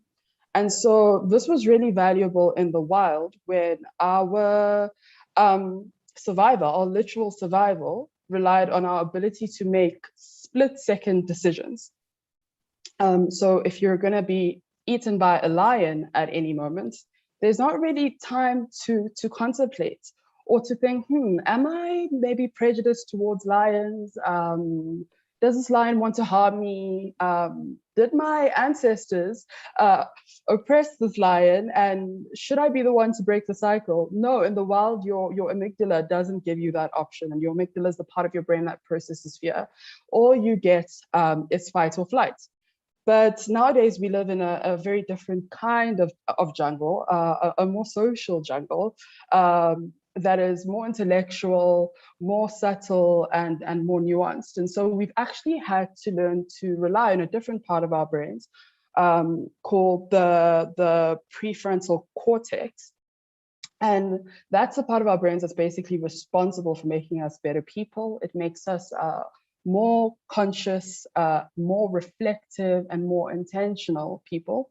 And so in the society that we live in today, we've really had to receive a kind of software upgrade, which is crucial because if you take something like social identity alone, it's so complex that you can't take anything at face value because our first impressions of one another are never accurate. And so when you're dealing with people in particular, what you need is to be able to run several programs at the same time. And so much like a computer hard drive, your mind needs to be checked regularly for obsolete or outdated stereotypes. And perhaps most importantly, it needs to be checked for viruses. These viruses are something I call STIs, socially transmitted ideas. They're very, very contagious and they're very difficult to get rid of. And we catch them from everywhere. We catch them from our friends, our family, our schools, our communities, our media. And what makes these viruses so dangerous is that we don't run them, they run us. In other words, they diminish our agency because they take away our ability to think for ourselves. And if you look at systems such as apartheid or colonialism or patriarchy, the reason those systems were so effective is that they were able to hijack our mental software. So I think of Prejudictionary as a kind of antivirus software for the human brain. It helps us to analyze stereotypes. It helps us to identify ideas that are obsolete and ideas that need to be updated. And then most importantly, it helps us to flag those ideas that are just outright dangerous. And finally, the reason that a dictionary works so well in doing this is that dictionaries provide a safe space for ignorance. So when you approach a dictionary, automatically a part of you disarms and opens yourself up to understanding. And it's in those moments that we're open to really looking at our programming and our understanding ourselves better, that we open the portals that change humanity. And just in terms of the ask, what we would like to do with the prize money, if we are successful today, is to invest it in building our online platform. We want to create an open source platform that's similar to Wikipedia. And so we'd like to invest in building that, and that will be supported by our existing social media and radio platform. And so I'm really looking forward to hearing the feedback. Thank you so much for your time. Okay. Thank you very much, Vali, for that insightful talk. Prejudictionary. It's a tongue twister. It's a tongue twister. I hope you have the trademarks and the copyrights to all of that, because obviously that is the first time I've ever heard that word. So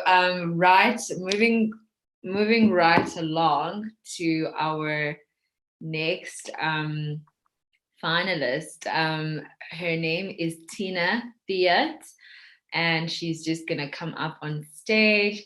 And I think the judges will definitely have a very good and difficult time, you know, with deciding some of these winners, because a lot of these ideas and these businesses are really just phenomenal in terms of changing the landscape.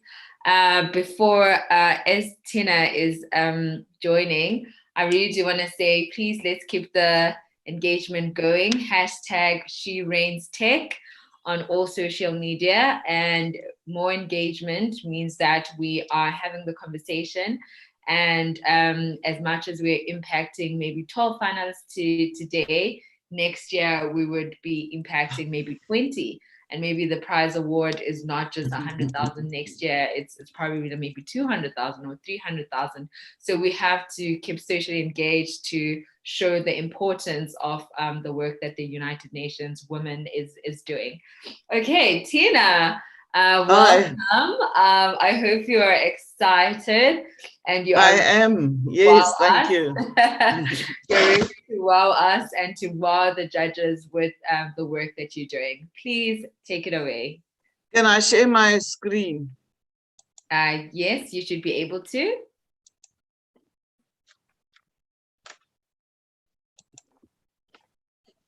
Perfect. Can you see my logo? 100%.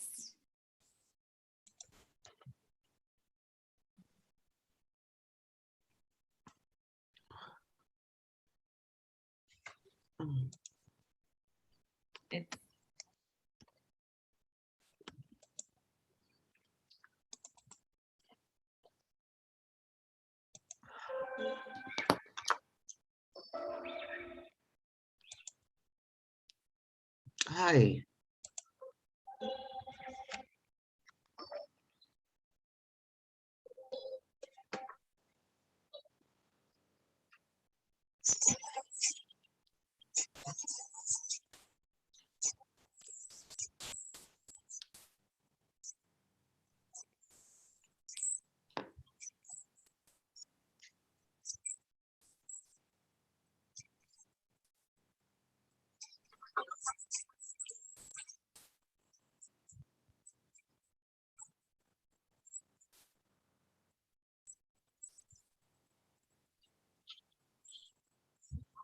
There's no audio.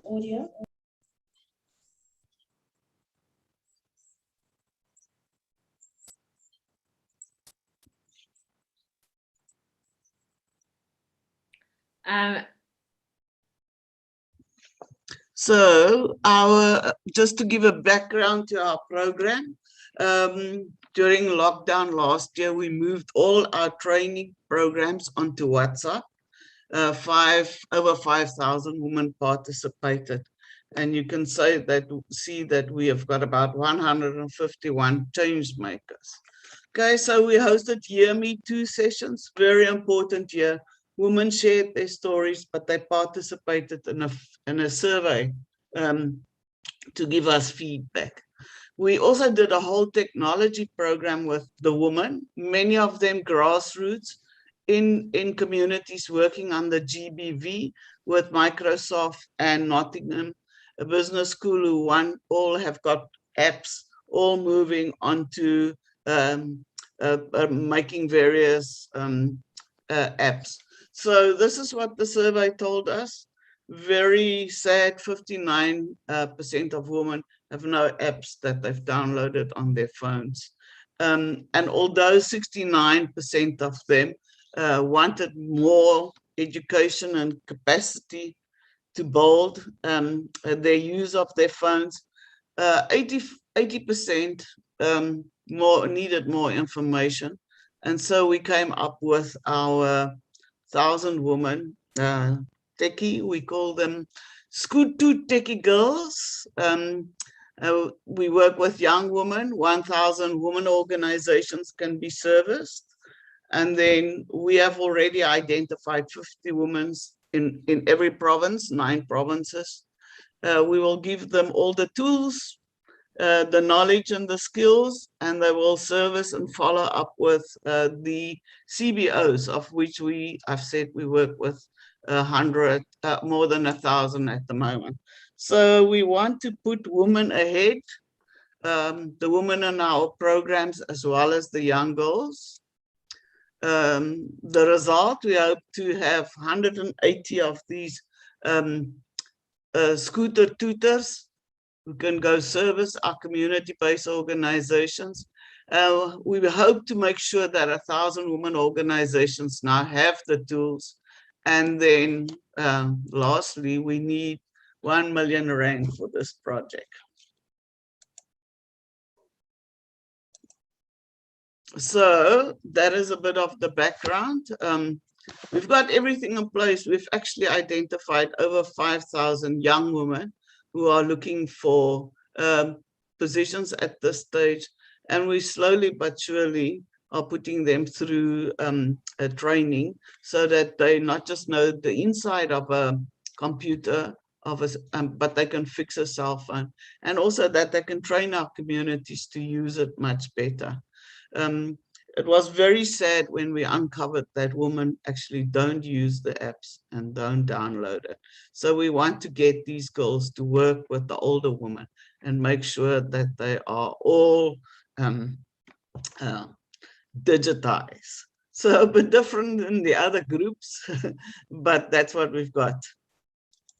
Yeah.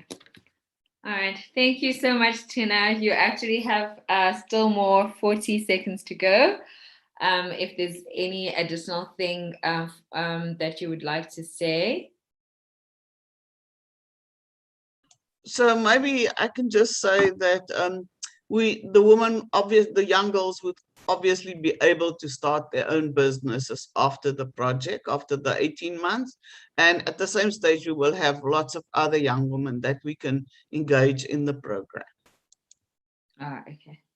Okay, thank you so much, Tina, for that lovely, lovely presentation.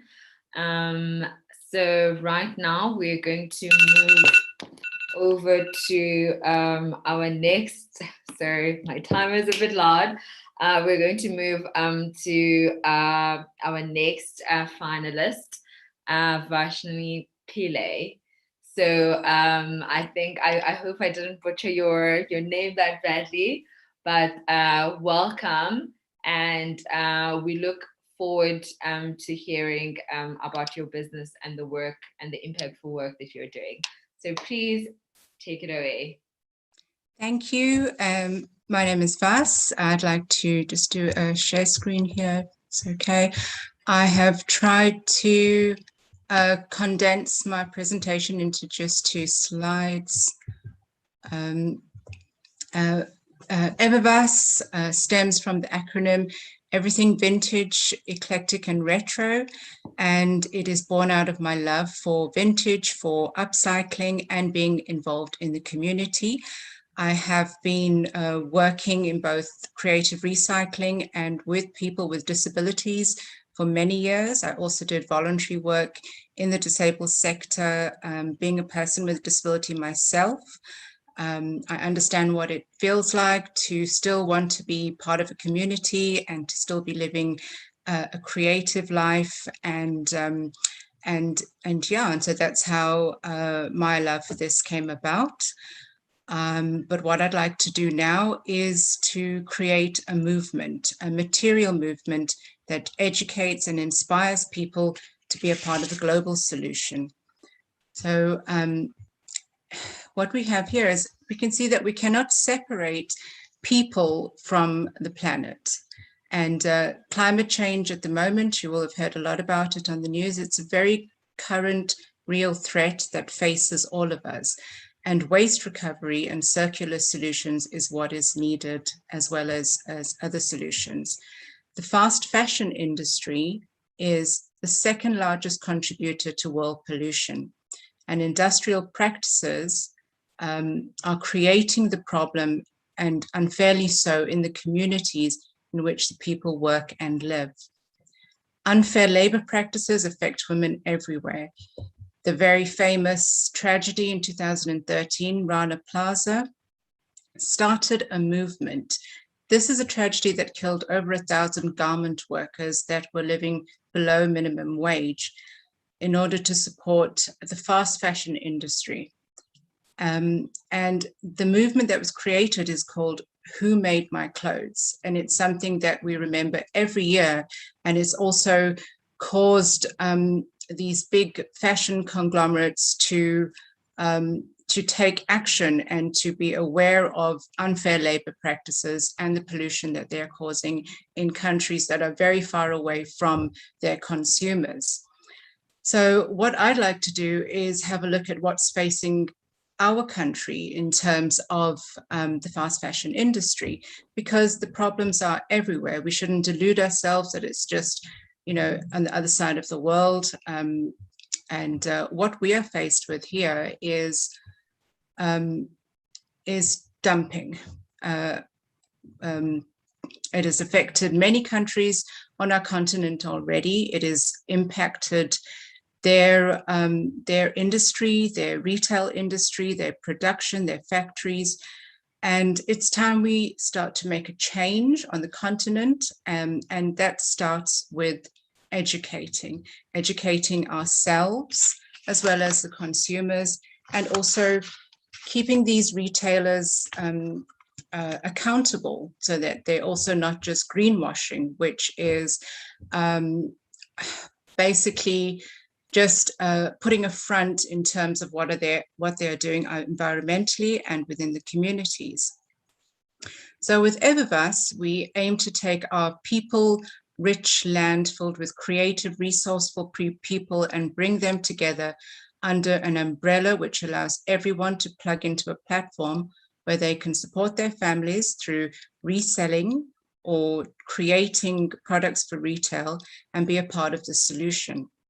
We will be engaging with people from disadvantaged backgrounds, with the elderly, with the disabled communities, which we currently are doing, but only through WhatsApp groups, community groups, through volunteers, and on a very small scale. What I'd like to do, sorry, if I can just go to next.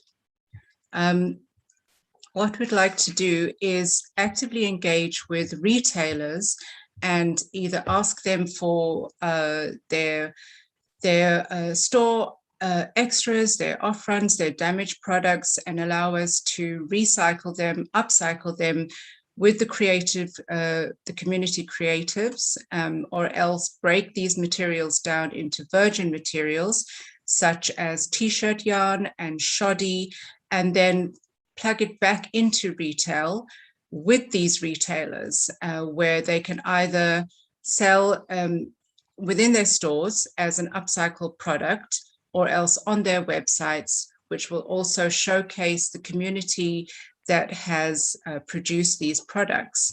In terms of poverty, you know, this is what keeps us poor, is that we accept that we are the dumping ground. We accept that we don't have resources. So what I would like to do is to create a movement, a platform, and motivate and inspire people so that we can use our humanity resources and take what has been discarded on our continent and engage with people who have also been discarded and forgotten within our community, combine the two and offer a solution. And that starts with a material movement. And we are the threads woven into this community, and each thread is going to make this solution even stronger. Thank you. Thank you so much for this amazing presentation. Really quite eco-conscious, and looking at those images actually, you know, just makes one to reflect about just in general about climate change and the impact that I guess a fashion industry is having on the environment. Okay, so thank you so much for that reminder as well. Okay, so now we are going to move to our last finalist, Susan Holmes. and she will also be doing a presentation and taking us through. Hi, Susan, welcome. Thank you. Welcome, and I hope, just you've been listening to the other pitches. We are quite excited to hear from you. You are the last finalist for today. So we're looking forward to hearing your pitch. We're quite energized, and we've actually been, waiting to hear from all our finalists. So please take it away. Thank you. Thank you very much. My name is Susan Holmes and my business is Mobile Digital Solutions. Our new development is a system called Domestically, and our goal is to match domestic workers with a demand for a hire closest to them geographically via an automated WhatsApp bot to increase the number of hires, to decrease the cost of the hire process by having it automated, and to decrease the transport cost of the domestic worker in order for more funds to land up in their pocket and for them to take home. So I'll just share my screen.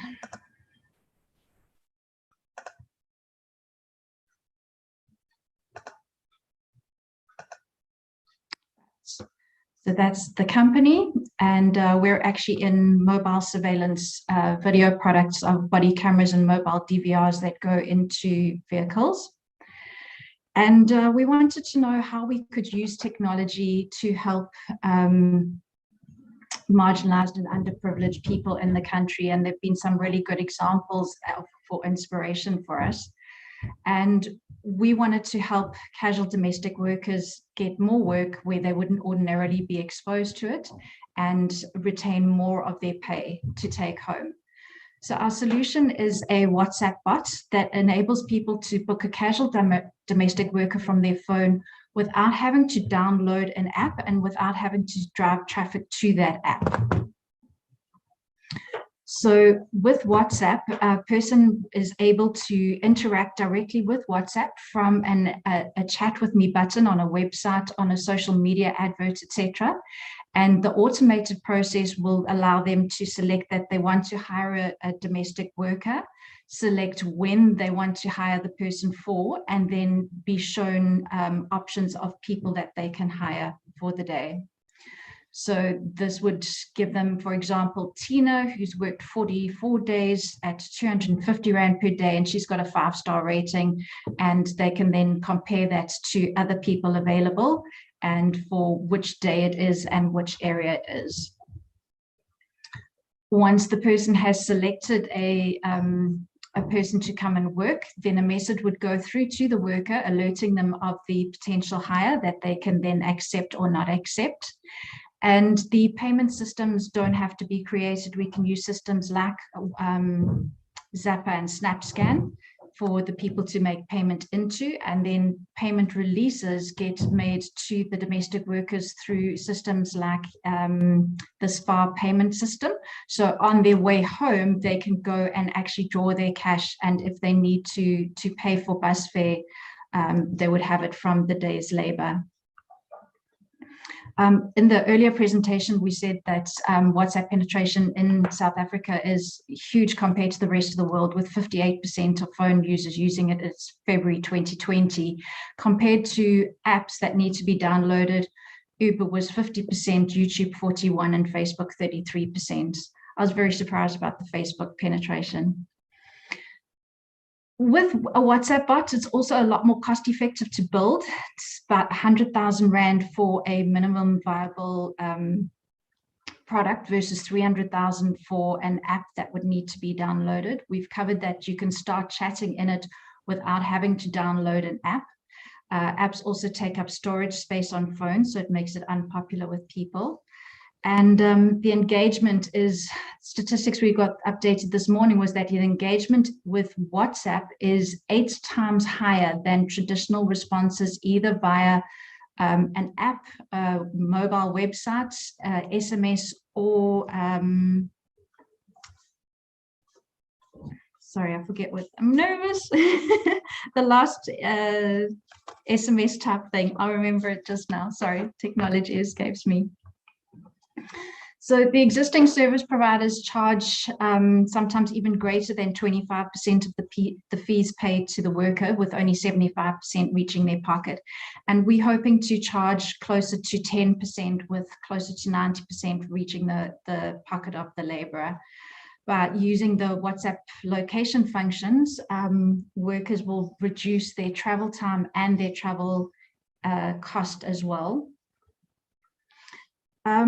In terms of a price, how that will be used in terms of funding, all funding will go towards software development, which is done through with Microsoft.NET and integrated into WhatsApp via an API.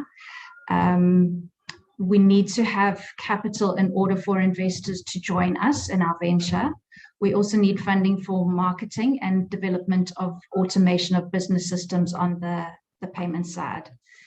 If we are not awarded funding, we need to continue to look for funding. The minimum viable product does require 100,000 Rand. So we'll be looking at crowdfunding, angel investors, etc. Outside of funding, the support we need is a lot of mentoring and challenge assumptions when we receive data analytics, trend detection, success versus no success in geographical areas or other markets, marketing for the labor pool and the customers, and auditing and of forensics of the system. The initiative speaks to marginalized citizens in South Africa with no internet and cell phone, in that many people have family members or neighbors with smart devices, and they can relay messages to a feature phone to confirm a hire or not on their behalf. Or if someone has a smartphone but has a challenge of data, then an SMS can be sent to the potential laborer to say there is an inquiry for your services. Please go to a Wi-Fi or data area or hotspot of a neighbor so that you can get the information and respond as soon as you can. In terms of our tech and who will be developing, a company called Texas Digital, they're an authorized integrator and partner for WhatsApp, work directly with Facebook, and they are who we've chosen to do the tech development and partner with us, and they've already given us some excellent ideas on how we can improve our system. Thank you very much. Thank you so much, Susan, for that insightful, very, very insightful pitch.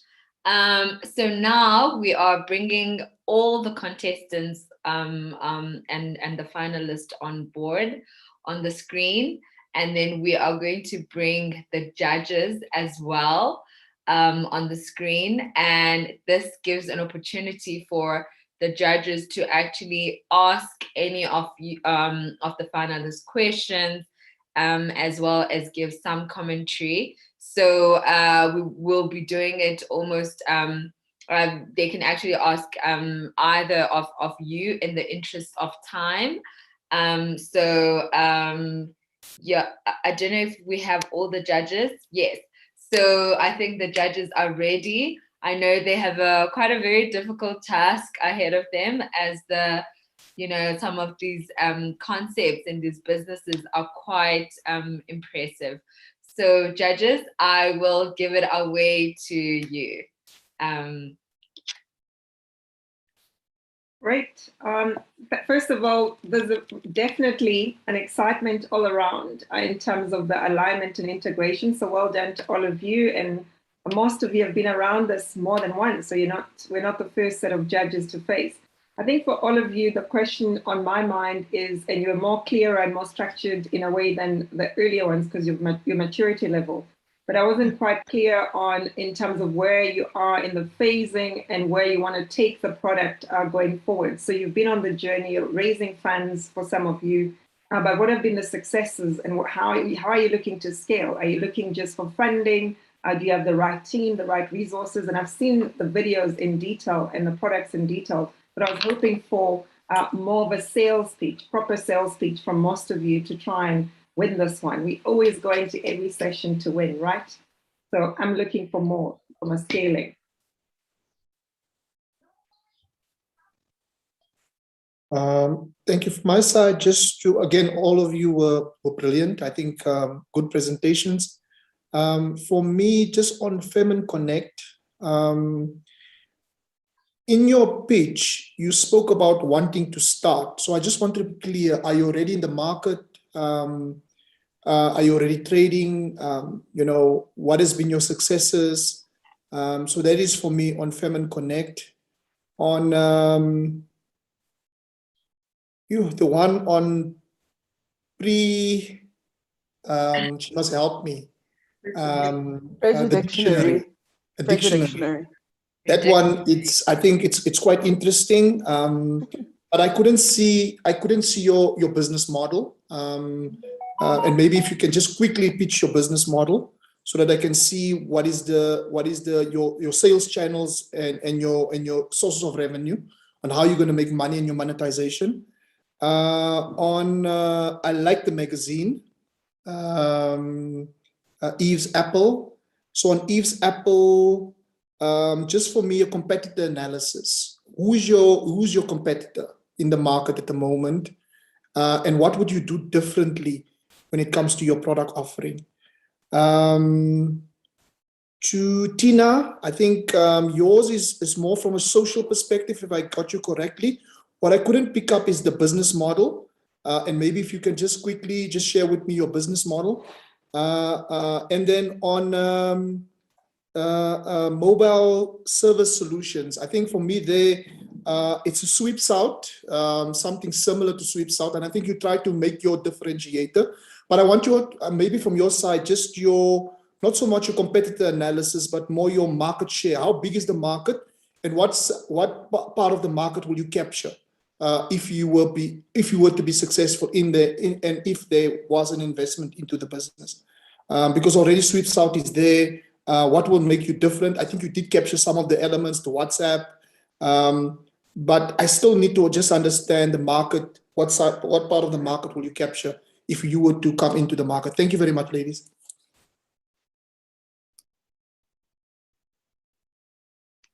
All right, I'm going to come in there as well, though I'm going to sound like exactly like my fellow judges. I think let me just talk to you, Mbali. At first, I'm not even going to attempt saying you.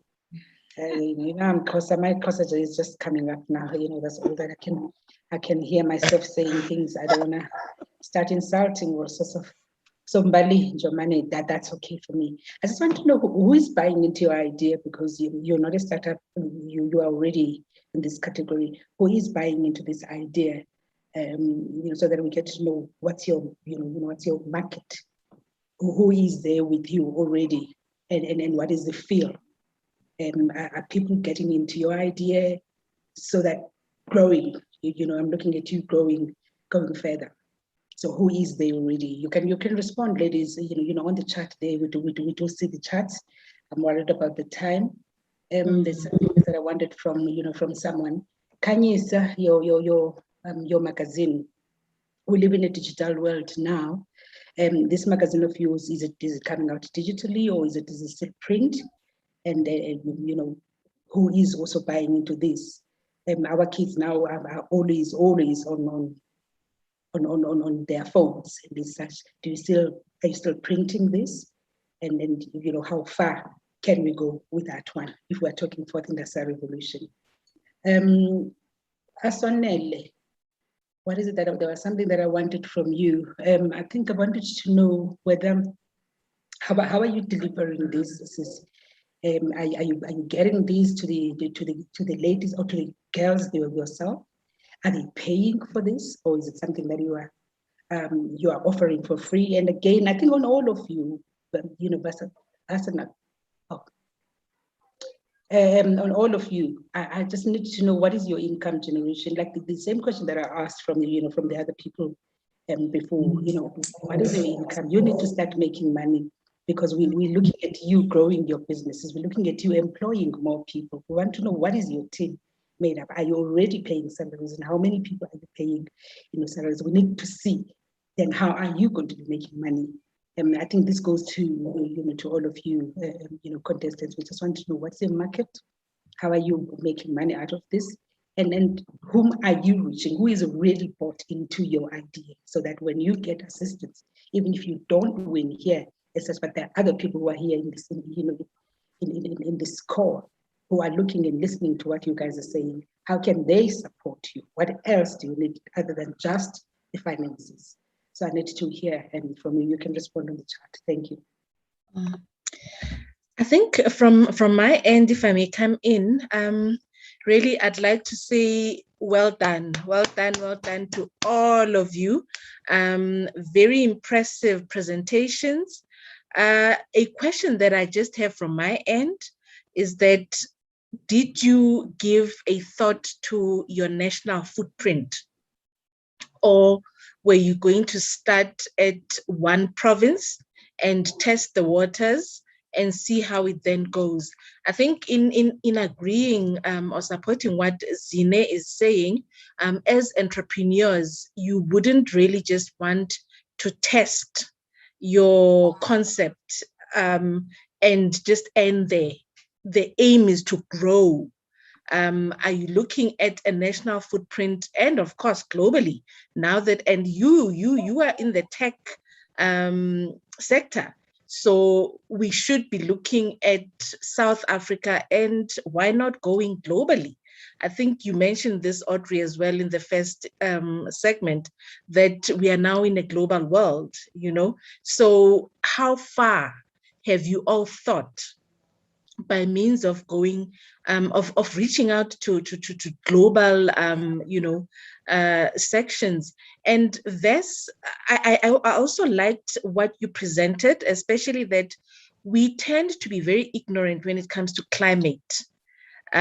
We focus on everything else except looking after our climate.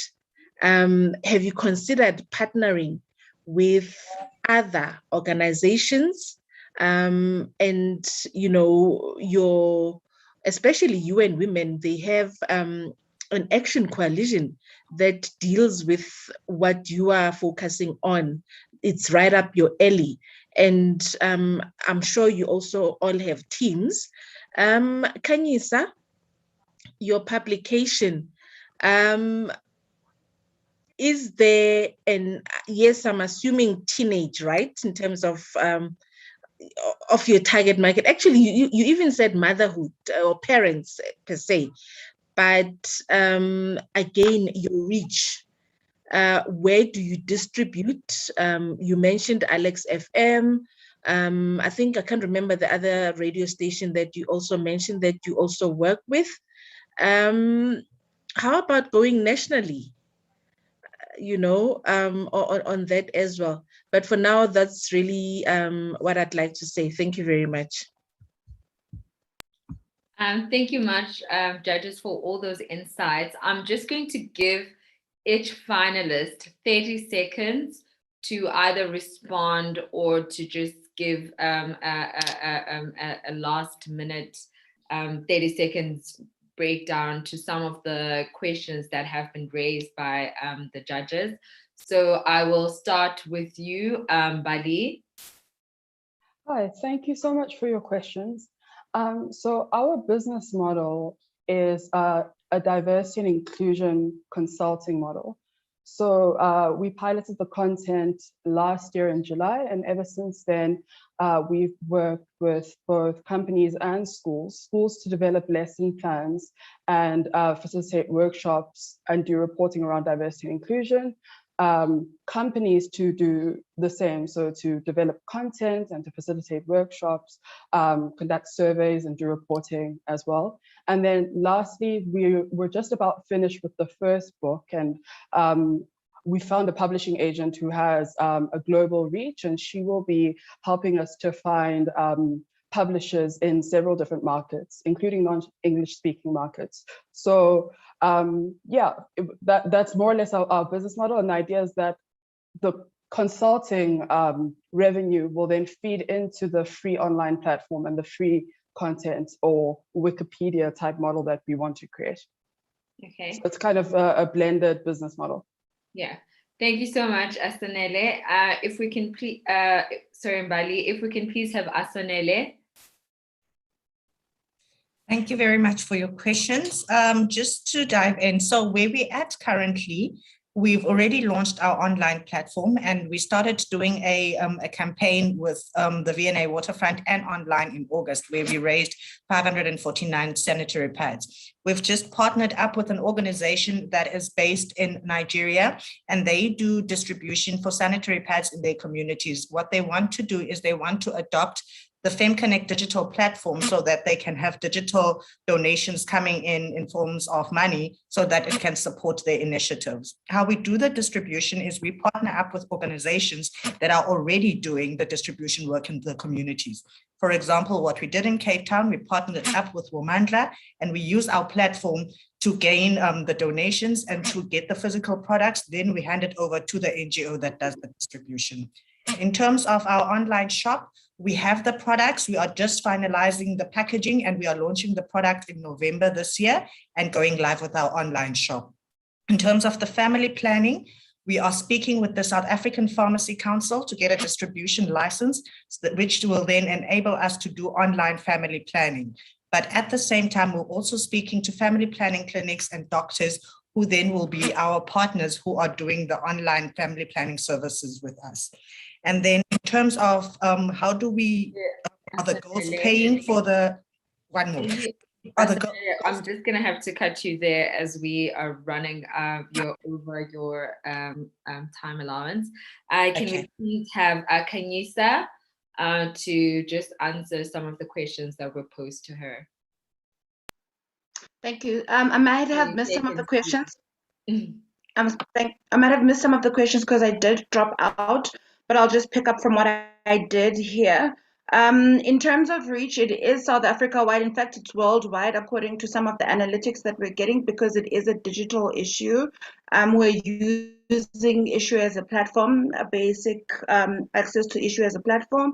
So far as speaking to other bodies and seeing how we can kind of leverage the content to speak to people like UN Women. I am just joined the Action Coalition, the SRHR Action Coalition, but I'm also part of the Health Equity Fellowship, Atlantic Fellowship. And so content contributors come from that part of things as well. We limit printing, and we're going to be, in fact, piloting printing, because we'd like for people who don't have access to the digital platform to still see the content. So we are printing volumes and handing it over to community organizations who would be able to use it. And and finally, our business model is that organizations as well as individuals and institutions are the ones who pay for magazine space so that we can continue to produce the content and people can still access it freely. Okay, thank you so much, Kanyisa. Tina, please take it away. Thank you. So ours is a social enterprise who our profit will be vested in those women, 1,000 CBOs who will be having computers and the skills to actually use all the apps and all the and collect information on their cell phones. So that is really our part where we as an organization will profit. But for us, most important is that these young women would have the tools, would have the skills, and would have the ability to start their own businesses while we mentor and work with them.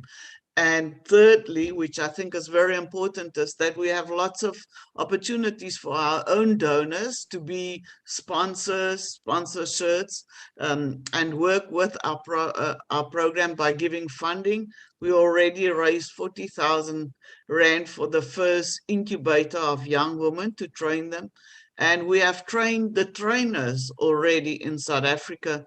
They're ready to roll. And we all sit now, well, we're not sitting waiting, but we are moving forward on the project in the sense that we hope to collect actual funding from some of our international donors so that we can last over 18 months. And we have spoken to Cedar in Cape Town, and he really liked our program because this again will generate some funding for 1,000 Women Trust. So thank you. Thank you so much, Tina. And now for Susan, how are you different from Sweep South? And what is your market share as well as your competitors? Please take it away. I'm going to try and answer 3 of those questions that were posed. The one was about footprint being in provincial versus nationally, and we are able to do that on a test basis. It's just rolling it out on a limited area, like Gauteng, for example. But being a virtual system, the costing isn't affected whether you do it on a small location versus nationally. So we have both options available. Taverne, you had a question about Sweep South. If I can address that, the quarterly labour force survey estimated that in Q2 2020, 250,000 domestic workers were affected by lockdown and lost their jobs. They put that as a decrease of 25% and 25.1% in the market, which means that they estimate a 1 million rand labour force in domestic workers. The Sweep South stats are that they've had 150,000 app downloads with 40,000 active users and 100,000 homes were cleaned. So there is a huge amount of space in the marketplace for all competitors. I don't see that their business would suffer significantly by us coming into the market. I think we're going to come in perhaps on the area where the ladies are less technologically abled and it's simpler and easier to use the WhatsApp system to be hired. And in terms of the number of people that have lost their job, is already a huge increase in people being hired on a casual basis versus a permanent basis because of what happened with lockdown. So I see a massive potential for growth with us, with not a huge detrimental effect to organizations like Sweep South that have an existing client base who are going to be happy with them. I believe there's a lot of space in the market for all players.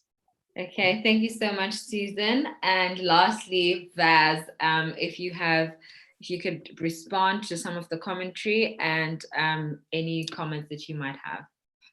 Sure, thank you.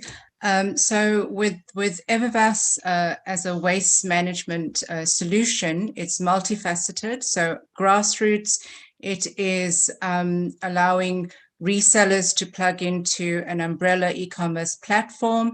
It is allowing community creatives to be able to sell their products through the platform, as well as back into retail. Machinery would allow us to take materials back to virgin materials to come back into retail, as well as the building industry, because shoddy can be used for insulation. And then in terms of the blog and the vlog, this would be what would allow us to be a movement, an educational and motivational movement, which would filter into Africa, where this is a much bigger problem than we realize that it is, and will also educate and motivate people to no longer want to be the dumping ground and just accept it and don't talk about it. So yeah, I hope that addresses that. Okay, thank you very much to all our finalists. Very impressed by your pitches. The judges will be excused and they will be to deliberate quite soon. I was quite impressed by all of you. Honestly, it's going to be quite a difficult job just to select the winner. Right now, we're doing a poll. I don't know if you're able to see it for all our participants to just engage with us. Who do you think should be the winner on the Let Her Start category and the Let Her Grow category? Please just select who you're thinking, and let us have fun with it. And then I really want to thank our judges so far. I mean, with the amazing work that they are currently doing. Really love the comments that some of the businesses, people really need to start thinking globally. We are in a global era, and therefore the market is not just South Africa. The market is international. My startup currently is being incubated by the Edinburgh Business School. which is in the UK. So I'm based in Edinburgh, and Matapelo is also based in Sweden. So really the whole point about these platforms and technology is that we, as South Africans, we need to start creating technologies that are exportable and that can be consumed by the international market. Now, without further ado, I am going to introduce Miss Morongwa Motiba, who will be taking us through some of the prizes and the giveaways that people and everyone are going to be getting today. So over to you, Ms. Motiba.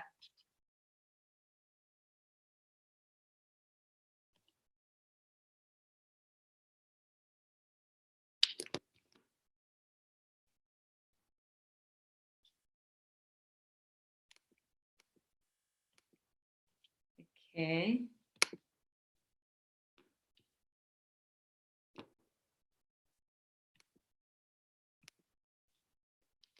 I think we might be having some difficulties. Yes, welcome, welcome. You still on mute?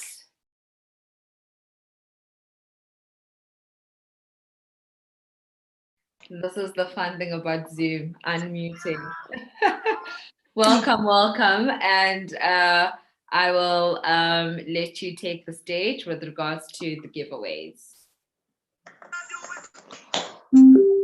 All right, lovely, lovely. Hi everybody, and welcome to our giveaway session of our competition. I'm having a technological glitch a little bit. If you can just bear with me. Can just bear with me. All right. Hi everybody, and welcome to our portion of the giveaway session. So we have decided that, you know, we want to spread this message of innovation and technology as far and as wide as we possibly can. How do we get the woman who sells amagwinya on the streets, you know, to be part of the conversation of innovation and technology? How do we get those in the far-flung areas, in the townships, in the rural areas, to discuss, you know, how technology and innovation can be incorporated and improve their daily lives? How can they be interested in having these conversations with their children? How can we engage them and broaden, you know, the discussion and the participation? In so doing, we came up with the giveaways that we've been running on our social media channels. And this has brought us to this lovely portion of today, this afternoon's giveaway. So we're gonna start with the first prize. I hope I'll be able to share the screen.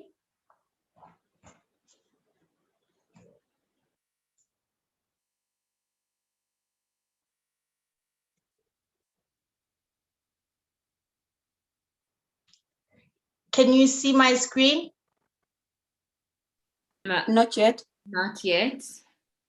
All right. I hope it will come through just now.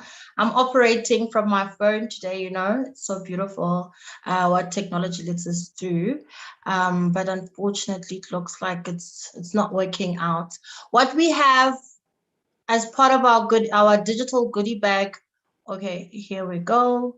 What we have as part of our digital goodie bag for these amazing contestants is, please bear with me. I am just going to share my entire screen because I have no idea how to just share the image now.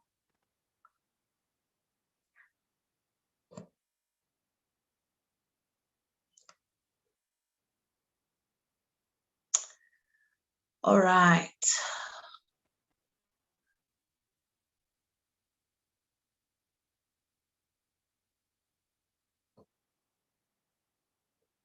Are you able to see the screen? Yes, we are able to. Is it straight or bended? I think Can we you can see? it perfectly. Yeah. All right, what we have is an e-coca machine. As part of our conversations around how can we involve women, we said, okay, you know, there's so many women out there who don't know how to, you know, access, you know, having the cash go from right from their clients to the bank accounts. How can we make this transition better, especially for the women who are just entering the business environment? So in this regard, we had a participation where we asked the women on our social media pages, what is a digital solution that has been working for your business? Tell us about your business and how we can get you more involved and, you know, just generally improve the quality of your business as a result. Excuse me. As a result of our competition and you know, part of our innovation and technology. Part of the innovation and technology conversation. And we have had a phenomenal, you know, amount of women coming through, participating, asking us, you know, how they can get involved and, you know, just responding to the questions that we've been engaging. So in the end, we have 2 winners of this e-coca machine. We have Likenzo Kobela, hopefully she is in the meeting. Who says her business is must-have cakes. Social media marketing has helped her to grow her business. It's such a powerful tool because you can narrow down your target market to specific areas that you can reach. You can keep up to date with the current trends as well, so that you can see what your customers are saying. Therefore, provide better customer service. Is it possible for us to get Likenzo Kobela on the screen so that we can see some of her excitement about her machine? Is it possible, Edmund? All right, let's move right along to the next winner in this category of the e-coca machine. We also have Pumelele Kanyile, who says that she is just selling small things like sweets, biscuits, and chips. It helps with buying bread and milk for her kids, for them to carry lunch and leave home with while having breakfast. I hope this is clear. And yeah, her business name is Ubenati. So as you can see, we've been able to reach women from, you know, completely different conversations of the IT and the coders. We have a woman who bakes cakes and a woman who resells, who's a reseller of cakes as part of our contestants here, Pumelele Kanyile. Yeah, these are the 2 winners. We'll be in contact with them for their details and we'll be sending them their e-coca machines, hoping that they'll be able to improve their day-to-day life, as part of the engagement of the prizes. All right. Also, in another category of health, we had Mandim Bele, who says that her personal health tip is having a glass of warm water with a slice of lemon every morning. And this has qualified her to win. If she's present here today, can we see in the chat box if Mandy Mbele is with us? This has qualified her to be able to win a health watch, which we'll be sending over to her. All the Facebook and social media participants have been able to participate through complimentary data vouchers from our sponsors. Yay! Thank you so much for the opportunity to engage all these women from all over the country. Thank you so much, Moronga. That was amazing. You came bearing good news. That's Hello. lovely. I think now what we can do is bring back the judges, because we're at a point where we need to award our startups. So if we can bring back the judges if they are done. But while we're waiting for the judges, it's just to say congratulations to all the nominees. You've made it this far. Your presentation and your pitches and your ideas have been really inspirational. You have started something bold. You you have started something, which is good. Many people are sitting with ideas, but you have taken that step to be able to make a decision and design a solution around it. So maybe just to remind the audience, we have Team Mteto by Advocate Thando Gumede.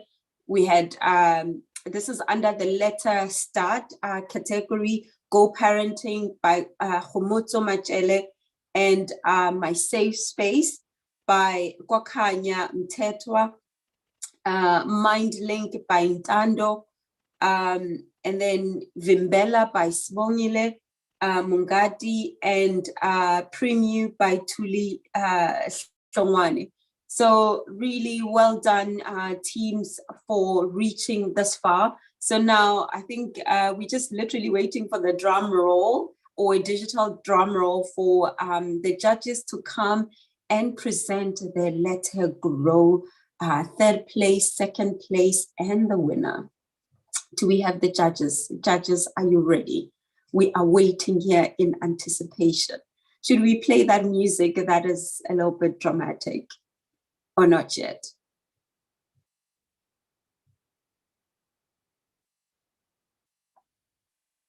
Do we have our judges?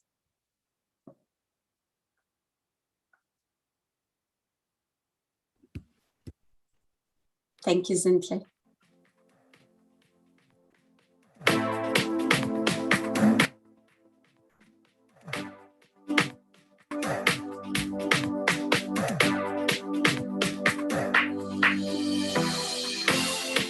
There's a time and a place when the world will be safe.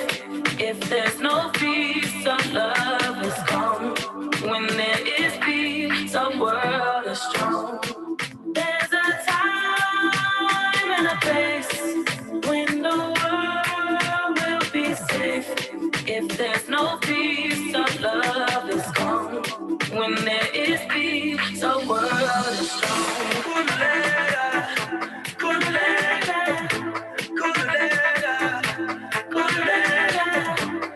Hello, Program Director, we are back.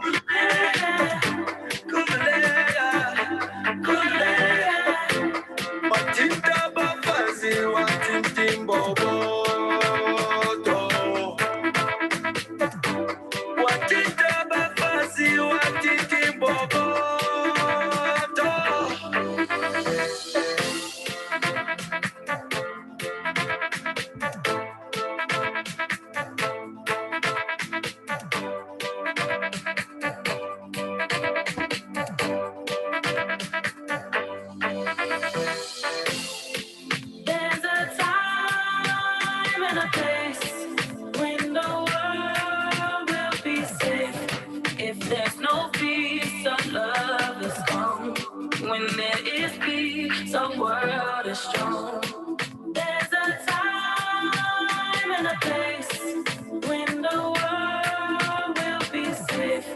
If there's no peace, our love is gone. When there is peace, our world is strong.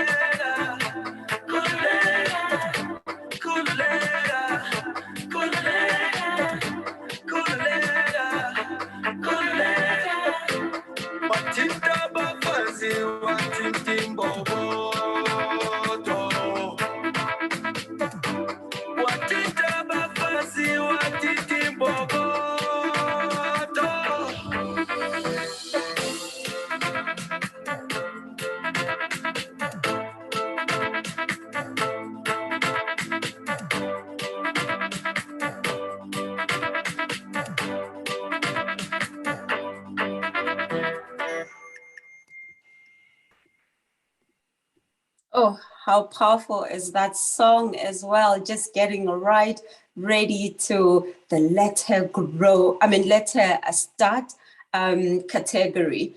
I'll hand over to one of the judges to deliver the good news that we've been gathered here for. Over to you, judges. Thank you, everyone. I've been given the wonderful task of doing that with Tavan coming in and doing a supporting cue. I would like to thank all the judges, Nahadi and Zine, and the lessons learned. I think as the judges, this also gives us the opportunity to meet and learn from each other.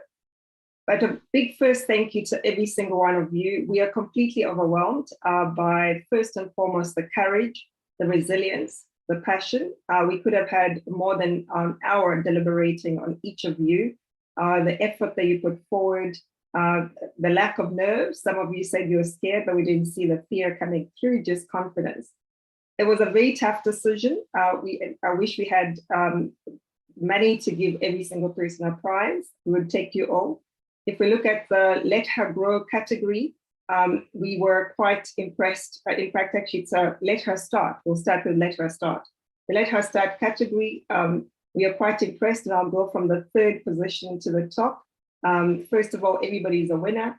We thought that My Safe Space, Kwakanya Mtetwa, got the third position, inspired by your enthusiasm of the youth component coming through. And we believe that even amongst us as judges, there's an opportunity to help people going forward. So congratulations to you.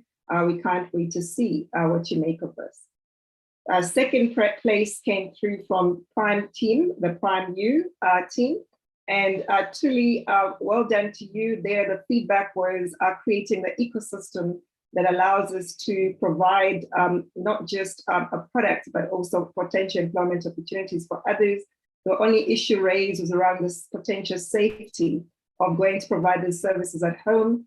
And we felt that as you grow, there's an opportunity to partner with another startup or find ways of ensuring the safety of your members as they go out to provide the service.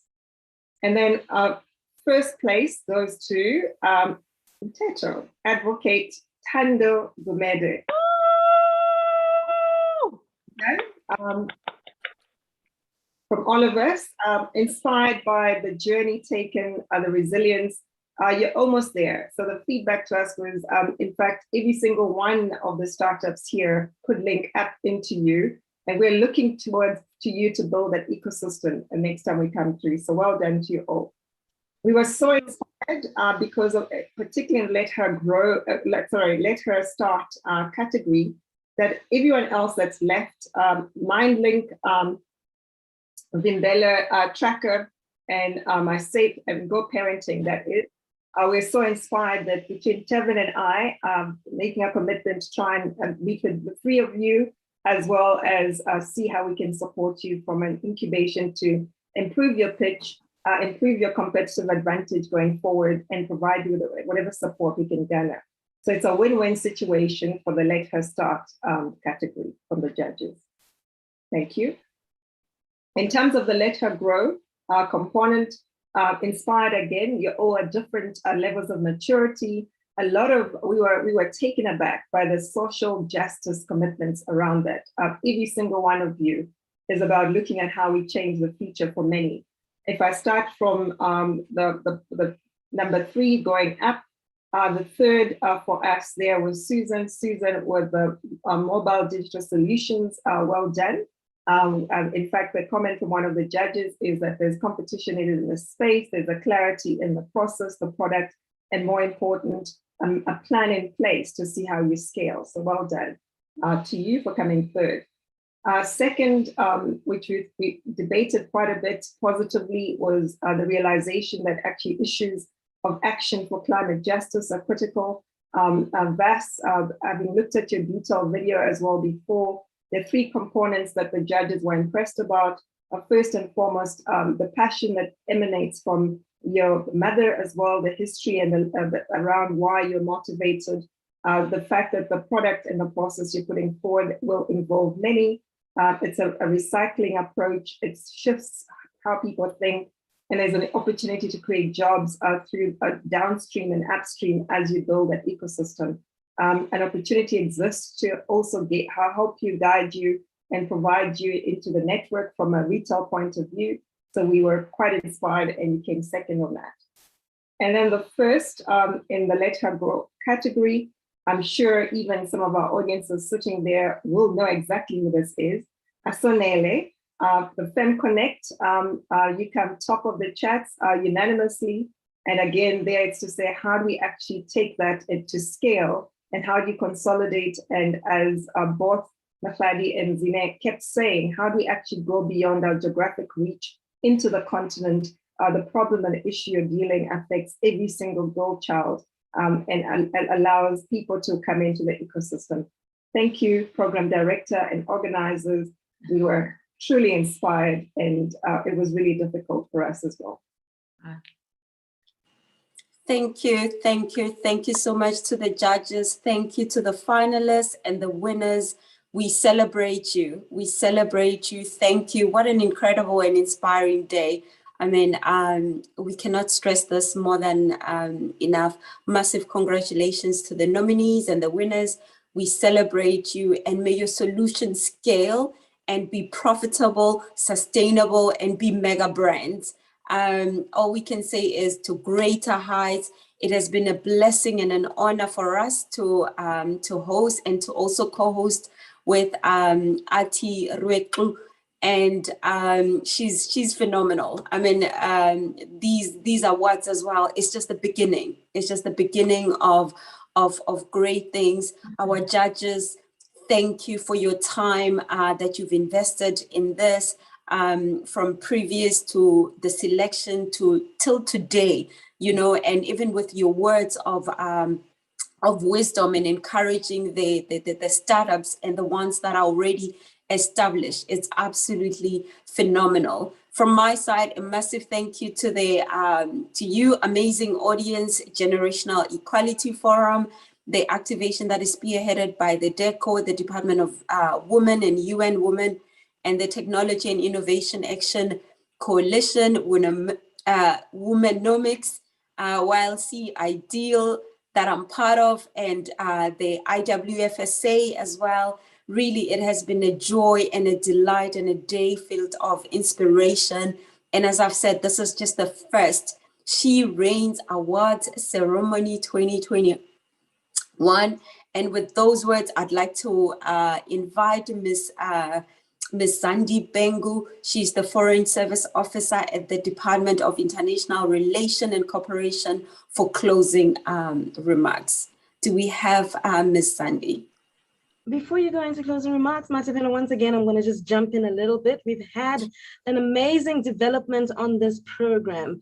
And on this program, we had a prize category of 100,000 rands. That 100,000 rands was made available through the programmatic efforts that were meant to deliver this program.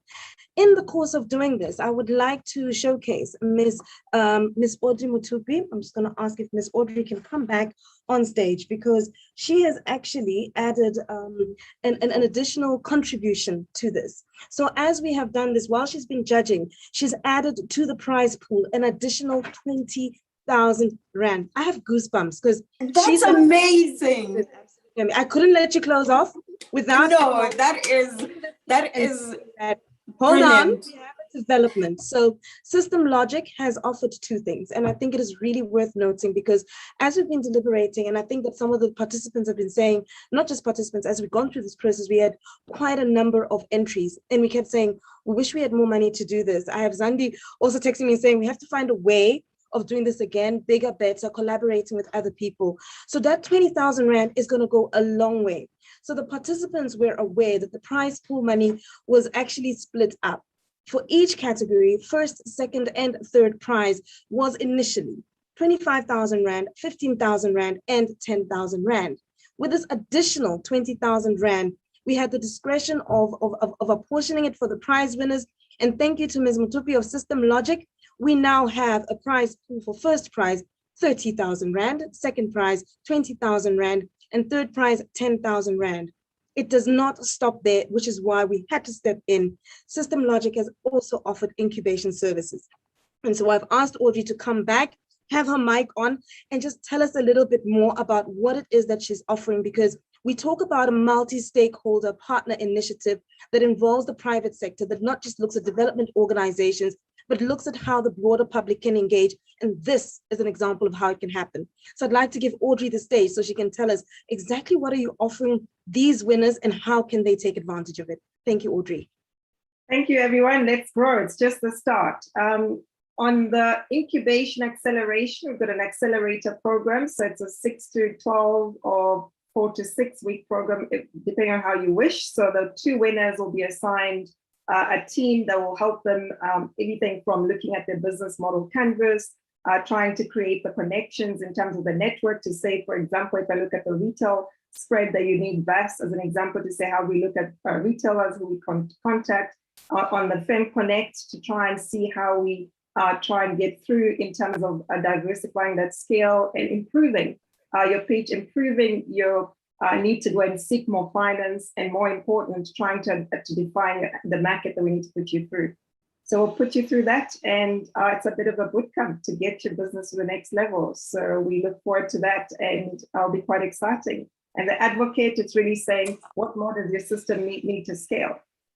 Oh, wow. This is like literally cherry on top. Thank you, Ms. Audrey Mutupi, for this generosity and really investing in these startups. It's phenomenal. It's beyond inspirational. Thank you, thank you, thank you. No, thank you to all of you. I'm just humbled by all of you. Thank you. Oh. All right, thank you very much. We'll now call on Ms. Zandile Bengu to actually do our closing remarks. Matapelo, everyone, it's just been a phenomenal day, and I think we can really say that we did something productive today. We've really moved businesses from A to B, and nothing is as inspiring as that. Ms. Zandile Bengu, yeah. Good afternoon, colleagues. I'm Zandi Bengu, as you have heard, from the Department of International Relations and Cooperation. I just need to apologize beforehand. I am having technology challenges, and I'm hoping that one of the women that have been presenting today can assist to make sure that some of us who are government employees can actually have better connectivity. So I will switch off my camera as I go through my closing remarks, because I think I get cut a lot. I've been in and out of the session throughout the day. So just to make sure that I am consistent until the end, I'm gonna switch off my camera. Thank you. So ladies and gentlemen, I mean, that closing was just everything. I've been talking to Rehema about just how we need to now start launching and going to the private sector, bringing everybody on board. And I could not have asked for a better ending. It has been a huge honor for me to be part of this event that is showcasing, on one hand, the intersection between power, the power and the brilliance of technology and innovation, and on the other hand, the feminist power and entrepreneurship to accelerate empowerment of women and girls.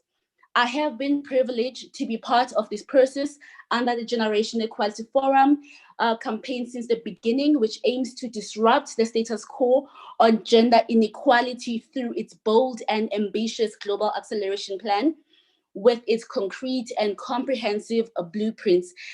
You may recall that South Africa is not only sitting in the global multi-stakeholder steering committee, but we are also co-leading the Action Coalition on Economic Justice and Rights.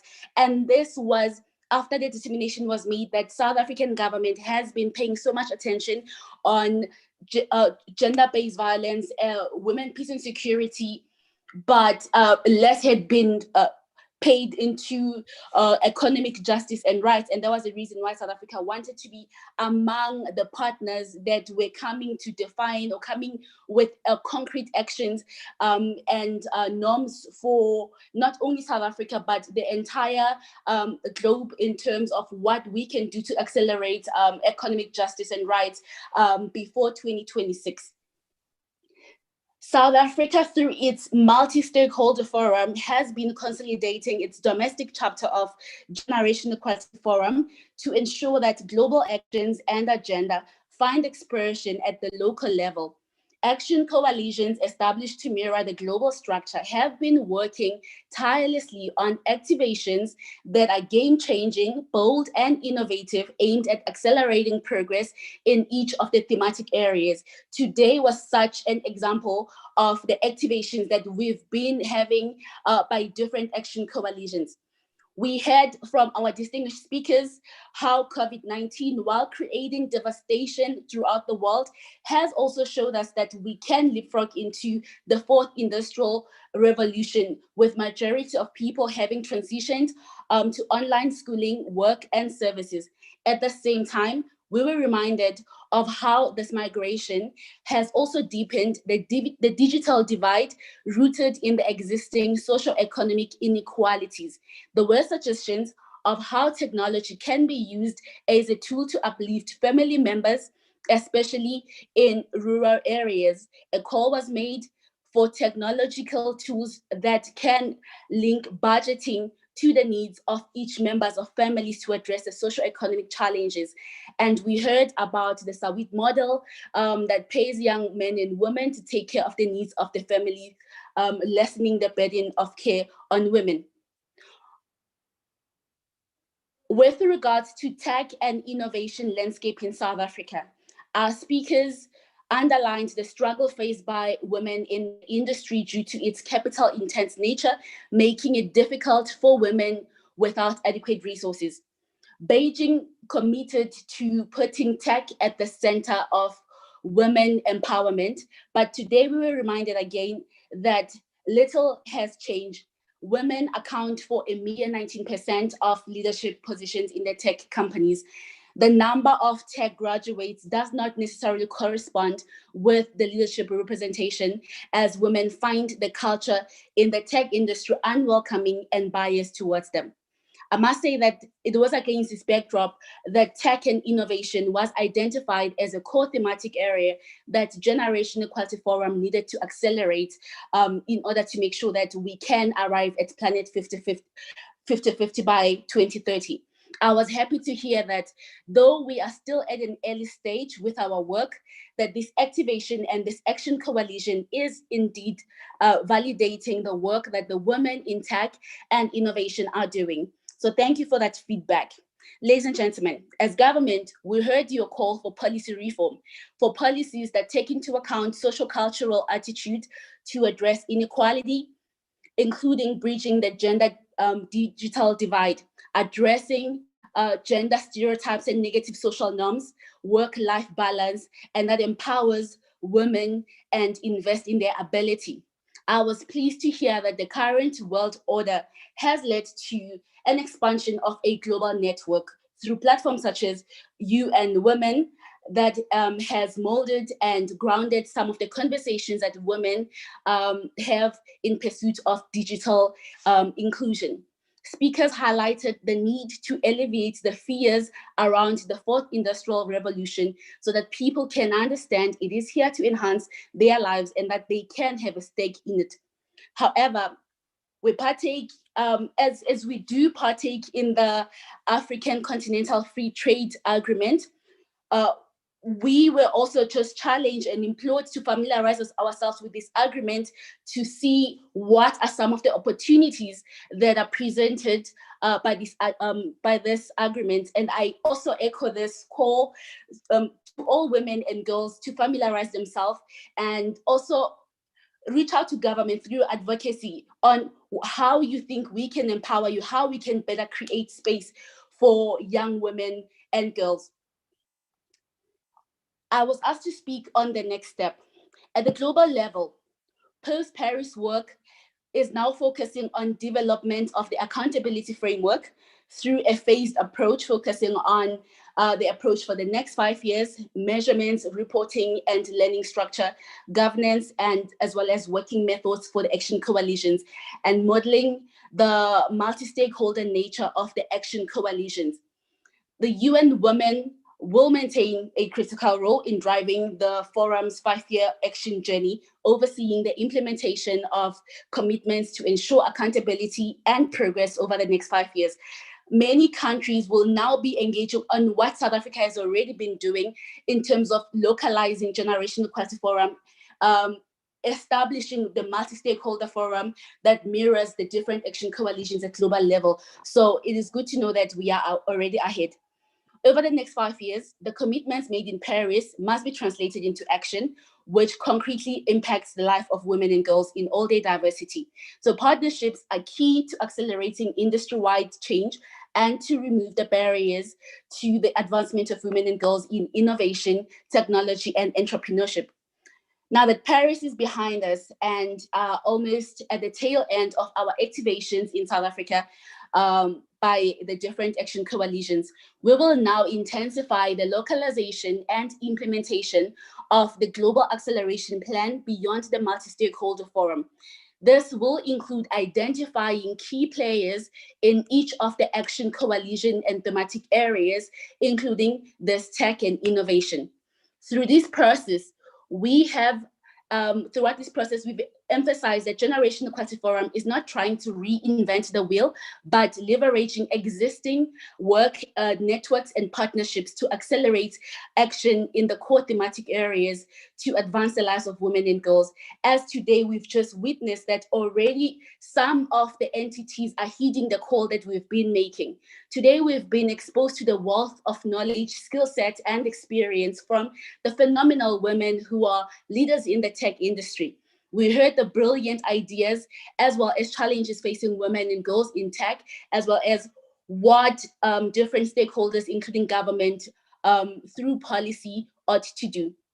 As it was alluded to earlier by Rehema and Sis-Ann, today we were launching the conversation and extending an invitation to leaders in the tech and innovation industry to collaborate with us as we seek solutions to accelerate access and use technology to empower women and girls. These partnerships ought to develop tools and methodologies to take a gender-responsive approach to innovation, promote women as innovators and entrepreneurs, and invest in innovations and technologies that meet the needs of women.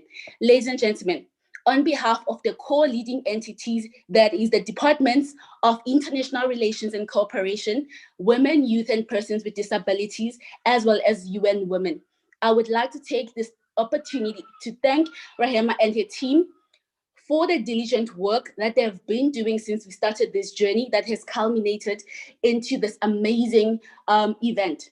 We ask you to choose one bold and ambitious activity that would assist us to introduce Generation Equality Forum to the South African audience in this thematic area. I think I am speaking on behalf of all when I say this was creative, it was impactful, and the necessary launchpad for our 5-year journey. To our contestant, this should not be the end of your journey.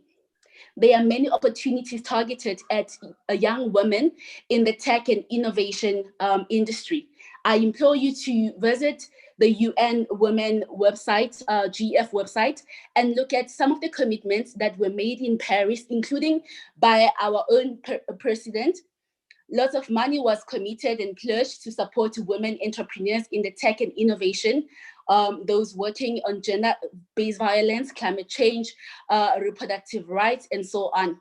Some of the governments that made these commitments are actually represented in South Africa through the embassies and as well as regional offices representing some of the companies.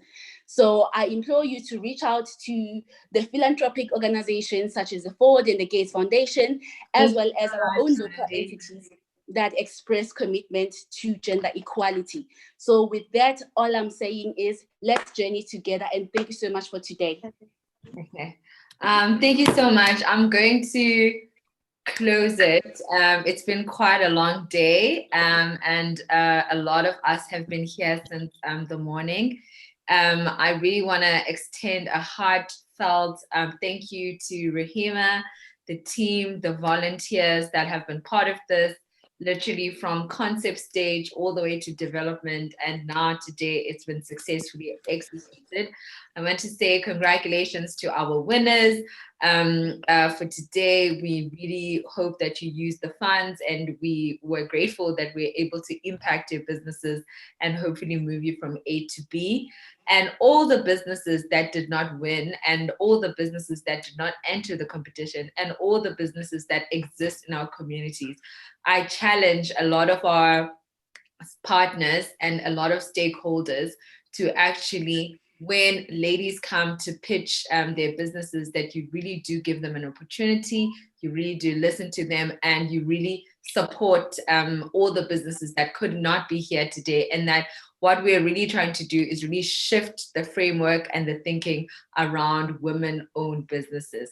So with all of those words, I'd like to invite people. We're having a YLC conversation, and people can actually go on our website, ylc.co.za.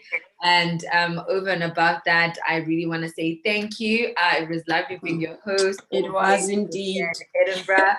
So it was really exciting, and I'm glad to have been part of this generation equality, She Reigns Tech, she for she, he for she, he for her journey.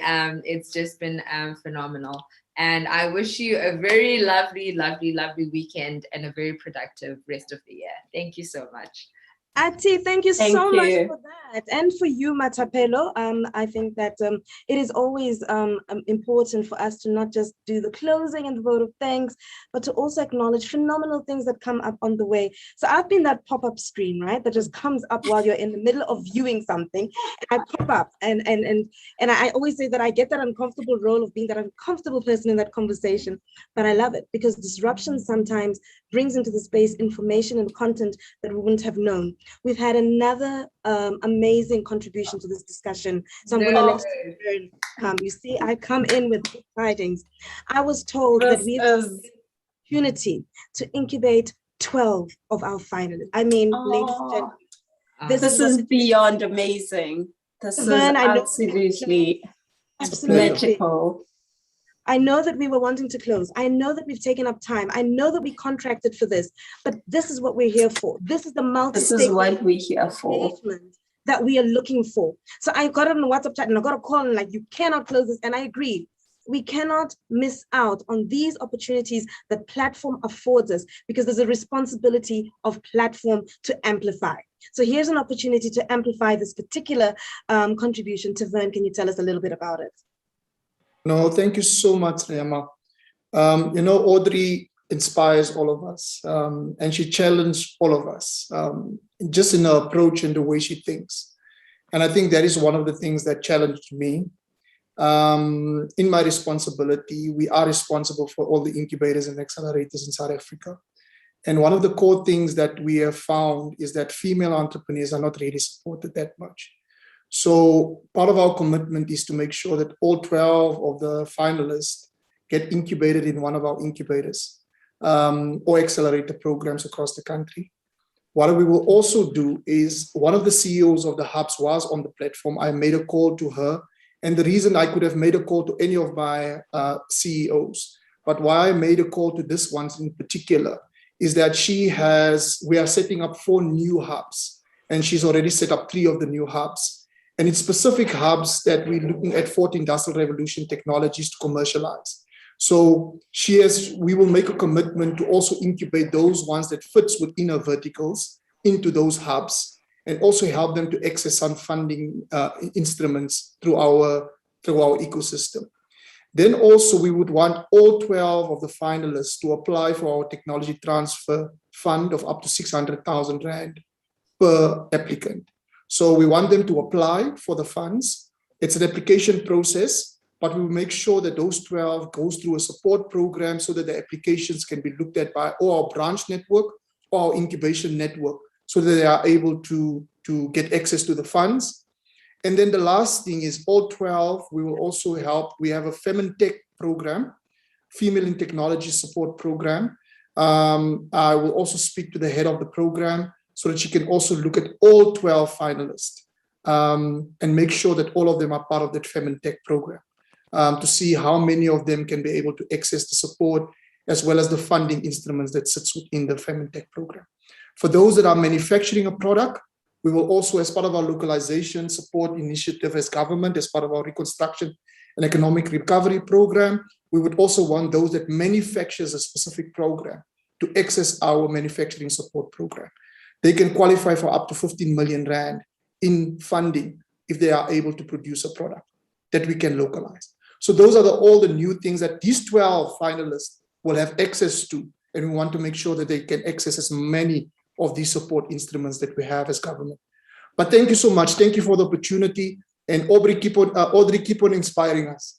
And Zina as well, and all the other judges. I think I really learned a lot from you today. Thank you very much. Thank you so much, Tavern. I think I have to say, as a vote of thanks, when we started this journey, as Zandi says, months ago, we were challenged. And the challenge was come up with something innovative, come up with something that's going to have a sustainable kick. And so the journey was to say that within a short period of time, sustainability will be hard. But how do we use platform to engage, inspire, connect, and create direction? And I think that this particular competition has given us the opportunity to do that.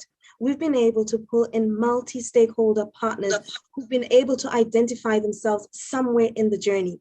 So let me categorize the give thanks that I have.